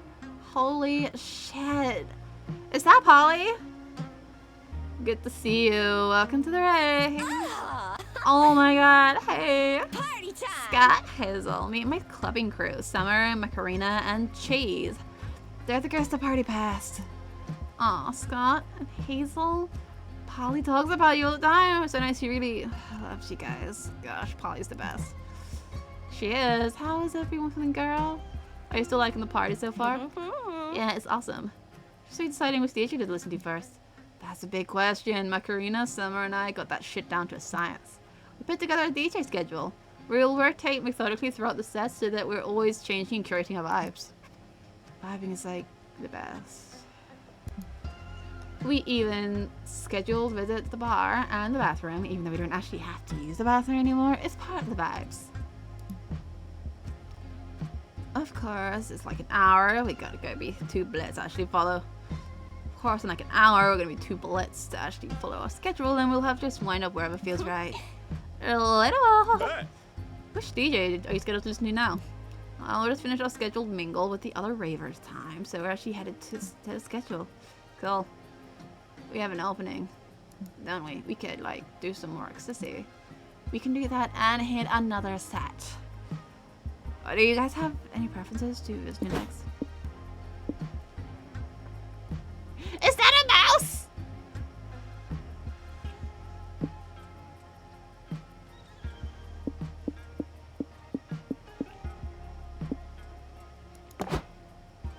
Anyway, we're going to the hypnotist. Oh, yeah, I love the brain tingles. Summer's right. This is the great choice. Hypno DJ can really bring an audience together, if you know what I mean. You don't, but you're sure you're about to find out. You join the rave crowd. Air horns blare over the speakers and droning voices. All hail Hypno DJ. As soon as the beat drops, you start to feel ticklish. Whoa. Wow, this is something. Am I the only feeling like my brain's melting out my ears? Nah, dude. That's what Hypno DJ is all about. Inducing a true trance that brings the audience together. Ratatouille music. Yeah, but I feel like it'll be funnier if we go with the Hypno thing. I'll probably play it again at some point anyway, so I can always try that again. Embrace the music. Your brain merges with the rest of the crowd. All your thoughts combling into one being. You can hear what everyone's thinking.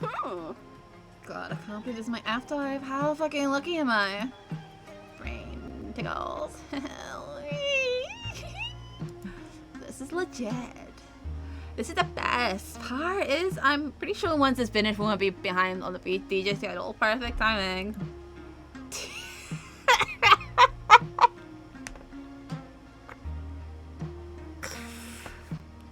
Scott, where's your thought?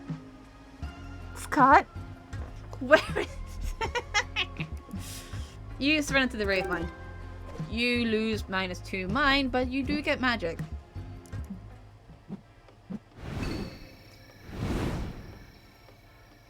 I'm knackered. We have a guest. Did we get our hitchhiker later that night? I can hear the crickets. This is the bus stop. You can either check for hitchhikers to pick up or have a conversation with the one that's already riding with you. Conversations are a chill narrative treat with no choices to be made. If you hold enough conversations with the same hitchhiker, you might score a day ending. Additionally, each time someone interacts with the hitchhiker, their passive effect is triggered. As you play, you'll learn what each character's passive does. Exciting. You can only have one hitchhiker at a time. If you pick up a new one, any prior hitchhiker will leave. Very special song. Lowest resources in order to gain thoughts of the heart. You invite the lamb to join your road trip. Sure, I'll come with you. My cultists can mind themselves for a bit. No, they can't. I've played that game. They can't manage shit. I leave and everything's fucked. They can always eat each other if they get hungry.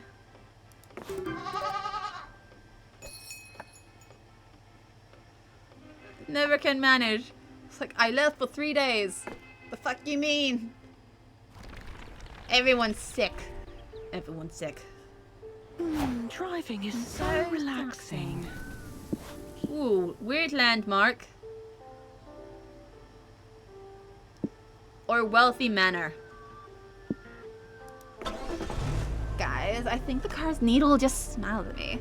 Either I'm high again or it's full of magic.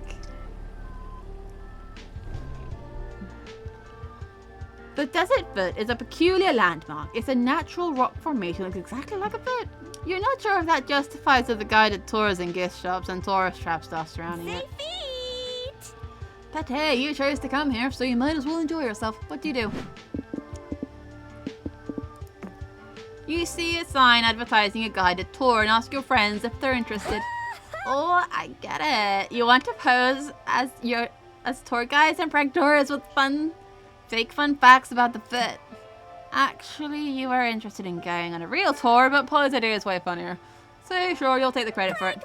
Awesome. Look alive, prank masters. Because I think I see our next marks. Are you a spider? Is that a spider? That's a spider. That's a spider. This is a fucking spider!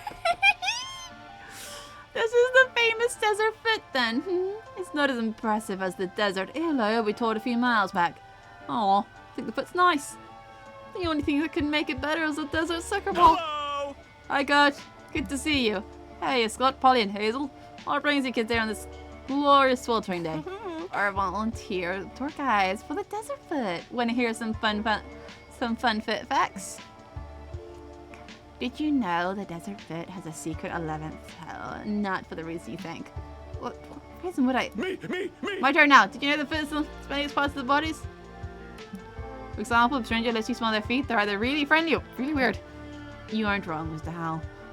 But I hate that you just said it anyways. What about you, Hazel? It's your turn. Up for the bat. Tell us a fun educational foot fact. After centuries of erosion, the desert foot is now fist.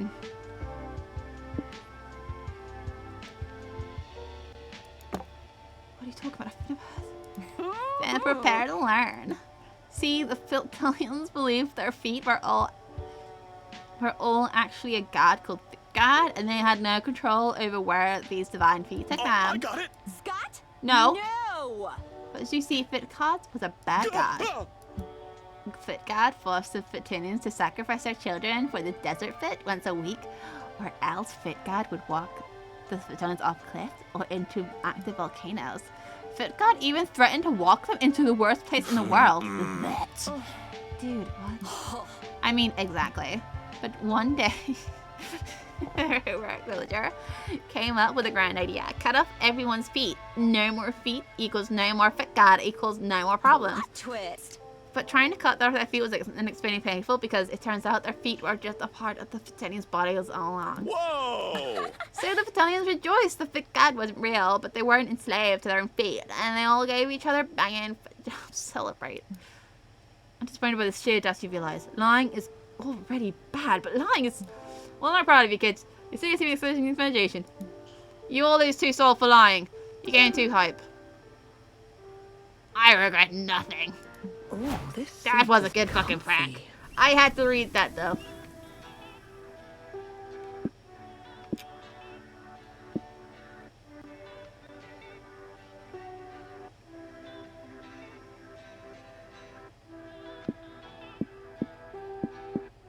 Fuck it.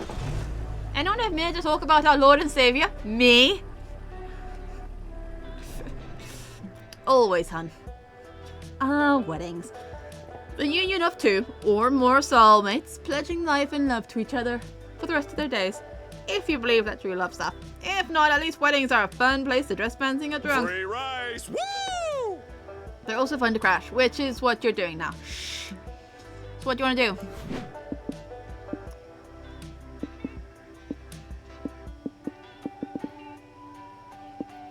Catch the bouquet! It's time for the bouquet toss. You've been training your entire life for this moment. Damn, Hazel. Damn! She dresses up nice!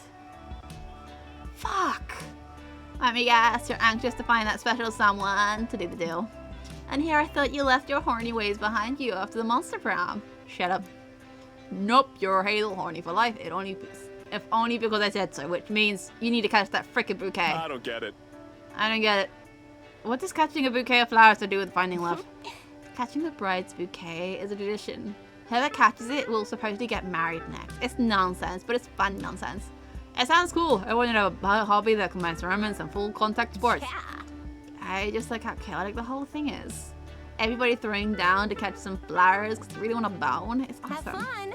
I'm rooting for you, Hazel. Don't be afraid to tear a bitch's hair out to get a bouquet. Shit. The pressure really is on now. Not only to catch the bouquet, but to impress your friends too. You need a foolproof plan to snatch those flowers. Think of something. Plant a track on the bouquet so you never lose sight of it anywhere.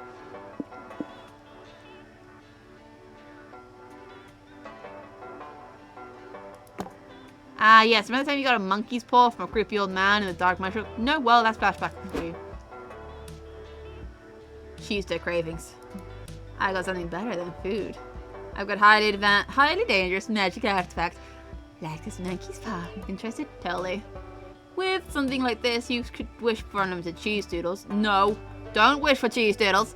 This paw is only for big emergencies. Don't you know that you're going to use cursed magic? Sheesh. You'd have a mind to wish for the paw to shut down, but you promised to lose wishes carefully. So now you're keeping your promise by wishing to catch a bouquet of flowers. That's symbolic. Love gesture with little to no real meaning. Nice. What? Wouldn't it make more sense for Hazel to just wish on the paw to get married if that's what they want? Let it go, Scat. A waste of time trying to get Hazel to do things the logical way. You spend too magic.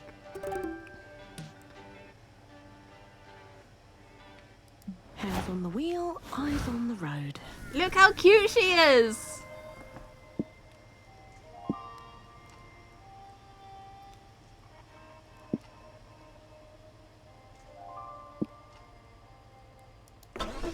I think I swallowed a mosquito. Remember to suppress your gag reflex, Scott. Wow, the evil energy here is palpable. Every villain who's any villain must be here. We'll chill 'em all into submission. You don't know if you consider yourself truly villainous, but then again, your life philosophy is be your worst self. Which is close enough, apparently. Because they give you an entry pass to the door. Sweet. There are plenty of events going on. Which one do you enjoy most?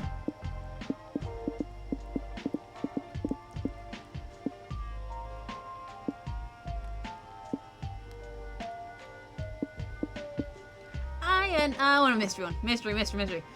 You're sitting at a table surrounded by your other evil hotties. Looks like everyone's taking turns introducing themselves.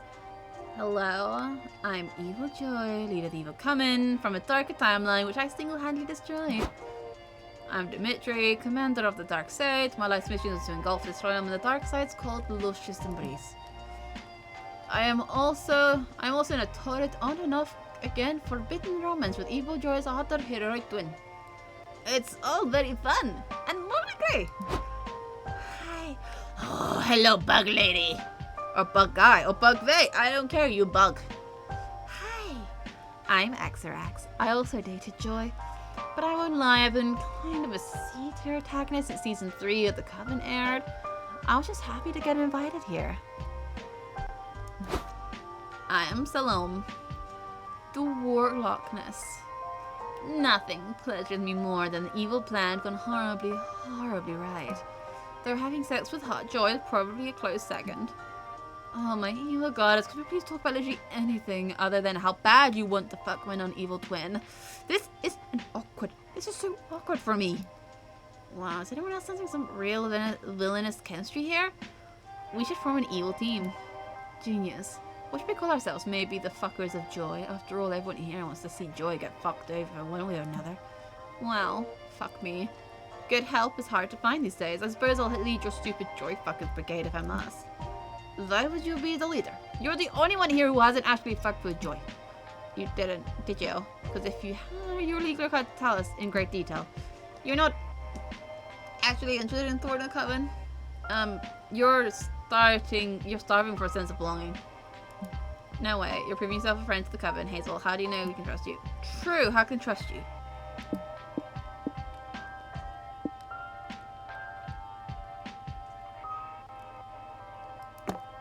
Actually isn't a bad idea. The Coven already trusts you, and it'd be useful to have someone on the inside gathering intel for us. Go for it. Sweet, you go to the Coven's your higher. This is literally planned. It's actually just Joy's apartment. You see the dresses because you're such a good friend who would never betray her. Let's see, Joy's blood type is A positive. What the hell? Wait, maybe it's not. What if we wanted to turn the Coven into soup? We could know it's soup not to turn Joy into. Great job, Hazel. But could you go back and get some music and tell, like, who was better in bed? Go ahead, ask her that. Actually, I think I understand where the Coven is interviewed in this timeline. You keep going back and forth between the Coven and the fuckers of Joy. You get lots of juicy intel. Although it's all dumb stuff that would never put the Coven in danger, it's still... Oh, this seat is comfy. Oh, hey, the Miraclings. Probably just a mirage.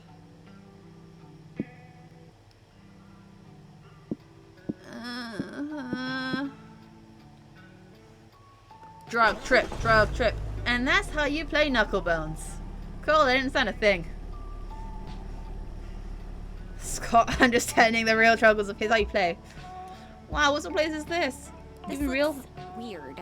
a location that nonsensical could easily just be product of a dehydrated, overheated brain. But half of the weird shit you do and see on the daily could just fall into this category, so who's to say? One thing's for sure, we're going to explore this strange place. Where do we go? Mirage Town! You and your friends check out the Mirage. It's full of gorgeous oases, flying pigs, unproblematic tweet speed, and other things that will probably never exist. Then you stumble on an odd gate, and it's a sign hanging that says, "Welcome to Mirage Town. Do not enter if you are real." Polly, I have a question. Polly, are we real?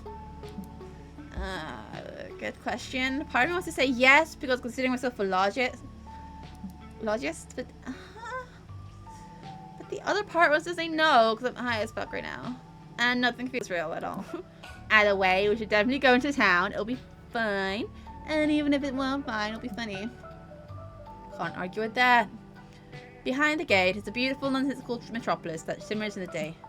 Try does it. It's like your childhood imaginary friend and your sleep paralysis demon collaborating on a demon block project. Ah, hello. Do any of you have time? I can't find a clock that isn't melting around here. Well, bro, who are you? I'm Mr. Scribblehead. Pardon me, but are you real? Oh. Yeah, we're gonna get startled on this. I see, then I must recommend you leave. Mirage Town was built for flesh folk. This place can be quite taxing your mind. Holly time! Nah, get out of it. I'm Poltergeist, baby. Mirage trying to be chaos, but I made a chaos. Totally, I'm use my mind anyway. You can start a little longer, can't we?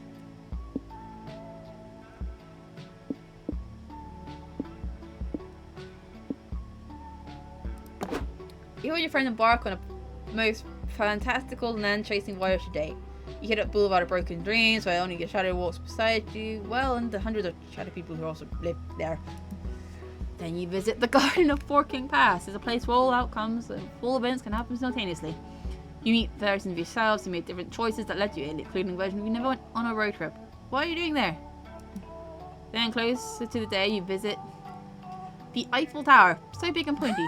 Guys, I got it! Think of these cool Mirage Town locales, all imagined locations and Monster Cans collective unconscious life. Wait, then why does he have a tower here? Isn't it a real place? Oh, silly Scott. The Eiffel Tower isn't real. It's a cultural construct that represents the European pursuit of industrial power and intellectual modernity. Also, their love for big metal decks, which cannot be overstated. Think about it. Have you or anyone else actually gone to the Eiffel Tower? My dad went to see it. No, you're right. This isn't real. Exactly. We've all heard of the Eiffel Tower, but nobody's ever seen it in person. It exists only in our minds and in Mirage Town, apparently. So take as many selfies as you can. Damn, that was the most mind-breaking thing you've heard yet today. How's our mind doing? Fine. Please, you. I'm knackered.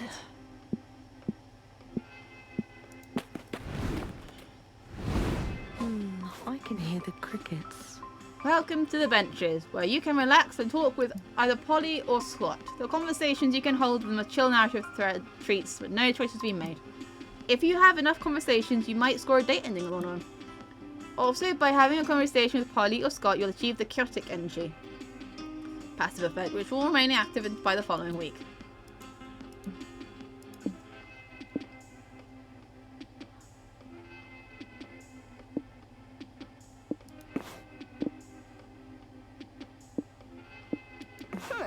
What can I tell you about good old chess? Castle early, control the center, create a favorable pawn structure, and taking notes. Look, the best thing you can do is read theory and then play, and then play some more. You need to exercise your chess muscles until the pattern and concept transcend from reason to intuition. That's my trick, really. I've been playing chess with my mom since forever, and she happens to be a grandmaster. She and I are so different. She's such a calm and collected woman. I love her. And with our personalities being written in completely different languages, chess has become a common denominator. Our shared space. We find each other in chess. I think we get to understand each other through chess. So yeah, being raised by a chess grandmaster definitely helps. I agree. I'll say. Nowadays, only seek out challenging high-stake matches, or it can't get very boring very quickly. I'll develop a trick though. To combat boredom, that is, I've built stories and personalities for my pieces, and then I play accordingly. My B1 knight is secretly in love with my F1 bishop, and I must move the knight close to its lover and be ready to sacrifice it to save the bishop. So, I focus on all these little stories and whatnot. That way, I don't get bored by otherwise too easy match. Don't tell him. I always need to do this when I'm playing against him, and I suspect he thinks he's putting up a fight based on how focused I seem. That's cute. Silly Liam. Look at my character. She's so cute. She's a little Mothman thing. Oh, the moth! Feetsies and the little wings. Yep. Yeah, silly Liam. Anyway, yeah, I do have chest. God damn it, we need more magic.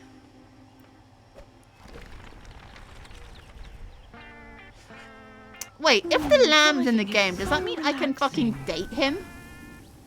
Or them? Kite tournament, biker bar.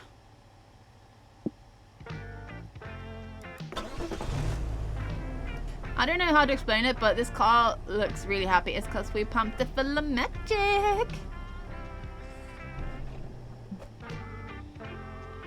This tournament is serious business. Competitors from all walks of life have trained hard for this. The wind is in my favor. Look at her! All them. Look at them. You've got prodigies from kite flying clans, kite flying gurus, athletes of ancient kite flying techniques, and then there's you, who's pretty much just there for the drama. What do you do?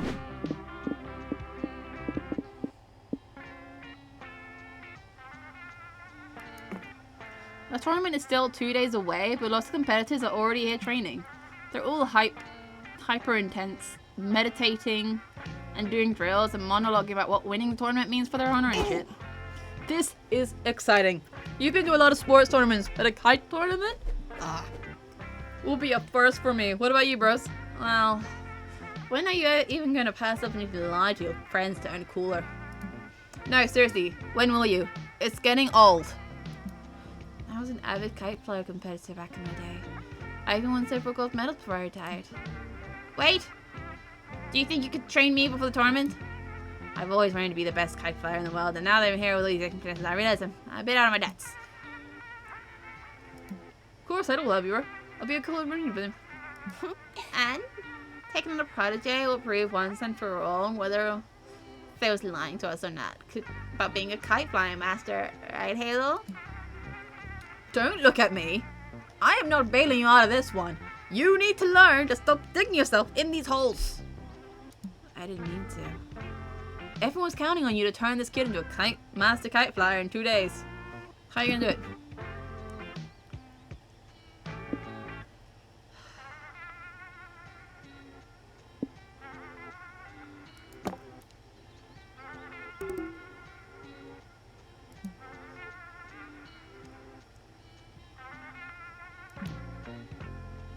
Palanquin to the ground, the Emperor of the Kites and the colourful line on glory. Daddy. Broski, we were wondering if you could help us with a problem. Yes, you're commoners who want to try to solve all their problems. Typical. If you two can't find who the real mother is, I'll cut the baby in half and we can get this done by lunch. Chop chop, where's the baby? Hey, no, that's not what we need. We don't even have a baby. Baby yet? So you need a baby. That's one of those.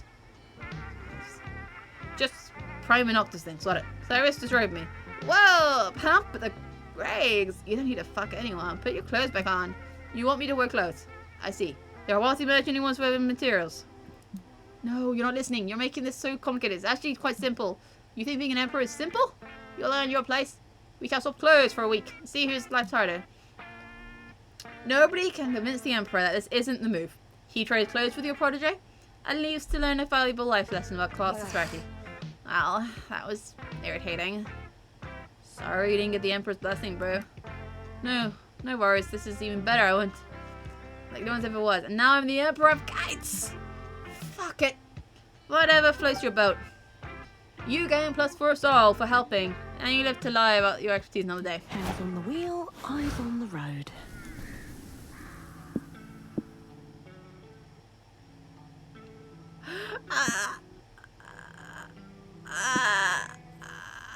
Yeah, now we're going to the cult. And that was my 4th wedding. But my 5th was even crazier. Damn, Islam gets around. Are you going to join a cult? Let's join! I suppose you've got team building. All dead goats you could ever want. Maybe fun ritual orgies. Murder and brainwash practices, and it honestly sounds like fun. Where are you going to start?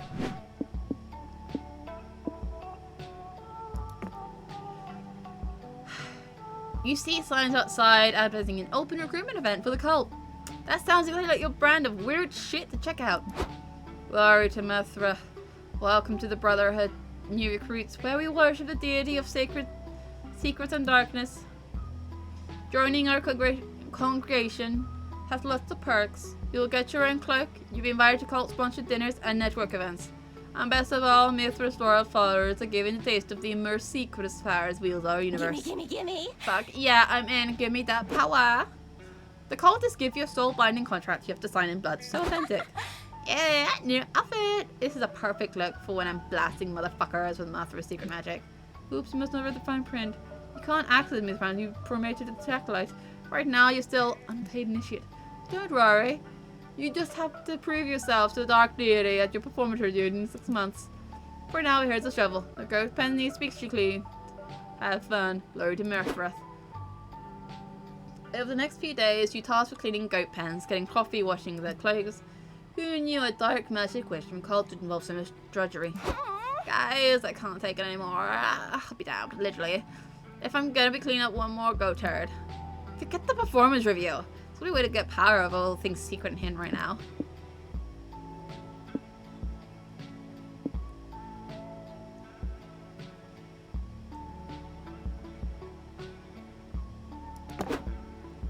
You serve the brother your special blend. Then, with no warning, you switch back to the regular stuff. Tell me, where's this shit? Hey man, Hazel's secret ingredient is cheap. We'll need to start changing you if you want their special blend. Just tell us what the secret ingredient is and quit trying to rake us over the coals. Not cool. But that'd be disobeying Master Rule of Sacred Secrecy. Not cool, bro. Ugh, how dare you hold us to our mill. Learn religious standards. Fine, how much per cup? Cha-ching! Soon enough, your coffee is so popular that you decide to open a With business. a Z. Welcome to Brewmaster's Coffee, the only coffee shop endorsed by Master himself. We'll take the 3 Hazel Sacred Secret Brews, please. Can do, that'll cost 204 magic. Ah, that's the last of them. Good, let's close. When you're running a business, it took so much work. Running our own coffee shop, Polly? It feels like yesterday we're just on that wacky road trip. I know, it wasn't yesterday, it was 3 days ago. Dang. Do you ever miss those days? Having adventures, chasing our dreams, where it took us? Yeah, you know what? Fuck it, let's ditch this place. I miss being on the road. I miss having our own coffee drink. Seriously, we've lost 4 stamina worth selling it. Oh, this seat is comfy.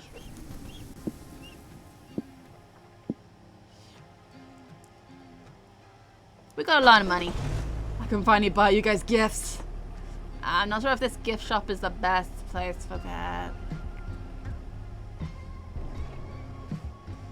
What sort of gift shop even is this? It's just a pop-up stand in the middle of the desert. What? And what are these products sale? What have you made? What are they made of? Well, this is definitely weird, but you might as well.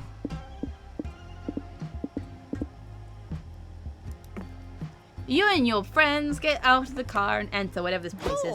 Welcome to my gift shop. Gullible consumers, feast your eyes on my shelves of products. Well, you got a lot of cool rocks and stuff for sale there. What does all this stuff do? Well, why don't ask when you can enjoy things in the evening, please? Ha! Good point. Noodles. You've got a really great business idea here. Have you ever considered bringing this little gift shop down to the next level? Ooh. Of course, soon you meet my shop, and I will ascend to the next evolutionary level. And I will fight God. Kill. How are you gonna profit from that? I guess never considered that. Do you have any ideas? Oh, yeah. My friends and I are total business masters. Tell him, Scott. Can't do it now. Smelling Noodle's mystery box and got one stuck on my nose. Inhale harder. Embed my creation into your brain. Okay, Hazel, it's up to you. Tell Noodle all about how we're going to turn this little bird-sized star. Stand into the hottest shop in the middle of nowhere.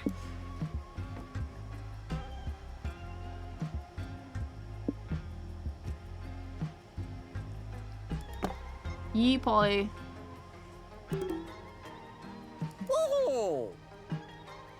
It's beautiful movement to convince others that my worthless stones are priceless gems. Oh, okay, come on. Your definition is really narrow looking that way. What are you trying to do here? Sure, our marketing strategy seems like a mockery of redefining beauty and standards. It kind of plays on the idea that external beauty is equivalent to one's value. Oh. But what we're really doing is giving a big old middle finger to the precious gem industry. We've been committing crimes against monstrosities for years. Gem companies create false scarcity of their product and inflate the prices to convince you that diamonds are worth millions. But it's all a lie. So, if they're going to use slave labor and marketers to sell their shiny rocks, why don't we fight the corrupt gem market with these regular rocks? And we'll make tons of money at the same time. Who matters? Wow.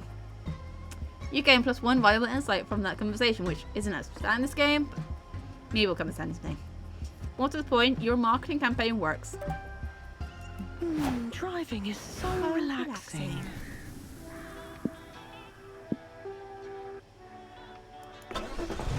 I'm bored. I want something to happen now. 3 adorable critters in bloody singed cultist row playing straight. Wait a moment. Those are my followers. Pull up. Blessed be your eyes, leader with me. On a quest to find thee, the cult is being ravished by a plague. I said they wouldn't fucking manage themselves. I said it. Oh, fire. What now? It all started when we ran out of food. We were going to accept the sweet price of death and someone just cooking grass. We were saved, but it turns out grass made you poop a lot. After a few days, some people started getting sick. We highly suspected it was due to being surrounded by poop 24/7. Surely we could hit some evil curse. Poop always disappears by itself after a while. It does not. It does not. I clean up your poop like all day. See, I told you guys. Well, we didn't know that, so we did the sensible thing. We set the poop on fire. And then the fire spread everywhere as contagious disease do. A most terrible plague of fire. Oh, at least the sick followers got better. No. We eventually gave up and threw them into the fire. We're lost without you, all-powerful, fluffy one. Please return. No way I'm on this sort of sacred pilgrimage. It's called vacation. It's very sacred and very important. You gotta learn to clean up your own messes. I had this idea. You know how they say fight fire with fire? I say we should start with an even bigger fire to defeat the fire. Never mind, Hazel. Let's brainstorm something. That'll stop my followers from messing everything up again.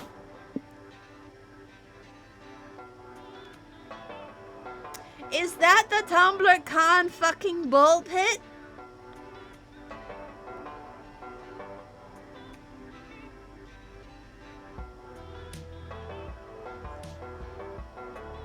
Is that the bull pit? That sounds great, Hazel, but I don't know if a few pre-recorded teachings will be enough to teach. Sure they will. You just have to find good advice that'll be applied generally, like, do not eat that. Yes. Yes. That one has worked for Scott so many times, like, that's not a toilet. Oh, that's really good advice too, trust me. Okay, you've convinced me. I'm going to have the shrine set up right away. A few days later, the followers are back at the cult space, or whatever remains of it. How are you, fellow followers? Oh, not bad. Still hungry though. I could eat the whole horse. Do not eat that. Ah, okay. What? Hey guys, the outhouse is full, so I'm gonna borrow one of these spare bowls of food, okay? That's not a toilet. Oh. Hello everyone, I found this rod. Looks like our leader. Who wants to buy it from me? Very rare. Any market that was in scarcity. Aw, looks like we'll do with the rock if we couldn't sell it. Do not eat that. Wow, it doesn't make me wiser. Turns out there's nothing a little turn you can't. You fix minus 3 money and ain't gonna earn mind. Breakfast is the most important meal of the day, and the best breakfast is a fluffy stack of carbs smothered in syrup. Pancake. See, that diner has some absolutely enormous menu options. Hope you're hungry. So many pancake suits, so little time. What sort of meal do you want to order?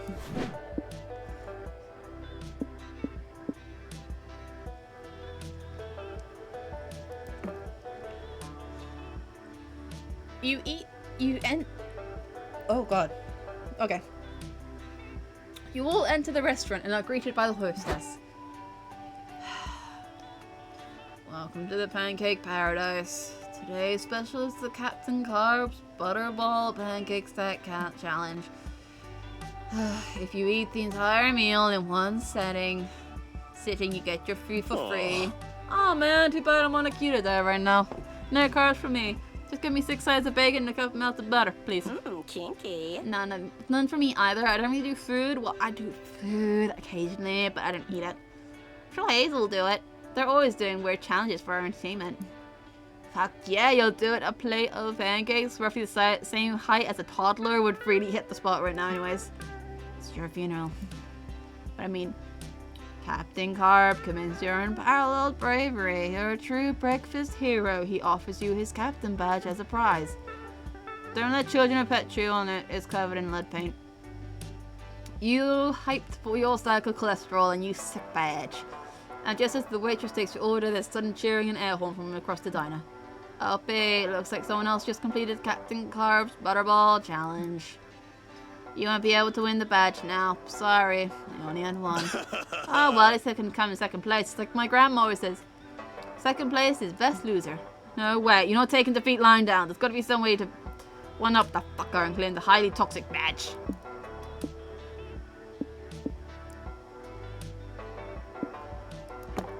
Can you please not eat the other diner mix? I think that violates a lot of OSHA regulations. Now let them do what they want. I'm in no place to judge anyone for ingesting questionable stuff. I'm on the fence about it, but I'm pretty sure Wolf Scott has eaten at least a few people. So I don't want to be a hypocrite. Fuck yeah. Judgment-free zone. You approach the champion and announce your intent to eat him. I knew this day would come. My father was also a pancake-eating champion and his greatest rival consumed him. And it was a risk I took when I followed his legacy. Could I at least give this letter to my wife when you're finished? It's a point on my It's also our Wi-Fi passwords. She always forgets them. You unhinge your jaw and swallow the champion whole. You dab your lips with this letter and eat that too.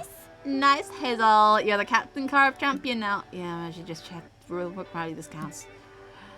I don't want you to leave. Take the badge, please, and get out. You get +2 stamina, -2 floors from the whole cannibalism thing, lol. I don't need my soul. I need magic. I'm knackered. Such peace and quiet. The car is where you can manage your road trip by accessing one of the 2 mini boosts. You can choose to be a personal planner, or you can be a risky traveler and gain one of the highest. So, what's it going to be, champ?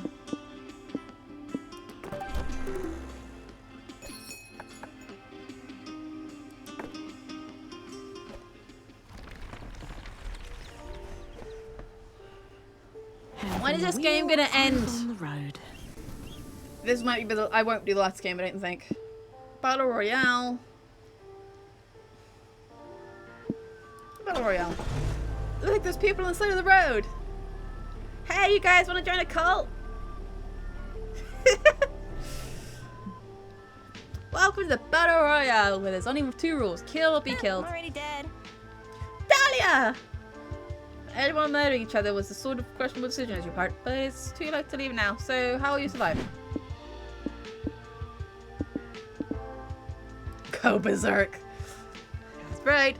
You didn't come here to play. You're here to make the bloodbath your bitch. Are you sure about this, Hazel? We won't use lots of soul by killing people, right? Are you really innocent if you're trying to kill us first, though? Besides, we signed those waivers at the entrance protecting ourselves from being lost in wanton murder. Let's do it. Okay, I'm fine with killing people as long as we can do it with healthy constants. You enter a fugue state, slaughtering fools with guns and knives and bare hands, anything with your twisted heart desires. No matter how many people you kill, every time you look at the death toll leaderboard, there's a name sitting ahead of you. Hey, Hazel. Look at you holding on to second place like it's your mother's skirt. I'm almost impressed. Defeat Dahlia Aquina, buff blue, warmongers extraordinary. You got nothing coming. Go team. You can beat. I don't want to beat. I want to make out with her.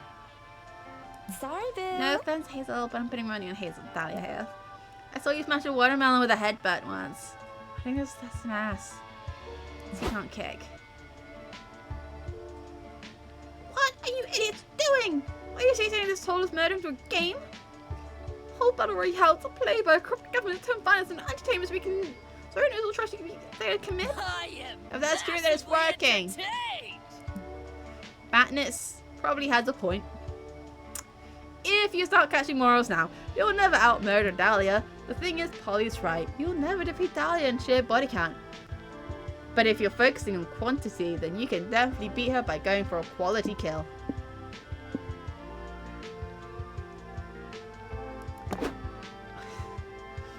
Totoro Rachel, we've somehow made it this far, Curtis, with our alliance. We've got this, Ted. Curtis is cut off by a bullet, cleaving his skull in two. So much for vigilance. Then something busts out of his chest. It's you, Hazel, wielding a knife. Fuck it, Ted screams. You already got my boyfriend? I don't care anymore. Just kill me. Wait, what are you doing? Why are you drawing glyphs on that cardboard box with your blood? Ted dies before you can answer him. Whoa, newcomer, says new voices. Welcome to the Raccoon Collective. The Raccoon what? What are you talking about? Oh, you were stabbed to death by that weirdo who drew glyphs in your blood, right? Yeah, that pest ran you sold to the body of a dead raccoon. It ain't paradise, but we gotta make do. We all control a different part of the raccoon. You can try to work together. I control the front left leg. Muhammad on tail duty. Jason does the blinking. Sid controls the back leg. And my wife's on the lungs. On the can. Down to the penis.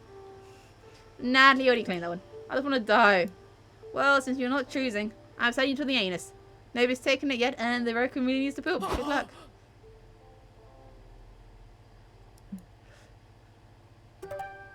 Oh, this seat is comfy.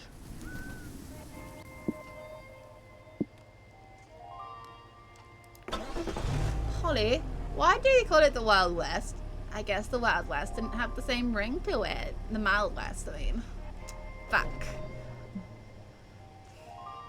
The streamer can actually figure out what the voice is and what she's reading. She can read. But she's not too convinced herself. Welcome to the land of six-shooters, outlaws, and wild stallions and 10-gallon hats. These boots were made for walking. You always wanted to be a feral, real cowboy. Or at least the kind of cowboy they show on TV, and now's your chance. What are you gonna do? The village is filled with cowboys showing off the big irons on their hip. Like they're just beginning the high noon shoot off. But more importantly, it's filled with cute horses. You see the brown horse, the black horse, the speckled horse. The horses that Polly and Scott are siphoning magic from. Wait! I can explain. It's just you. Sorry, Hazel. I thought you were a cowboy here. Did you ask for fucking with his horses? Which begs the question why Polly and Scott are fucking with the cowboy's horse. Well, we're long gas, and nobody could give us direction to the nearest gas station. I got it. But I thought cars have horsepower, right? So let's get horsepower from the car straight from the horses. Can you believe it worked? We just get 3 magic with no consequences. Hey, you're a cowboy shit. What in tarnation are you doing to cheddar biscuit? I'll pay. Expect to sound. That guy looks mad. What do we do, Polly? Same as always, blame someone else. Hazel did it! I saw the whole bag. And I reckon you and me got a problem. Hazel, Joy, you're gonna duel me. Great. Looks like you're not getting out of this without Jewel. So you better suggest a Jewel.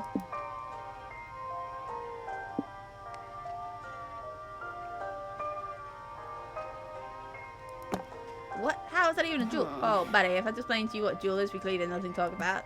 Now that ain't what I meant. Fine, let's do it now. You face him, he faces you, you turn your backs to each other, walk 10 paces, and then continue on. You walk for a while, it's hot, sweaty, and you regret choosing today to experiment with your dress, shoes, and no socks. It's -3 stamina, but eventually you walked far enough that you go straight to the car where Polly and Scott are waiting. Strike again! I am in awe of your pranking genius. You totally tricked that guy to walking. Guess you'll never know. Now I'm gonna tell you. The cowboy continued to walk for miles and miles without stopping, and Spider Mum passes him on her jog and decides to jog alongside him and goes about her neighbors. And it's got convict joins him next. After he outruns the police, he's so inspired by the cowboy's perseverance that he gives up the crime to join him. The cowboy keeps walking, gathering more disciples. Spotters in major cities and small towns alike are on the lookout for the lone walking ranger. He is a metaphor for the lone walking ranger in all of our hearts, the magazines say. He inspires spiritualists everywhere. They even make a walking ranger funky pop. The cowboy and his followers walk serenely into the sunset, never to be seen again. Suckers! Eyes on the wheel, eyes on the road.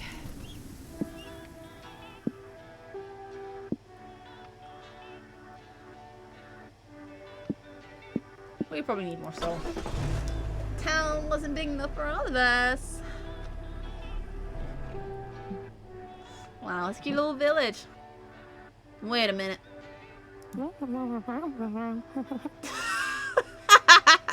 No. Bartholomew the classic giraffe, Boston the buff bluebird, Bernard the shy capybara, and the other one. You can't wait to meet them all. What will we do? You and your friends wander the village for a bit, looking for a house that needs a glow. Howdy. Howdy, little animal bro. Do any of you need help building houses? Oh, hello, stranger. Sure. Why not? You know a house interior is like a person's interior. You want to move things a bit every now and then to keep things fun. And so you all move furniture and shake things a bit. The house interior is way bigger than its exterior. But you choose not to ask questions about that. By the end of it, the house looks as weird as before, but apparently a better looking brand of weird, and you've gained 3 soul. Wow, that sure was something. You have lots of strange stuff, buddy. Where did you get that? No idea. Most of it just appears, and I could go with it. But now the house looks perfect. There's some things I have no more room for, though. Want to keep one of the 3 things? Yes. Sure. Oh, wait, if we're getting rid of it anyway, can't we just take only one? I want to keep some so I get to burn it in my yard. That's the best part of doing house renovation. The fire part. Well, they're not wrong. But back to the options part of this event. You look over the pile of weird shit and you decide to keep regret juice, an off-putting photo of Era with Polly and Scott, which exists despite the fact they've never met before today. What the fuck? Well, what the fuck? What the fuck? What is this? A picture of us today? We never met before today. You even called us strangers. What was the picture taken? You know, at one time. What time? Exactly. Not cool. Why do our faces look like that? I'm scared. Oh, I love it when you do those silly faces. Come on. Do the faces again. Our faces can't do that. Oh, come on. Don't tease me, fam. You can do it. Do it now. Help! Oh, fuck. Help! That's the face. What the fuck just happened? Aww. Oh, my soul doesn't feel right. You're so silly. You want to see our photo album of our other pics together? Nope. Nope. You and your friends leave immediately. You lose -3 mind. Driving is so relaxing.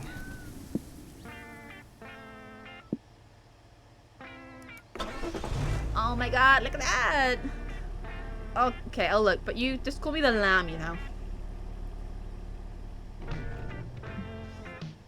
Welcome to the Reptile Variety Show. Meet the cold-blooded critters with the passion for the stage. Let's get some popcorn.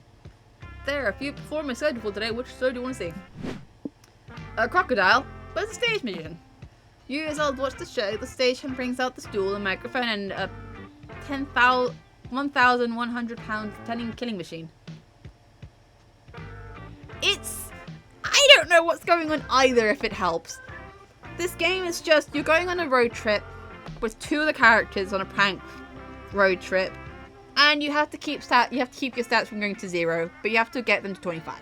I don't know what's going on anymore. I'm just here for the shits and giggles, and I just want it to end as well somehow. I'm having fun, but I want it to end. But I can't end because we're not finished yet. It's why I'm trying to get the magic up, because we're so close. I am Reptizar, famed crocodilian magician dude far and wide throughout the Everglades. Prepare to be amazed. Amazed. For my first trick, I will make this rabbit disappear. Someone brings the croc rabbit. He puts his hat in front of his face. The bunny shrieks, and then the chewing sounds. Okay, you're obviously just eating the rabbit. You can't call the food chain magic, Bill. I see you've got some hecklers in tonight's audience. You doubt now, but wait till you see my next trick. I'll make this entire pig disappear over the course of an hour with the aid of a magical barbecue sauce. You're not even trying. Can't you make anything disappear without just eating it? Ugh, of course I can. Reptizar can make anything disappear. Anything you can think of, I'll make it go. Say, if he's saying the truth, that could be really useful. If he's just lying, it's all more thing for you. What do you ask the croc to make disappear? All of my adult obligations. Why can't you do it yourself? Yeah, I can click clear history.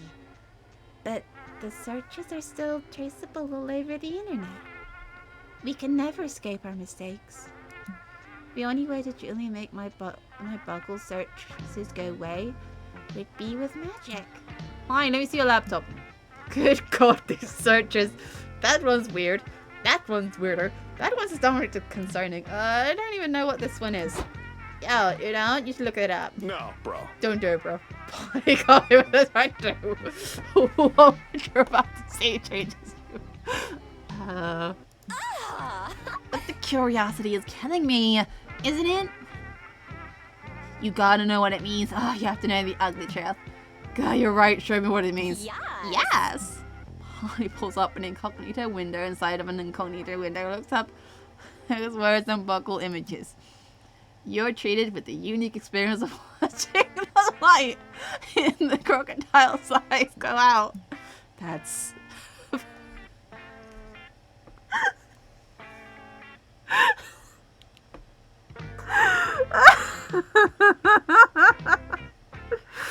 That's horrid.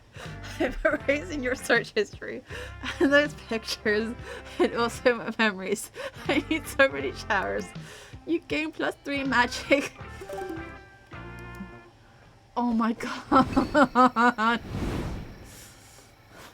Let's find somewhere cozy. Ben. I can hear the crickets.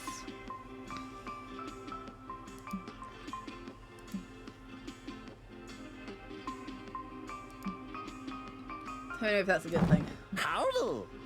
How you doing? What's up? Welcome to my swap shop.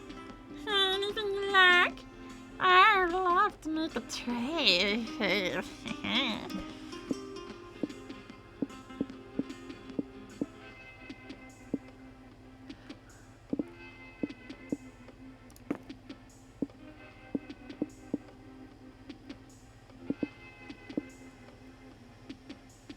I had an iguana once. I want to enjoy your purchase. You remember the first full shop?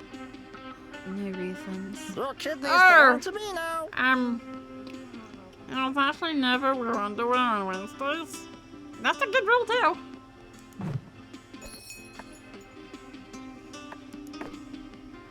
Okay, now watch this entire week be no magic. Oh, this seat is comfy.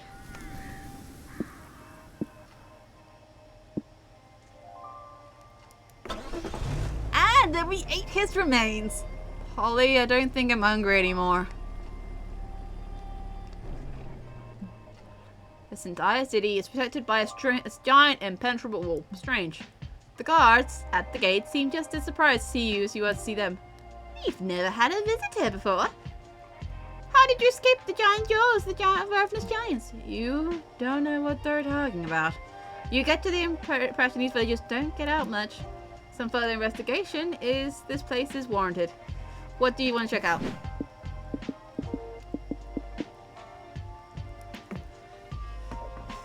A weird, secluded village like this. Must have some intriguing ideas about religion and the afterlife. You gotta check out the local church. There are several major churches in the town. Square with arguing crowds outside. I don't want to be intolerant of your beliefs, but your beliefs are wrong and dumb and mine are right and you should be ashamed. The Temple of Tiny Folk teaches us that the giants are a punishment for our lives of sin. They'd stop eating us if we went to confess and abandon violent games. You're wrong, says another priest. The first church of giant says teaches that the giants are here to save us, to punish us. The giants are God's holy messengers.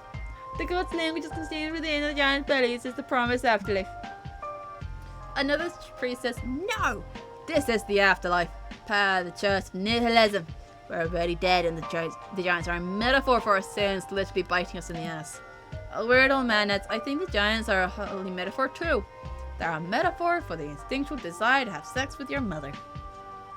Sigmund Freud! Sigmund Freud! Man. Please go to therapy. Please go to therapy. Oh, hello new visitors. Are you enjoying one of our pre-parties? Not really. Great, glad to have you on board. Now, do you believe that giants are a force for evil or a force for good? I don't know, maybe they're just forces. I'm gonna like that some religion enforce that black and white morality. Wrong answer. What about you, hairy man? I think giants are a metaphor too. For what? Oh! Being really tall. Interesting theory. So, having heard many of our spiels, is there an... Dang, I don't know. There's so many options. Hazel, which religious theory sounds most appealing to you? It's your fault now. I don't know anymore.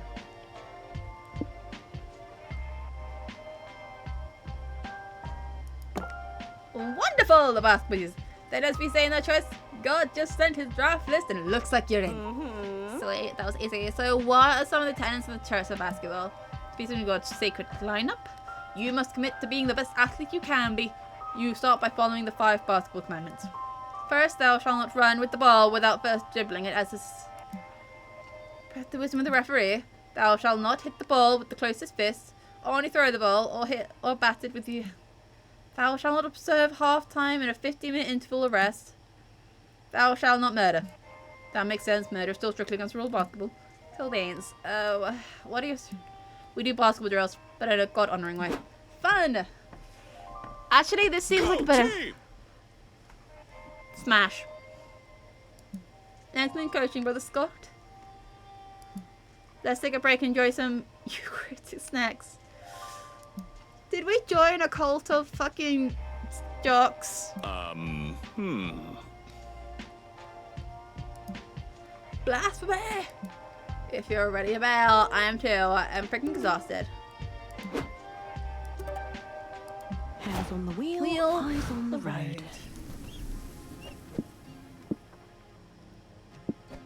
We go to a motel. Man, did we go if something random happened right now?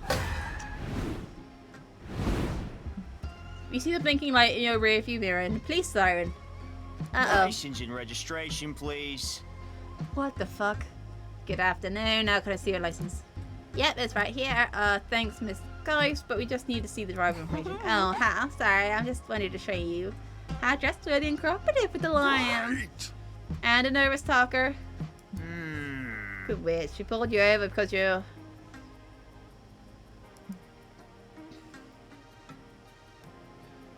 Lamb? Lamb, is that you? Did you do this? Huh. But I had seen it clearly. It would have been sitting in that car pretty much begging for someone to steal it, so it's not really the thief's fault. Huh? Fuck, we don't have much time. We just gotta hide this magic out for ourselves. What? Wait, you did... I know what I said, Scott. You brought my rules because I've got an unbeatable poker face. But those cops will sense the rancid vibes coming off this cursed home soon, and we gotta hide it quick. Hazel, got any ideas?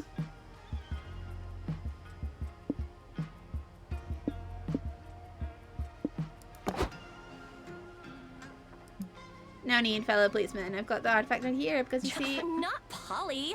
Not at all. Correct. Huh?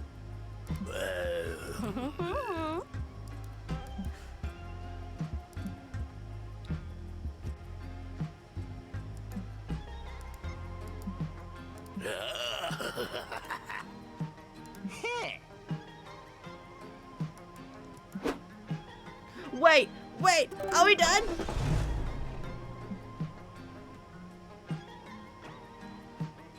Chat, if I fucking lose this, I'm gonna fucking screw. Ugh, Mama needs some rest.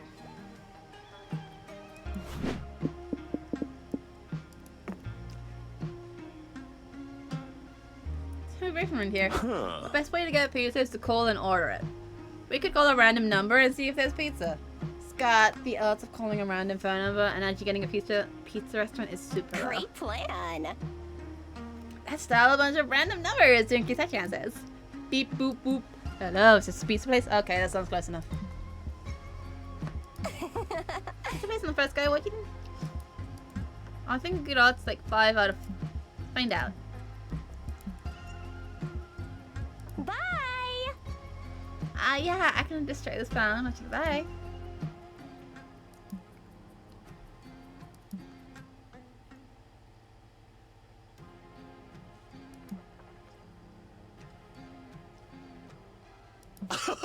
What a fun problem. We've got 2 pizzas, but can only afford 1. Hazel, you're good at making decisions and shit. What pizza should we take?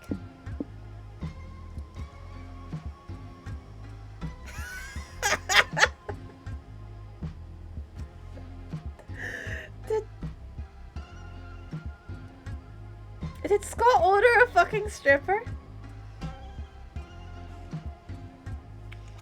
Did Scott order a fucking stripper?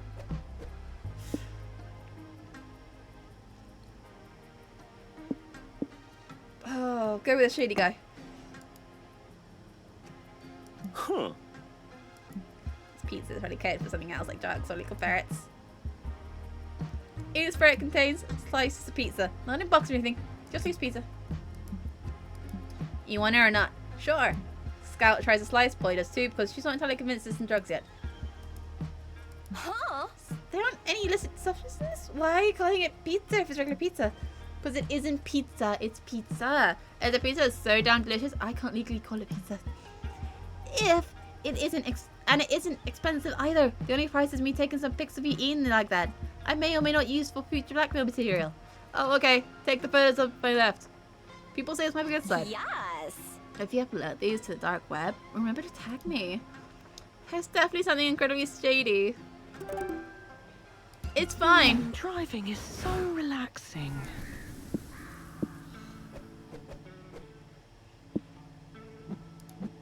No! No, what?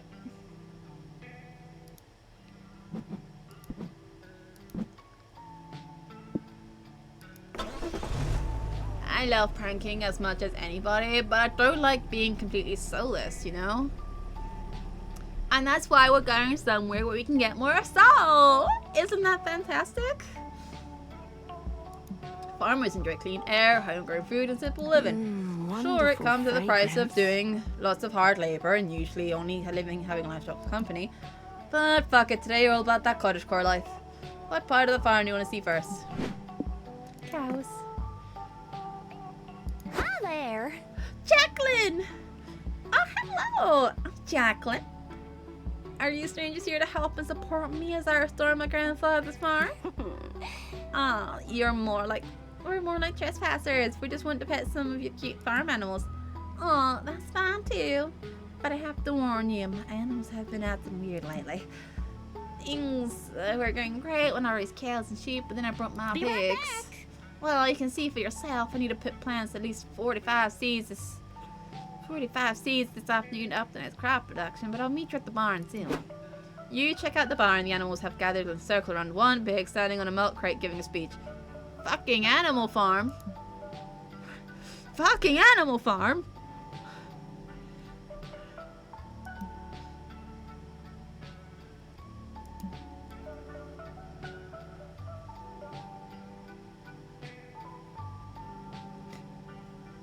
This can't be what I think it's referring to, right? I wasn't expecting to mix that person and animal farm. I'm back. Anyway, do you see what I mean? The animals have gone postal. I don't think I'm a tyrannical farm dictator, like I've overheard them say. I also don't think I've mind establishing a fair union between me and my animals if that's what they want. But I'm pretty sure Snowflake just wants to establish himself as a cruel dictator, and is taking advantage of the animal's limited intelligence to do so. Oh, I got it. What are you talking about? Snowflake sounds like a great leader. He's gonna be like... Scott, no. I've got an idea. Let's introduce a rogue element into Snowflake's regime. The animals won't listen to us monsters, but we might believe one of their own. Oh. That could work. I've met tons of weird animals since I've moved here. Let's guess one of these two.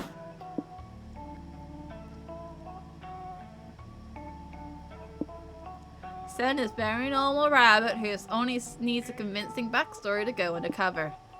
Punk, Rook. Later, the animals are gathered for another political meeting. Snowflake is doing a Q&A regarding the Monster-Kind insurrection. Snowflake, asked the cow, will we really get all these hay if we eat in the new regime? Of course, said Snowflake. That's the best part of my regime. He won't be able to we won't have to pull plows or do any work. We'll just have food aplenty. How is that possible? We need a more cool labor division, but everyone would need to do some work in order to... Snowflake's response is drowned by someone suddenly wailing on a grungy electric guitar. Ha! You guys are so boring. Who needs society when you can just fuck that noise and make some noise? Wake up, sheeple. We like what she's saying. Embrace anarchy! Yeah, anarchy! Oh, wait, let's not be too hasty. I promised a lifetime of free hay and an enslaved monster to anyone else who supports my leadership. No one cares. The skunk is drowning out Snowflake's propaganda with loud guitar solos. The skunk puts on the best punk concert you've ever seen. Well, maybe not the best, but it's definitely the loudest. Thwarting the Orwellian plot. To damage Jacqueline's barn. Okay. Hands on the wheel, Wheel. eyes on the road. World's biggest potato.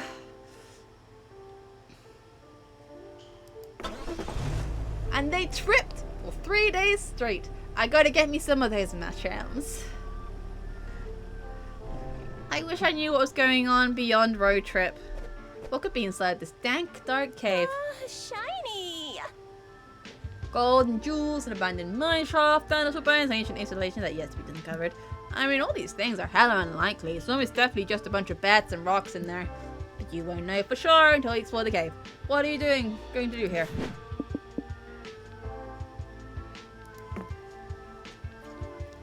You, Polly, and Scott are hiking around the cave looking for cool stalagmites and bats when you hear voices coming from a far-off chamber. Whoa, bros, there are people in there, and they're chained to the wall. Kinky.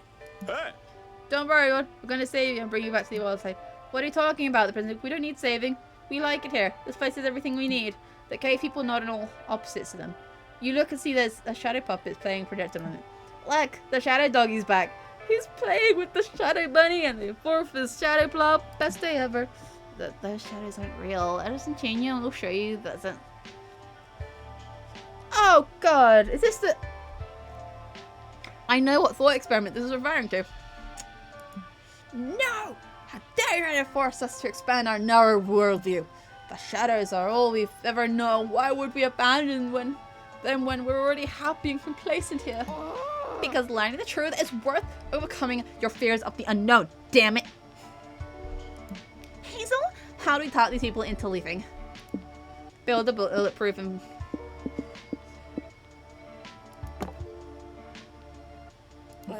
Any financial institution ready to profit from abusive interest rates and the cultural belief that higher education is worth going into crippling debt. Score!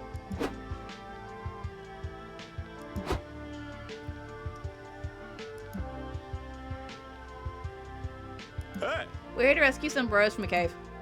Ah yes, the cave of their own ignorance. I see we have a poet in our class. We need to know that it's the core philosophy.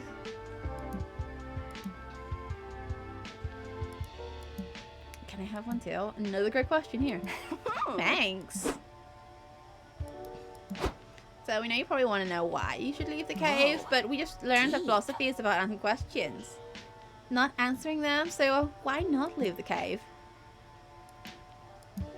Woohoo! You gained 4 soul. Hopefully it was worth losing more minus money.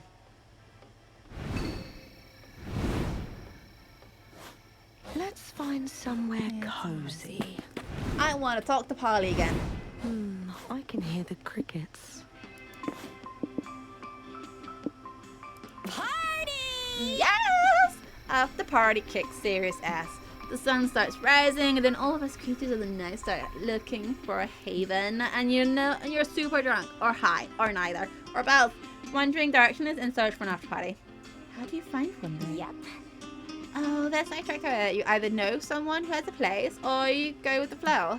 Like, literally, once I was walking after leaving a nightclub, it was like 6 a.m. and I was quite drunk, not paying much attention to anything, but I wanted right in front of me. And suddenly a random door opened. Nothing that strange, but some people were there in front of me entering their house, and I was excited too. I had no plan. I saw a door open and assumed that I was going there too. Please. It happened to be an after party, and then I realized I was sort of party stowaway, and they welcomed me. Are you kidding? Of course! What I did was dumb as fuck. Entering random houses should always be a no-no. But I guess sometimes you get lucky and strangers end up being actually nice. We partied till noon and forged an actual nice lasting friendship, and those strangers ended up being my good party buds. Summer, Macarena, and cheese. Ooh. Right? Wild party nights can truly be full of wonder. Join me sometime and I'll show you. Brilliant idea. Polly spend some time. Surely he lived off it to the fullest. Got it.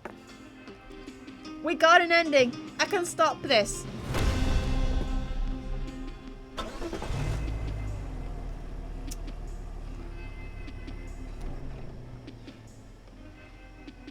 We got an ending. my god! End up in a whimsical land full of magic. Apparently these domains were created by a powerful spell years ago. What was the purpose of the spell? To imprison the evil, to produce this source of power, to build a very big storage room. You may never know. You only know that one thing's for sure. You're here now, and you're ready for a big adventure. This is where your road trip ends, but a whole new journey begins. We're done. We're done. Congrats, you reached your destination. But there's more to it. Every player gets an individual ending. You could end up with a lame... Do you know how long it took to get an ending?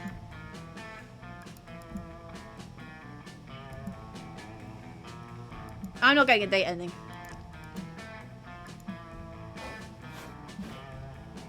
Dreamed dominions at last. For a moment you were sure you would make it. But this has been a true feat of survival. You almost ran out of mind. You survived a coyote attack. You ate a rock. And yet here you are. More experienced version of yourself. Wonderful. You're stronger, you're wiser, you're sexier. You can feel it in your blood. Although it might just be the rock you ate. Welcome to the new Hazel. A new era begins. That took so long. This was easy mode. This was easy mode. This was easy mode. And just like that, the road trip came to an end. It was full of the brim with danger, fun, and utter nonsense. It was everything we could have expected from a trip with Polly and Sut, and then some. We not even survived the whole thing, but we conquered it and came out different people. It all turned out to be a pilgrimage into self-discovery, a rite of passage, and a quest for growth. And I'd say, a fucking good road trip. As we all headed back home, I thought about how all this was just one long, or a much bigger journey that was only beginning. It feels ominous and scary, but it was going to be alright. Because we were young and unafraid, and we were ready to start. Oh!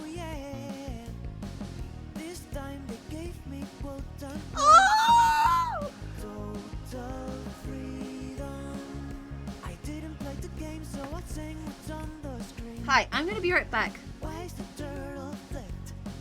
Hi! I know! I'll be right back though, I need a good sweat real quick. Well, I'm sorry. Yes. The developers ask for a couple things. One is to remind you to leave a good review. So I left a reminder in the song. It's well hidden, for you see, I made it fit the images seamlessly. No idea what this game is about. Looks like some sort of racing game. I only know it has hot monsters. So I will sing about what I know. Like how Claudia Martinez is the best. 5 stars, 10 out of 10. I could be writing songs all day. Okay, second thing is to tell you the song is safe for streaming. No strikes, no copyright. Careless streaming day and night. Here's some of the things that don't infringe any kind of copyright. Like a lazy orange cat, but his name is Garfield. I hate Tuesdays. Or the work of artists who died centuries ago. Like Buckle Bell. See? That's fine. He's super dead. Just ran out of ideas to sing. Apple pie, cinnamon swirl, a shovel. Don't ask. Carrots and beets. This is just my grocery list. Please leave a good review, my love. Please leave a good review, my friend. Please leave a good review, my darling. Please leave a good review, my friend. Please leave a good review, my boy. 5 stars, 10 out of 10. Best game ever, I will play it again. Well, now, yes, we're done. We sang all the things the developers want. But I can't stop wondering about the turtle and where it's gone. By the way, did you notice when I hit the review message? Yes, I know. I'm so subtle. Please don't mention it. Please leave a good review, my love. Please leave a good review, my friend. Please leave a good review, my darling. Yeah, I started playing it just because 10 out of 10. A, Valentine's Day, and it was a sweet spot for that time. Also, I'm back. I should try to go back to Southampton at some point as an alumni, but yeah, I really have to think about it.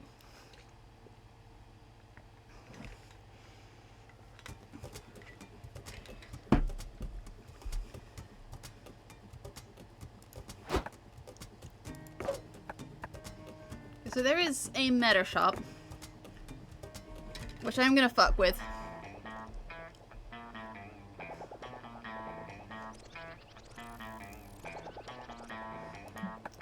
Yeah, but where I live, I have to like consider where to stay during that time. So I'd have to like either come stupid early. But thinking about it, I do need to get out more.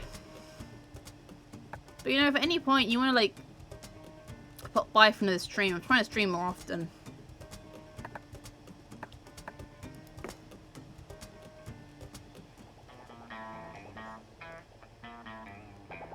Oh, nice! I might actually consider it, actually.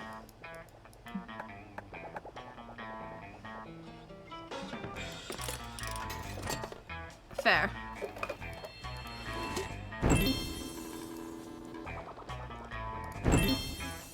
How do you think I feel? All I do is sit at home. I only left today because I had volunteering.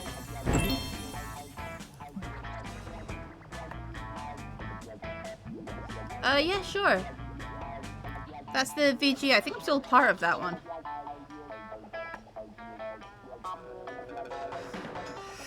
Well, now I've gotta. Gives me a reason to be awake at least.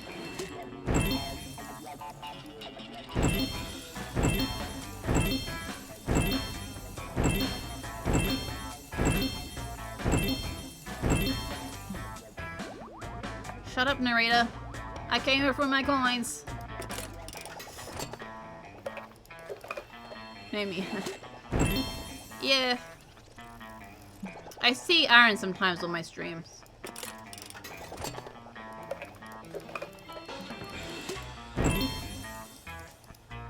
May the great glorious Rad King.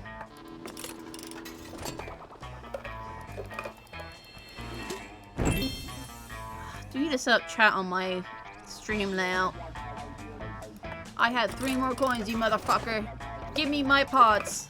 Give me my gambling addiction. Give me my fucking gambling addiction. Swear to God.